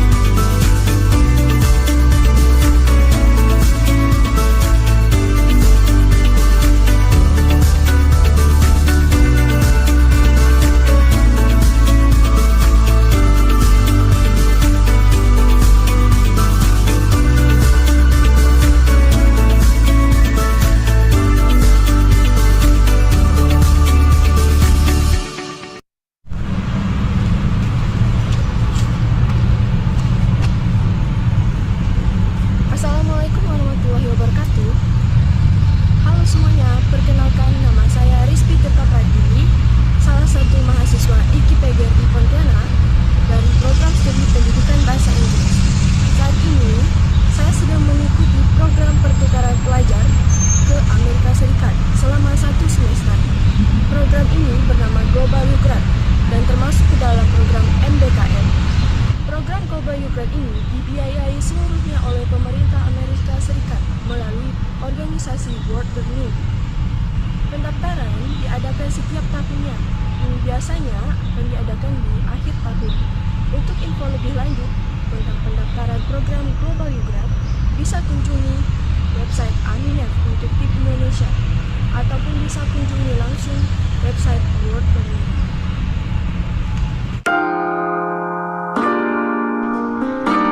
Dalam program ini, kami mengikuti kuliah selayaknya mahasiswa biasa. Selain itu, kami diwajibkan untuk mengikuti program volunteer atau community service minimal 20 jam dalam 1 semester. Selama mengikuti program, pembimbing dari World Learning akan menanyakan bagaimana keadaan selama kuliah di Amerika Serikat, mulai dari adaptasi, kegiatan klub, kegiatan volunteer, traveling, weekend, mental health, dan lainnya. Untuk perkuliahan, kami wajib mengambil mata kuliah minimal 12 SKS yang terdiri dari 4 mata kuliah setidaknya. Nah, mata kuliahnya ini terdiri dari 2 dari program studi, 1 yang berhubungan dengan Amerika Serikat seperti American Sign Language atau American Politics dan sebagainya, serta 1 mata kuliah peminatan yang bisa sesuai dengan program studi ataupun tidak sesuai dengan program studi. Saya berkesempatan menempuh kuliah di Kent State University di Ohio untuk 1 semester di Amerika Serikat melalui program Global Grad ini. Perkuliahan sudah dilaksanakan secara offline, tapi tidak menutup kemungkinan bisa dilakukan secara online jika salah satu mahasiswanya atau instrukturnya di kelas terdeteksi positif COVID. Semua silabus, materi, video, slide PowerPoint tersedia dalam website yang digunakan instruktur kelas. Di Kent State University ini, website pendukung untuk mata kuliah di kelas itu adalah Canvas dan Blackboard. Nah, Dalam menghubungi dan diskusi bersama dosen, bisa menemui mereka secara langsung setelah kelas, atau di kantor, atau juga bisa dilakukan secara online melalui Zoom atau Google Meeting. Mereka sangat mudah diraih dan ramah dengan mahasiswanya. Jika ada keluhan, mereka siap membantu. Nah, selain kegiatan perkuliahan, seperti yang saya sebutkan sebelumnya, program ini juga mewajibkan untuk mengikuti kegiatan volunteer. Kegiatan volunteer bisa apa saja, seperti membantu menyusun bahan makanan, bersih-bersih downtown, masak di kampus, bikin kerajinan, bikin bekal makanan, dan lain-lainnya. Berbagai hal bisa dijadikan untuk kegiatan volunteer di sini, dan para koordinatornya juga para mahasiswa di kampus. Selain itu, kita juga bisa ikut klub dan organisasi. Berbagai macam organisasi bisa ditemukan di sini. Ada organisasi buat anime, K-pop, English, lingkungan, roller skate, ice skating, debat, keagamaan, fashion, dan lainnya. Pengurus organisasi gak menuntut untuk harus ikut di awal hingga akhir. Sesuaikan dengan jadwal kita sebagai mahasiswa saja. Nah, itu dia sedikit informasi tentang kegiatan program pertukaran pelajar yang saya ikuti. Terima kasih dan wassalamualaikum warahmatullahi wabarakatuh.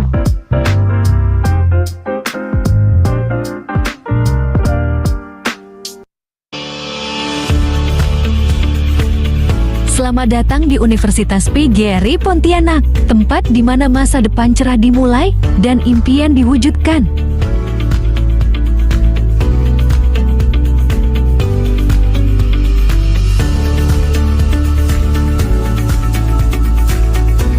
Visi dari Universitas PGRI Pontianak adalah menjadi universitas yang unggul dan berdaya saing tinggi dalam menghasilkan lulusan yang berkarakter, inovatif, dan berwawasan global pada tahun 2045 dalam pengembangan ilmu pengetahuan, teknologi, seni, dan budaya. Kami adalah universitas yang berkomitmen mencetak generasi berkarakter, inovatif, dan berwawasan global. Dengan tenaga pengajar profesional, fasilitas modern, serta kurikulum yang relevan dengan dunia industri.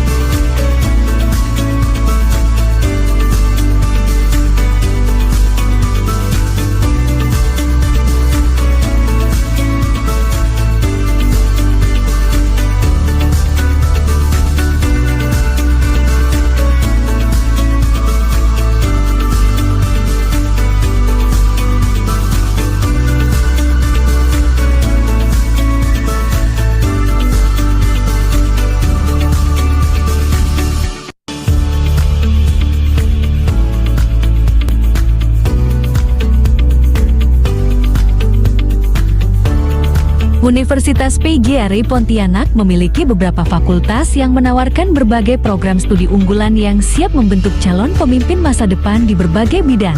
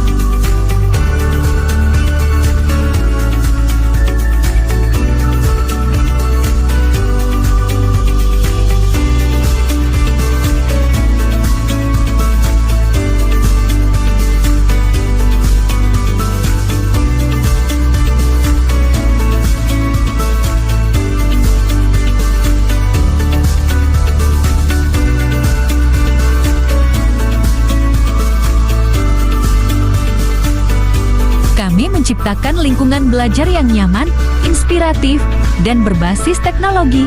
Karena kami percaya, pendidikan terbaik lahir dari suasana yang mendukung kreativitas dan inovasi.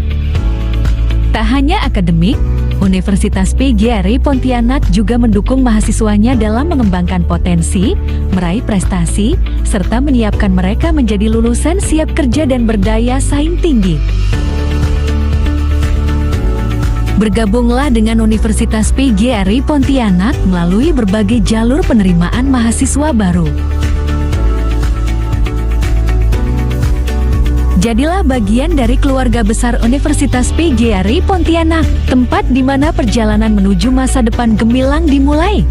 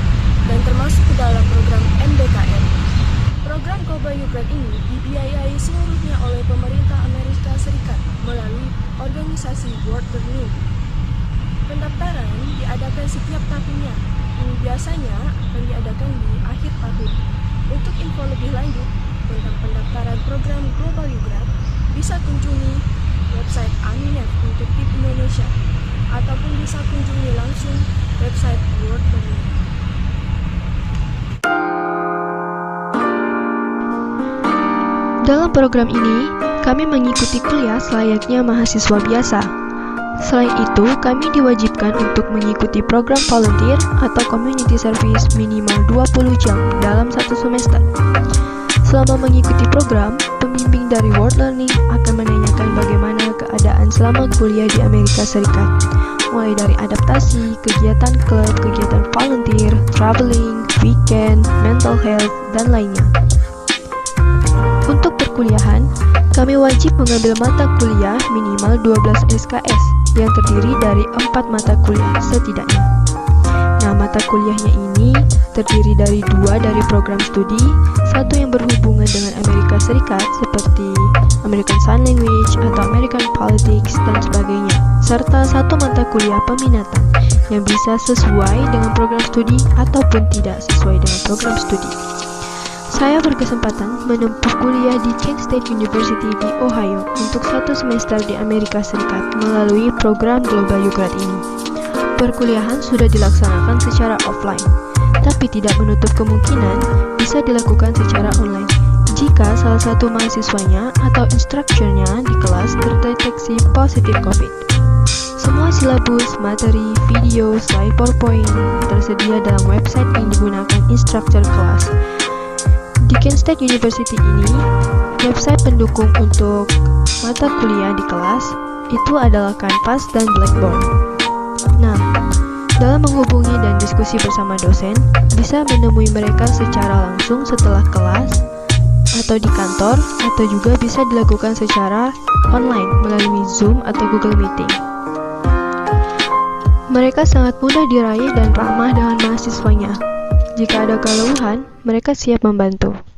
Nah, selain kegiatan perkuliahan, seperti yang saya sebutkan sebelumnya, program ini juga mewajibkan untuk mengikuti kegiatan volunteer. Kegiatan volunteer bisa apa saja, seperti membantu menyusun bahan makanan, bersih-bersih downtown, masak di kampus, bikin kerajinan, bikin bekal makanan, dan lain-lainnya. Berbagai hal bisa dijadikan untuk kegiatan volunteer di sini, dan para koordinatornya juga para mahasiswa di kampus. Selain itu, kita juga bisa ikut klub dan organisasi. Berbagai macam organisasi bisa ditemukan di sini.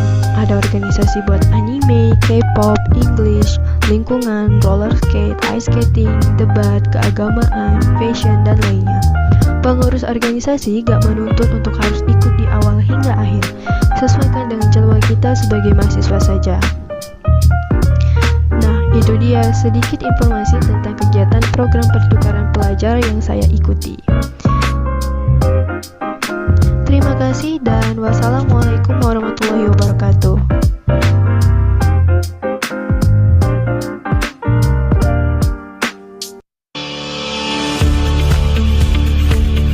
Selamat datang di Universitas PGRI Pontianak, tempat di mana masa depan cerah dimulai dan impian diwujudkan.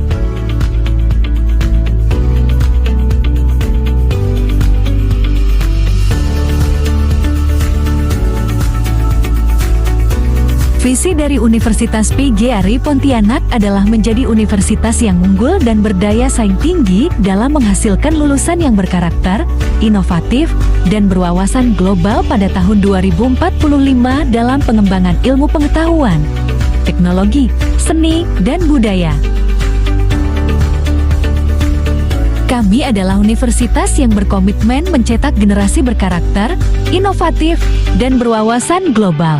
Dengan tenaga pengajar profesional, fasilitas modern, serta kurikulum yang relevan dengan dunia industri.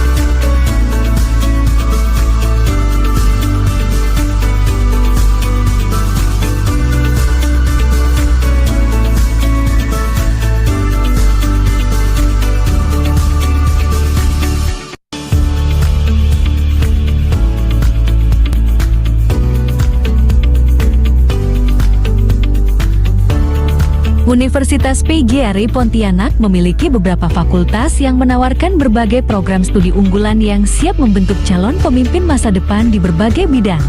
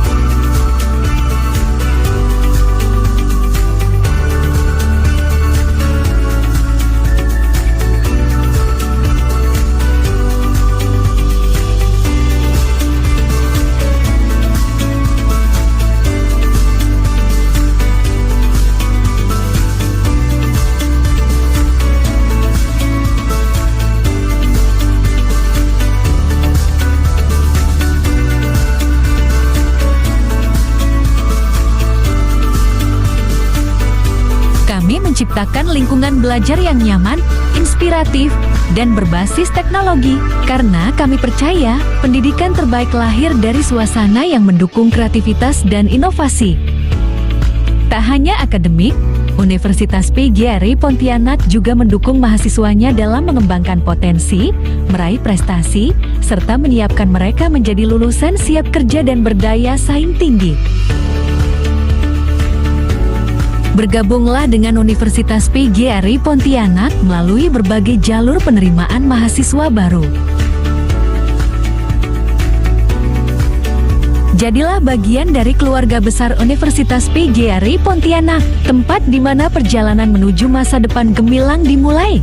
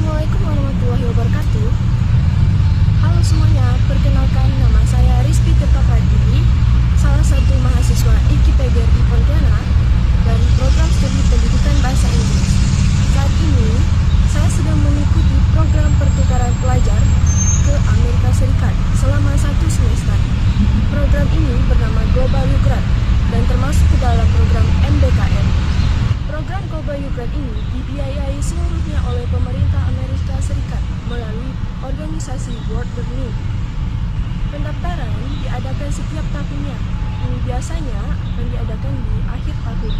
Untuk info lebih lanjut tentang pendaftaran program Global Grad, bisa kunjungi website Aminef untuk TIP Indonesia, ataupun bisa kunjungi langsung website World Learning.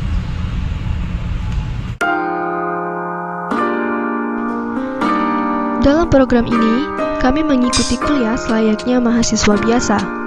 Selain itu, kami diwajibkan untuk mengikuti program volunteer atau community service minimal 20 jam dalam satu semester. Selama mengikuti program, pembimbing dari World Learning akan menanyakan bagaimana keadaan selama kuliah di Amerika Serikat, mulai dari adaptasi, kegiatan klub, kegiatan volunteer, traveling, weekend, mental health, dan lainnya. Untuk perkuliahan, kami wajib mengambil mata kuliah minimal 12 SKS yang terdiri dari 4 mata kuliah setidaknya. Nah, mata kuliahnya ini terdiri dari 2 dari program studi, 1 yang berhubungan dengan Amerika Serikat seperti American Sign Language atau American Politics dan sebagainya, serta 1 mata kuliah peminatan yang bisa sesuai dengan program studi ataupun tidak sesuai dengan program studi. Saya berkesempatan menempuh kuliah di Kent State University di Ohio untuk 1 semester di Amerika Serikat melalui program Global Grad ini. Perkuliahan sudah dilaksanakan secara offline, tapi tidak menutup kemungkinan bisa dilakukan secara online jika salah satu mahasiswanya atau instrukturnya di kelas terdeteksi positif COVID. Semua silabus, materi, video, slide PowerPoint tersedia dalam website yang digunakan instruktur kelas. Di Kent State University ini, website pendukung untuk mata kuliah di kelas itu adalah Canvas dan Blackboard. Nah, dalam menghubungi dan diskusi bersama dosen, bisa menemui mereka secara langsung setelah kelas, atau di kantor, atau juga bisa dilakukan secara online melalui Zoom atau Google Meeting. Mereka sangat mudah diraih dan ramah dengan mahasiswanya. Jika ada keluhan, mereka siap membantu. Nah, selain kegiatan perkuliahan, seperti yang saya sebutkan sebelumnya, program ini juga mewajibkan untuk mengikuti kegiatan volunteer. Kegiatan volunteer bisa apa saja, seperti membantu menyusun bahan makanan, bersih-bersih downtown, masak di kampus, bikin kerajinan, bikin beberapa makanan, dan lain-lainnya. Berbagai hal bisa dijadikan untuk kegiatan volunteer di sini, dan para koordinatornya juga para mahasiswa di kampus. Selain itu, kita juga bisa ikut klub dan organisasi. Berbagai macam organisasi bisa ditemukan di sini. Ada organisasi buat anime, K-pop, English, lingkungan, roller skate, ice skating, debat, keagamaan, fashion, dan lainnya. Pengurus organisasi gak menuntut untuk harus ikut di awal hingga akhir. Sesuaikan dengan jadwal kita sebagai mahasiswa saja. Nah, itu dia sedikit informasi tentang. Selamat datang di Universitas PGRI Pontianak, tempat di mana masa depan cerah dimulai dan impian diwujudkan.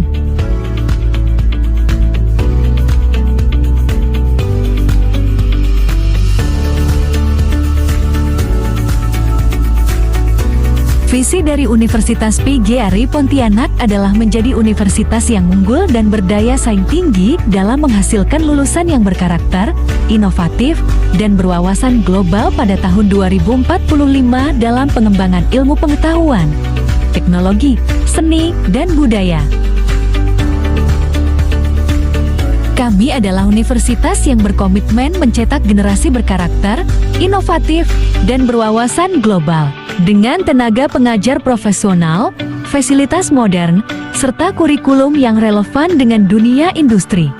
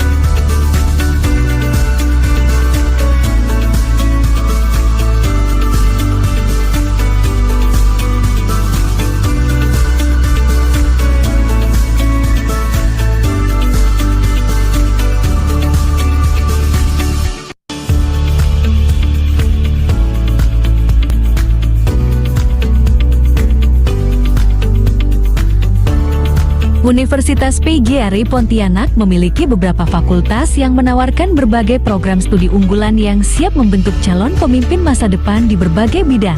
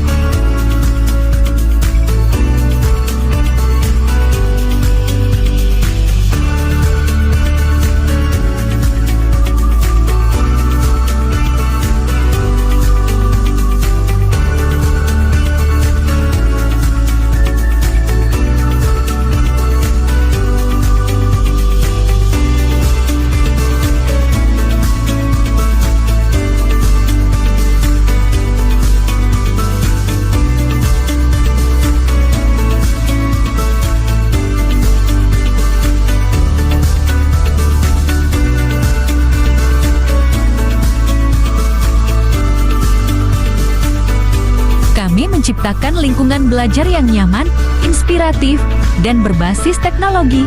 Karena kami percaya, pendidikan terbaik lahir dari suasana yang mendukung kreativitas dan inovasi.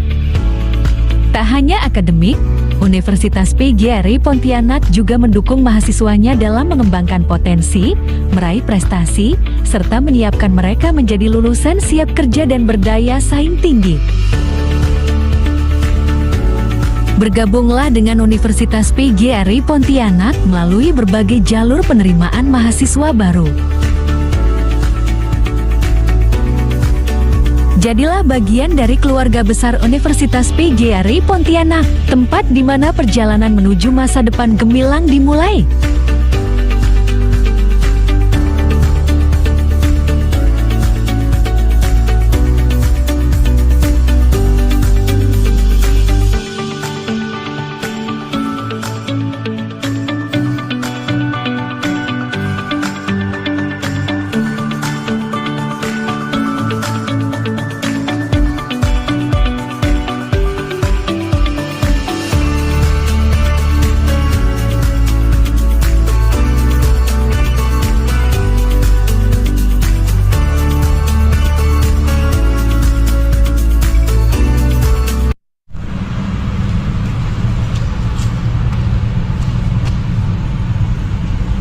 Assalamualaikum warahmatullahi wabarakatuh.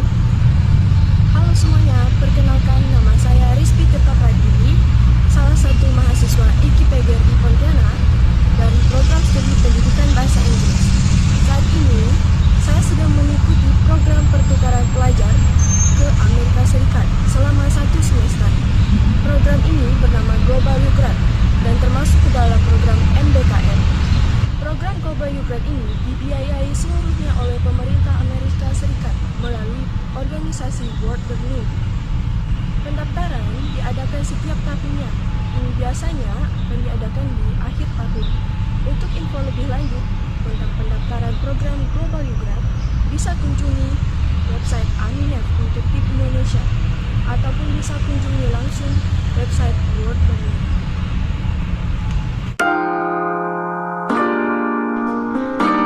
Dalam program ini, kami mengikuti kuliah selayaknya mahasiswa biasa.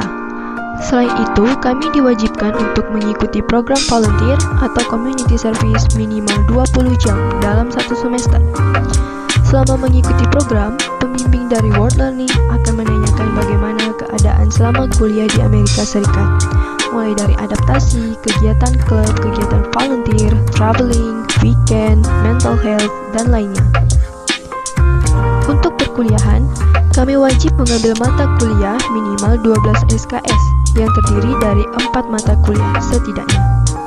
Nah, mata kuliahnya ini terdiri dari 2 dari program studi, 1 yang berhubungan dengan Amerika Serikat seperti American Sign Language atau American Politics dan sebagainya, serta 1 mata kuliah peminatan yang bisa sesuai dengan program studi ataupun tidak sesuai dengan program studi.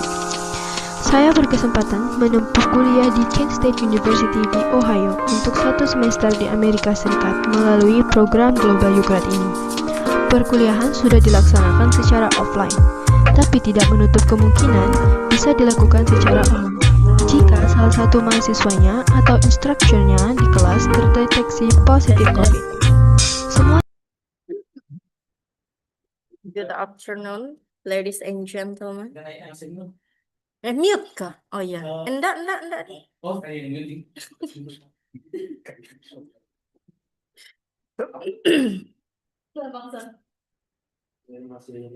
We will start our next season at 1:10 p.m.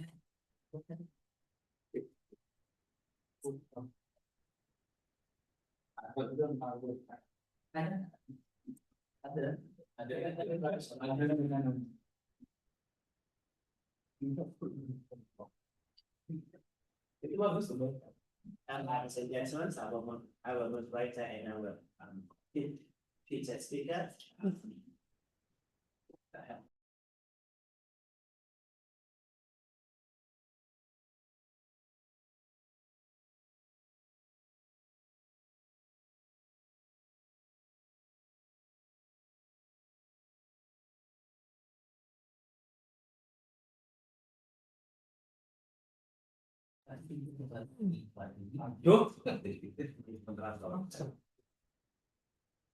Moderator kan nggak tahan. Cuman kalau dia kenyang tuh nggak fokus.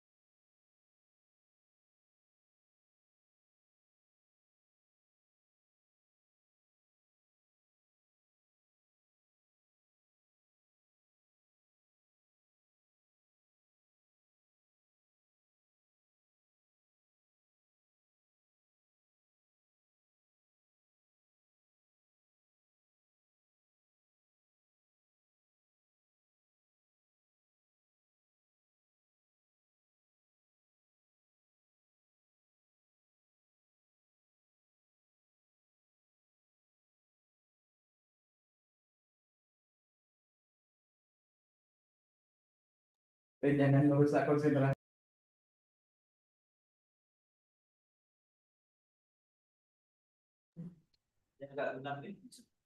Alright, Assalamualaikum warahmatullahi wabarakatuh. Good afternoon, ladies and gentlemen. Welcome back to the main Zoom room. Our next session is Feature Speakers 2, delivered by Dr. Muhammad Arpan MPD and moderated by Mr. Sahrawi MPD. The floor is yours. Okay, thank you. Assalamualaikum warahmatullahi wabarakatuh. Good afternoon, everyone. Welcome back to our International Conference on Literacy and Education. Today, we move to the second featured speaker that will be delivered by Dr. Arpan, Muhammad Arpan, MPD. Before presenting the material today, I would like to read first the CV from Dr. Muhammad Arpan. He graduated from Academic for his bachelor degree from Academic Pontianak and master degree from University of Yogyakarta, and he get doctoral degree from Universitas Negeri Padang, and he works as a lecturer in University of PGRI Pontianak. Without further ado, I would like to invite the Honorable featured speaker, Dr. Muhammad Arfan. The time is yours.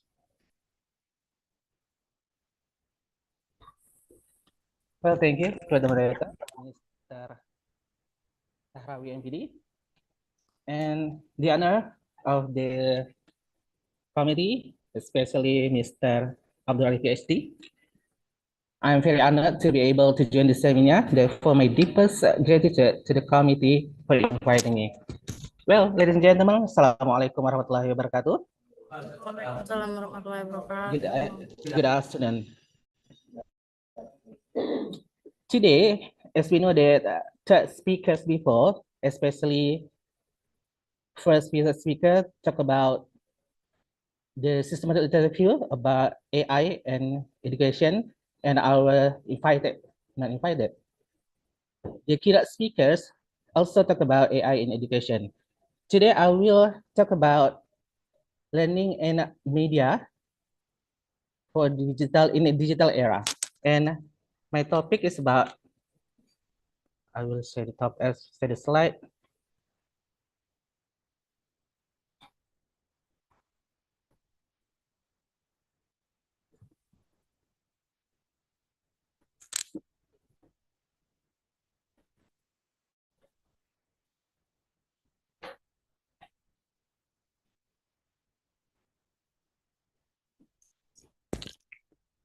Well, I will talk about the development of project and tutoring-based learning model assisted by augmented reality. In the next, we will say project and tutoring-based learning as a PPTBL. Well, ladies and gentlemen, augmented reality we know can use in every aspect in education. And now I would like to tell you about the point of my presentation today. The first, I will talk about the background. The second, problem limitation. And the third, problem formulation and research objectives. The fourth, benefits of research. Next, research products, assumptions and limitation of development, conceptual framework, syntactic system model, development of the PPTBL model, research method, research results, conclusion, indication, and recommendation. Well, the background of my research at least have 5 points. It's based on my experience in teaching computer network. So the first problem is about teacher-centered learning process. The second, about limitation of tools and materials. And third is unavailability of tools. The fourth, use of 2D presentation slides. And the fifth is division into homogeneous groups. So teacher-centered can be solved with the learning model, limitation of tools and materials with learning media, unavailability of tools can solve with learning media, the use of 2D presentation slides can solve with learning media, and the division into homogeneous groups can solve with learning model. And at the end, we can enhance the computer network learning outcomes with PPTBL IR model. And next, I will talk about the limitation. The problem limitation, ladies and gentlemen. The problem limitation is about focus on developing a learning model and tools for computer networkers. And the learning model, we call it before PPTBL, project and peer tutoring-based learning. With the learning tools, 1, PPTBL model book, 2, lecturer and student guidebook, 3, teaching materials, and 4, AR media. Next, we can see the problem formulation and research objective, ladies and gentlemen. The problem formulation is about development procedures, how product validity, practicability, effectiveness, and students versus skills. And the research objectives, we will talk about PPTBL model assisted by AR, valid product, practical products, effective product, and the improvement of students versus skills. And then the topic is about research products. There are 5 products in this research. The first is PPTBL model book. The second is guidebook for lecturer on the PPTBL model. The third is a guidebook for students on the PPTBL model. The fourth, computer network course teaching materials. And the fifth, assisted learning media. The next topic is about assumptions and limitations of the research. Development assumptions are improving effectiveness. Lecturers can apply the PPTBL model. Students are ready to participate, able to improve learning outcomes, and of course, able to improve students' 4C skill. We know the 4C skill is the skills that we can reach in the 21st century. It's about communication, creativity, critical thinking, and collaboration. And then development limitations, only in the computer network course, not the others, only at one university, limited time and sample size, different skills or experience of lecturers, and only comparing classical classes. And this is the conceptual framework of my research. So PPTBL is integrated of project-based learning and peer tutoring. We can see, we can use bahasa Indonesia, right? Oke, kondisi yang terjadi di situ ada 7 kondisi yang terjadinya, terutamanya itu adalah student centered dan tentu saja pembelajaran cenderung tidak interaktif. Maka alternatif penyelesaian masalah itu adalah terkait dengan pengembangan model project and peer tutoring based learning berbantuan augmented reality. Sehingga kondisi yang diharapkan itu berubah dari yang semulanya teacher centered menjadi student centered dan pembelajaran interaktif. Karena apa? Karena kita menggunakan media augmented reality. Dan begitu seterusnya sampai ke poin 7. Next topic is about syntax model.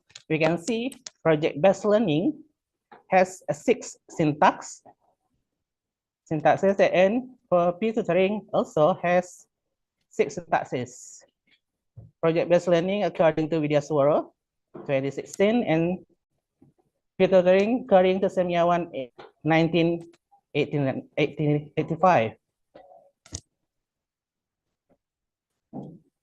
And this is the development of the PPTBL model, integrating of PGBL and peer tutoring based on constructivism, behaviorism, connectivism, and connectivism, and assisted by media, AR media, and 4C skills of students. Next, we can see the research method. The research model was R&D, and the research design used Prodi, define, design, develop, disseminate by Tiagarajan et al. 1974. Product testing, including expert, limited testing, and expanded testing. And the test subjects were experts, lecturers, and students. I use instruments, tests, questionnaires, assessment sheets, and use analysis techniques, validity, reliability, normality, homogeneity, t-test, and MANOVA. In the defense phase, I use literature review and field study. Design, I designed model book, lecturer and students guidebook, teacher materials, and AR media. And develop phase, I use focus group discussion, FGD, limited testing, and expanded testing. In the disseminate, I distribute the product to the lecturers and students and make a scientific article. Ladies and gentlemen, we now in the research results. In different phase, we can see the summary of lectures need analysis, learning model development. Mostly in the 53.33% is strongly agree about the learning model development. And then the summary of students need analysis about learning model development, mostly about 47.78% is agree for the learning model development. Design phase, I designed 5 products. The first is PPTBL model book. The second, lecture guidebook. The third, students guidebook. The fourth, teaching materials. And the fifth, AR media. And this is the developed phase, the result of validity tests, need instruments, category highly valid, PDBL model book, learning materials and tests, AR media, students versus school instrument, and performance instrument in the highly valid category. Meanwhile, lecture guidebook, student guidebook, and teacher materials in the valid category. The next result about item quality. Test item validity, 40 questions valid. Test item reliability in the very high category. Level of difficulty, 2 questions difficult, 20 questions moderate, and 18 questions easy. Item discrepancy, 19 questions good, and 21 questions fairly. This results is about practicality tests. They are model book for lecturer, lecture guidebook, teaching materials for lecturer, AR media for lecturer, and AR media for students in the category of very practical. Meanwhile, model book for students, student guidebook, and teaching material for students in the category of practical. The next result, we can see about, what is this? Normality test. Based on Sapir-Whorf test, we can see all of tests were more than 0.00, so that the data was normal. And then the next results about homogeneity tests. Based on Leibniz test, we can see pre-test and post-test, the significance were more than 0.05, so that the data were homogeneous.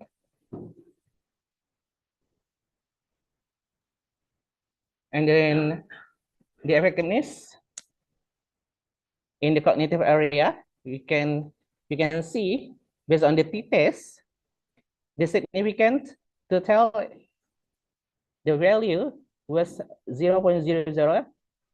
It's lesser than 0.05, so it has a significant value. And the effectiveness test for the effective area, also we can say the equal variance assumed for significance to tell was 0.00. It's lesser than 0.05, so it has a significance value. The last for the effectiveness test is psychomotor area. Based on the t-test, we can see equal variances assumed for the significance to tell was 0.00. It's lesser than 0.05. It also means it has a significance value.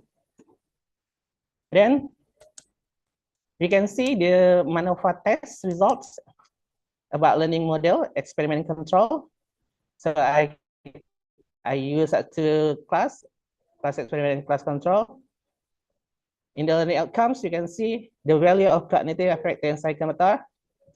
For the learning model, we can see the value of mean is higher than classical.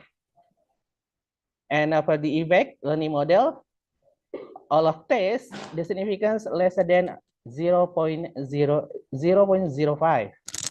So there is has an effect from learning model. And the last phase is disseminate. This is subject. Again, I distribute the product to experts and students, and I publish the article in the International Journal of Interactive Mobile Technologies, volume 18 and number 20, 2024, index Encyclopedias Quartal 2.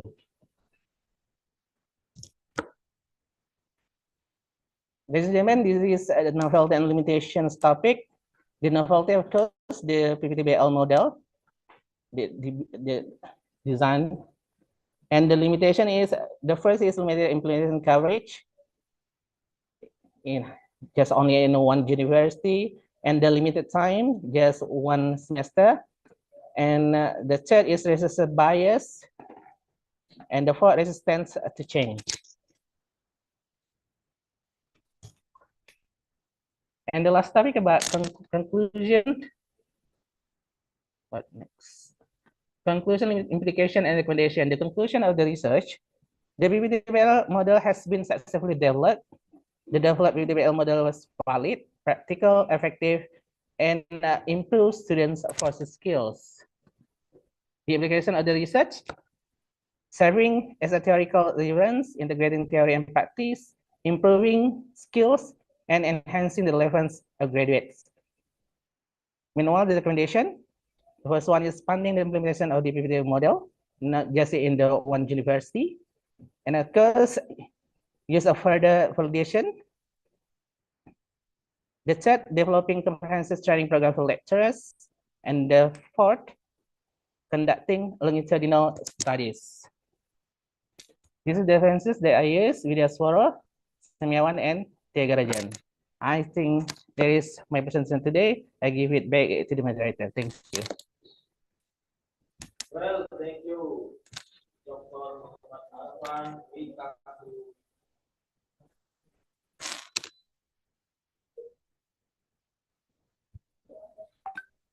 Well, thank you, Dr. Muhammad Arfan, MPD. Now we come to the last session. Ladies and gentlemen, now I would like to open question and answering session. If anyone from you have a question, please raise your hand, or you can chat in the inbox room. Okay, Christopher Sgalu, please save your time. Thank you. My name is Christopher Galwaringa. I am in 5th semester of student in English education. I would like to address you one question, Prof, so I can prepare myself for the next coming era.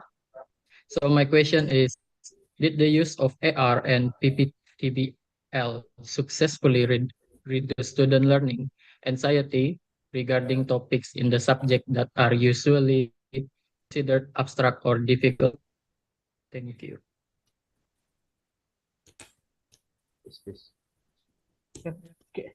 Can you repeat the question, please? Any other question, ladies and gentlemen? If there's no more question, Dr. Muhammad Arfan will answer directly. Okay, no more question, Bob. Can you please repeat the questions, Mr. Christopher? The question is, did the use of AR and PPTBL successfully reduce student learning anxiety regarding topics in the subject that are usually considered abstract or difficult? Thank you.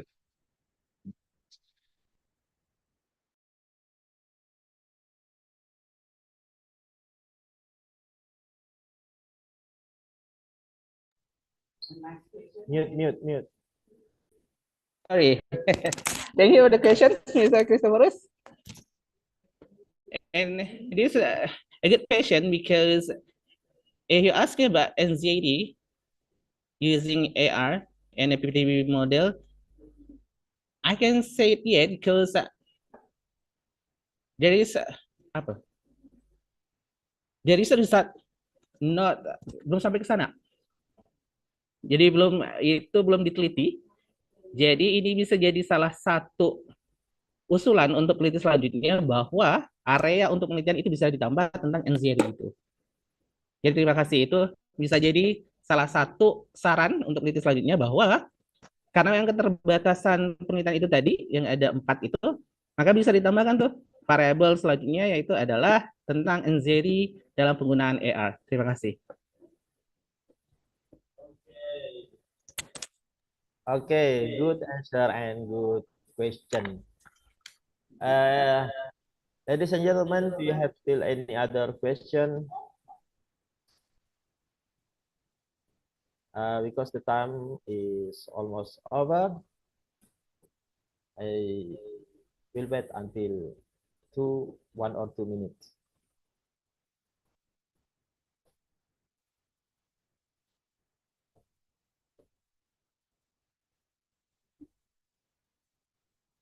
Okay, because there's no more question from the audience, is now we move the closing session.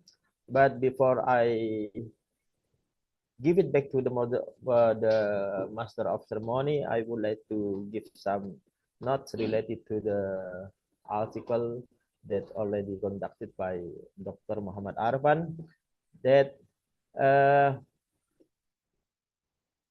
PPTBL model offer innovative solutions to challenges that are often faced, especially in bridging the gap between theory and practical application. The main implication of this research lies in improving the quality of learning to produce graduates with learning and innovative skill, both independently and in a group, including critical, creative, communicative, and collaborative thinking need to face increasingly competitive competition. Well, that's all from me, and now before I give it back to the master of ceremony. I would like to thank you for the presenter, Dr. Muhammad Arfan. It was very nice material for the presentation for today. And I give it to the master of ceremony. Thank you. All right, thank you so much.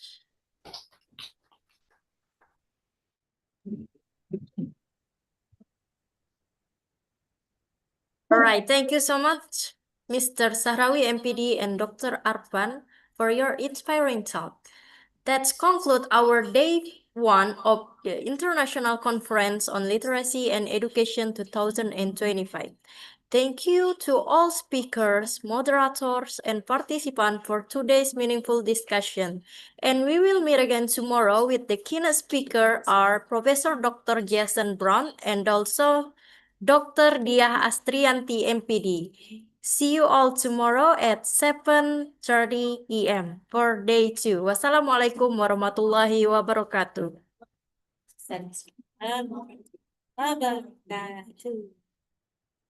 Dah, gitu.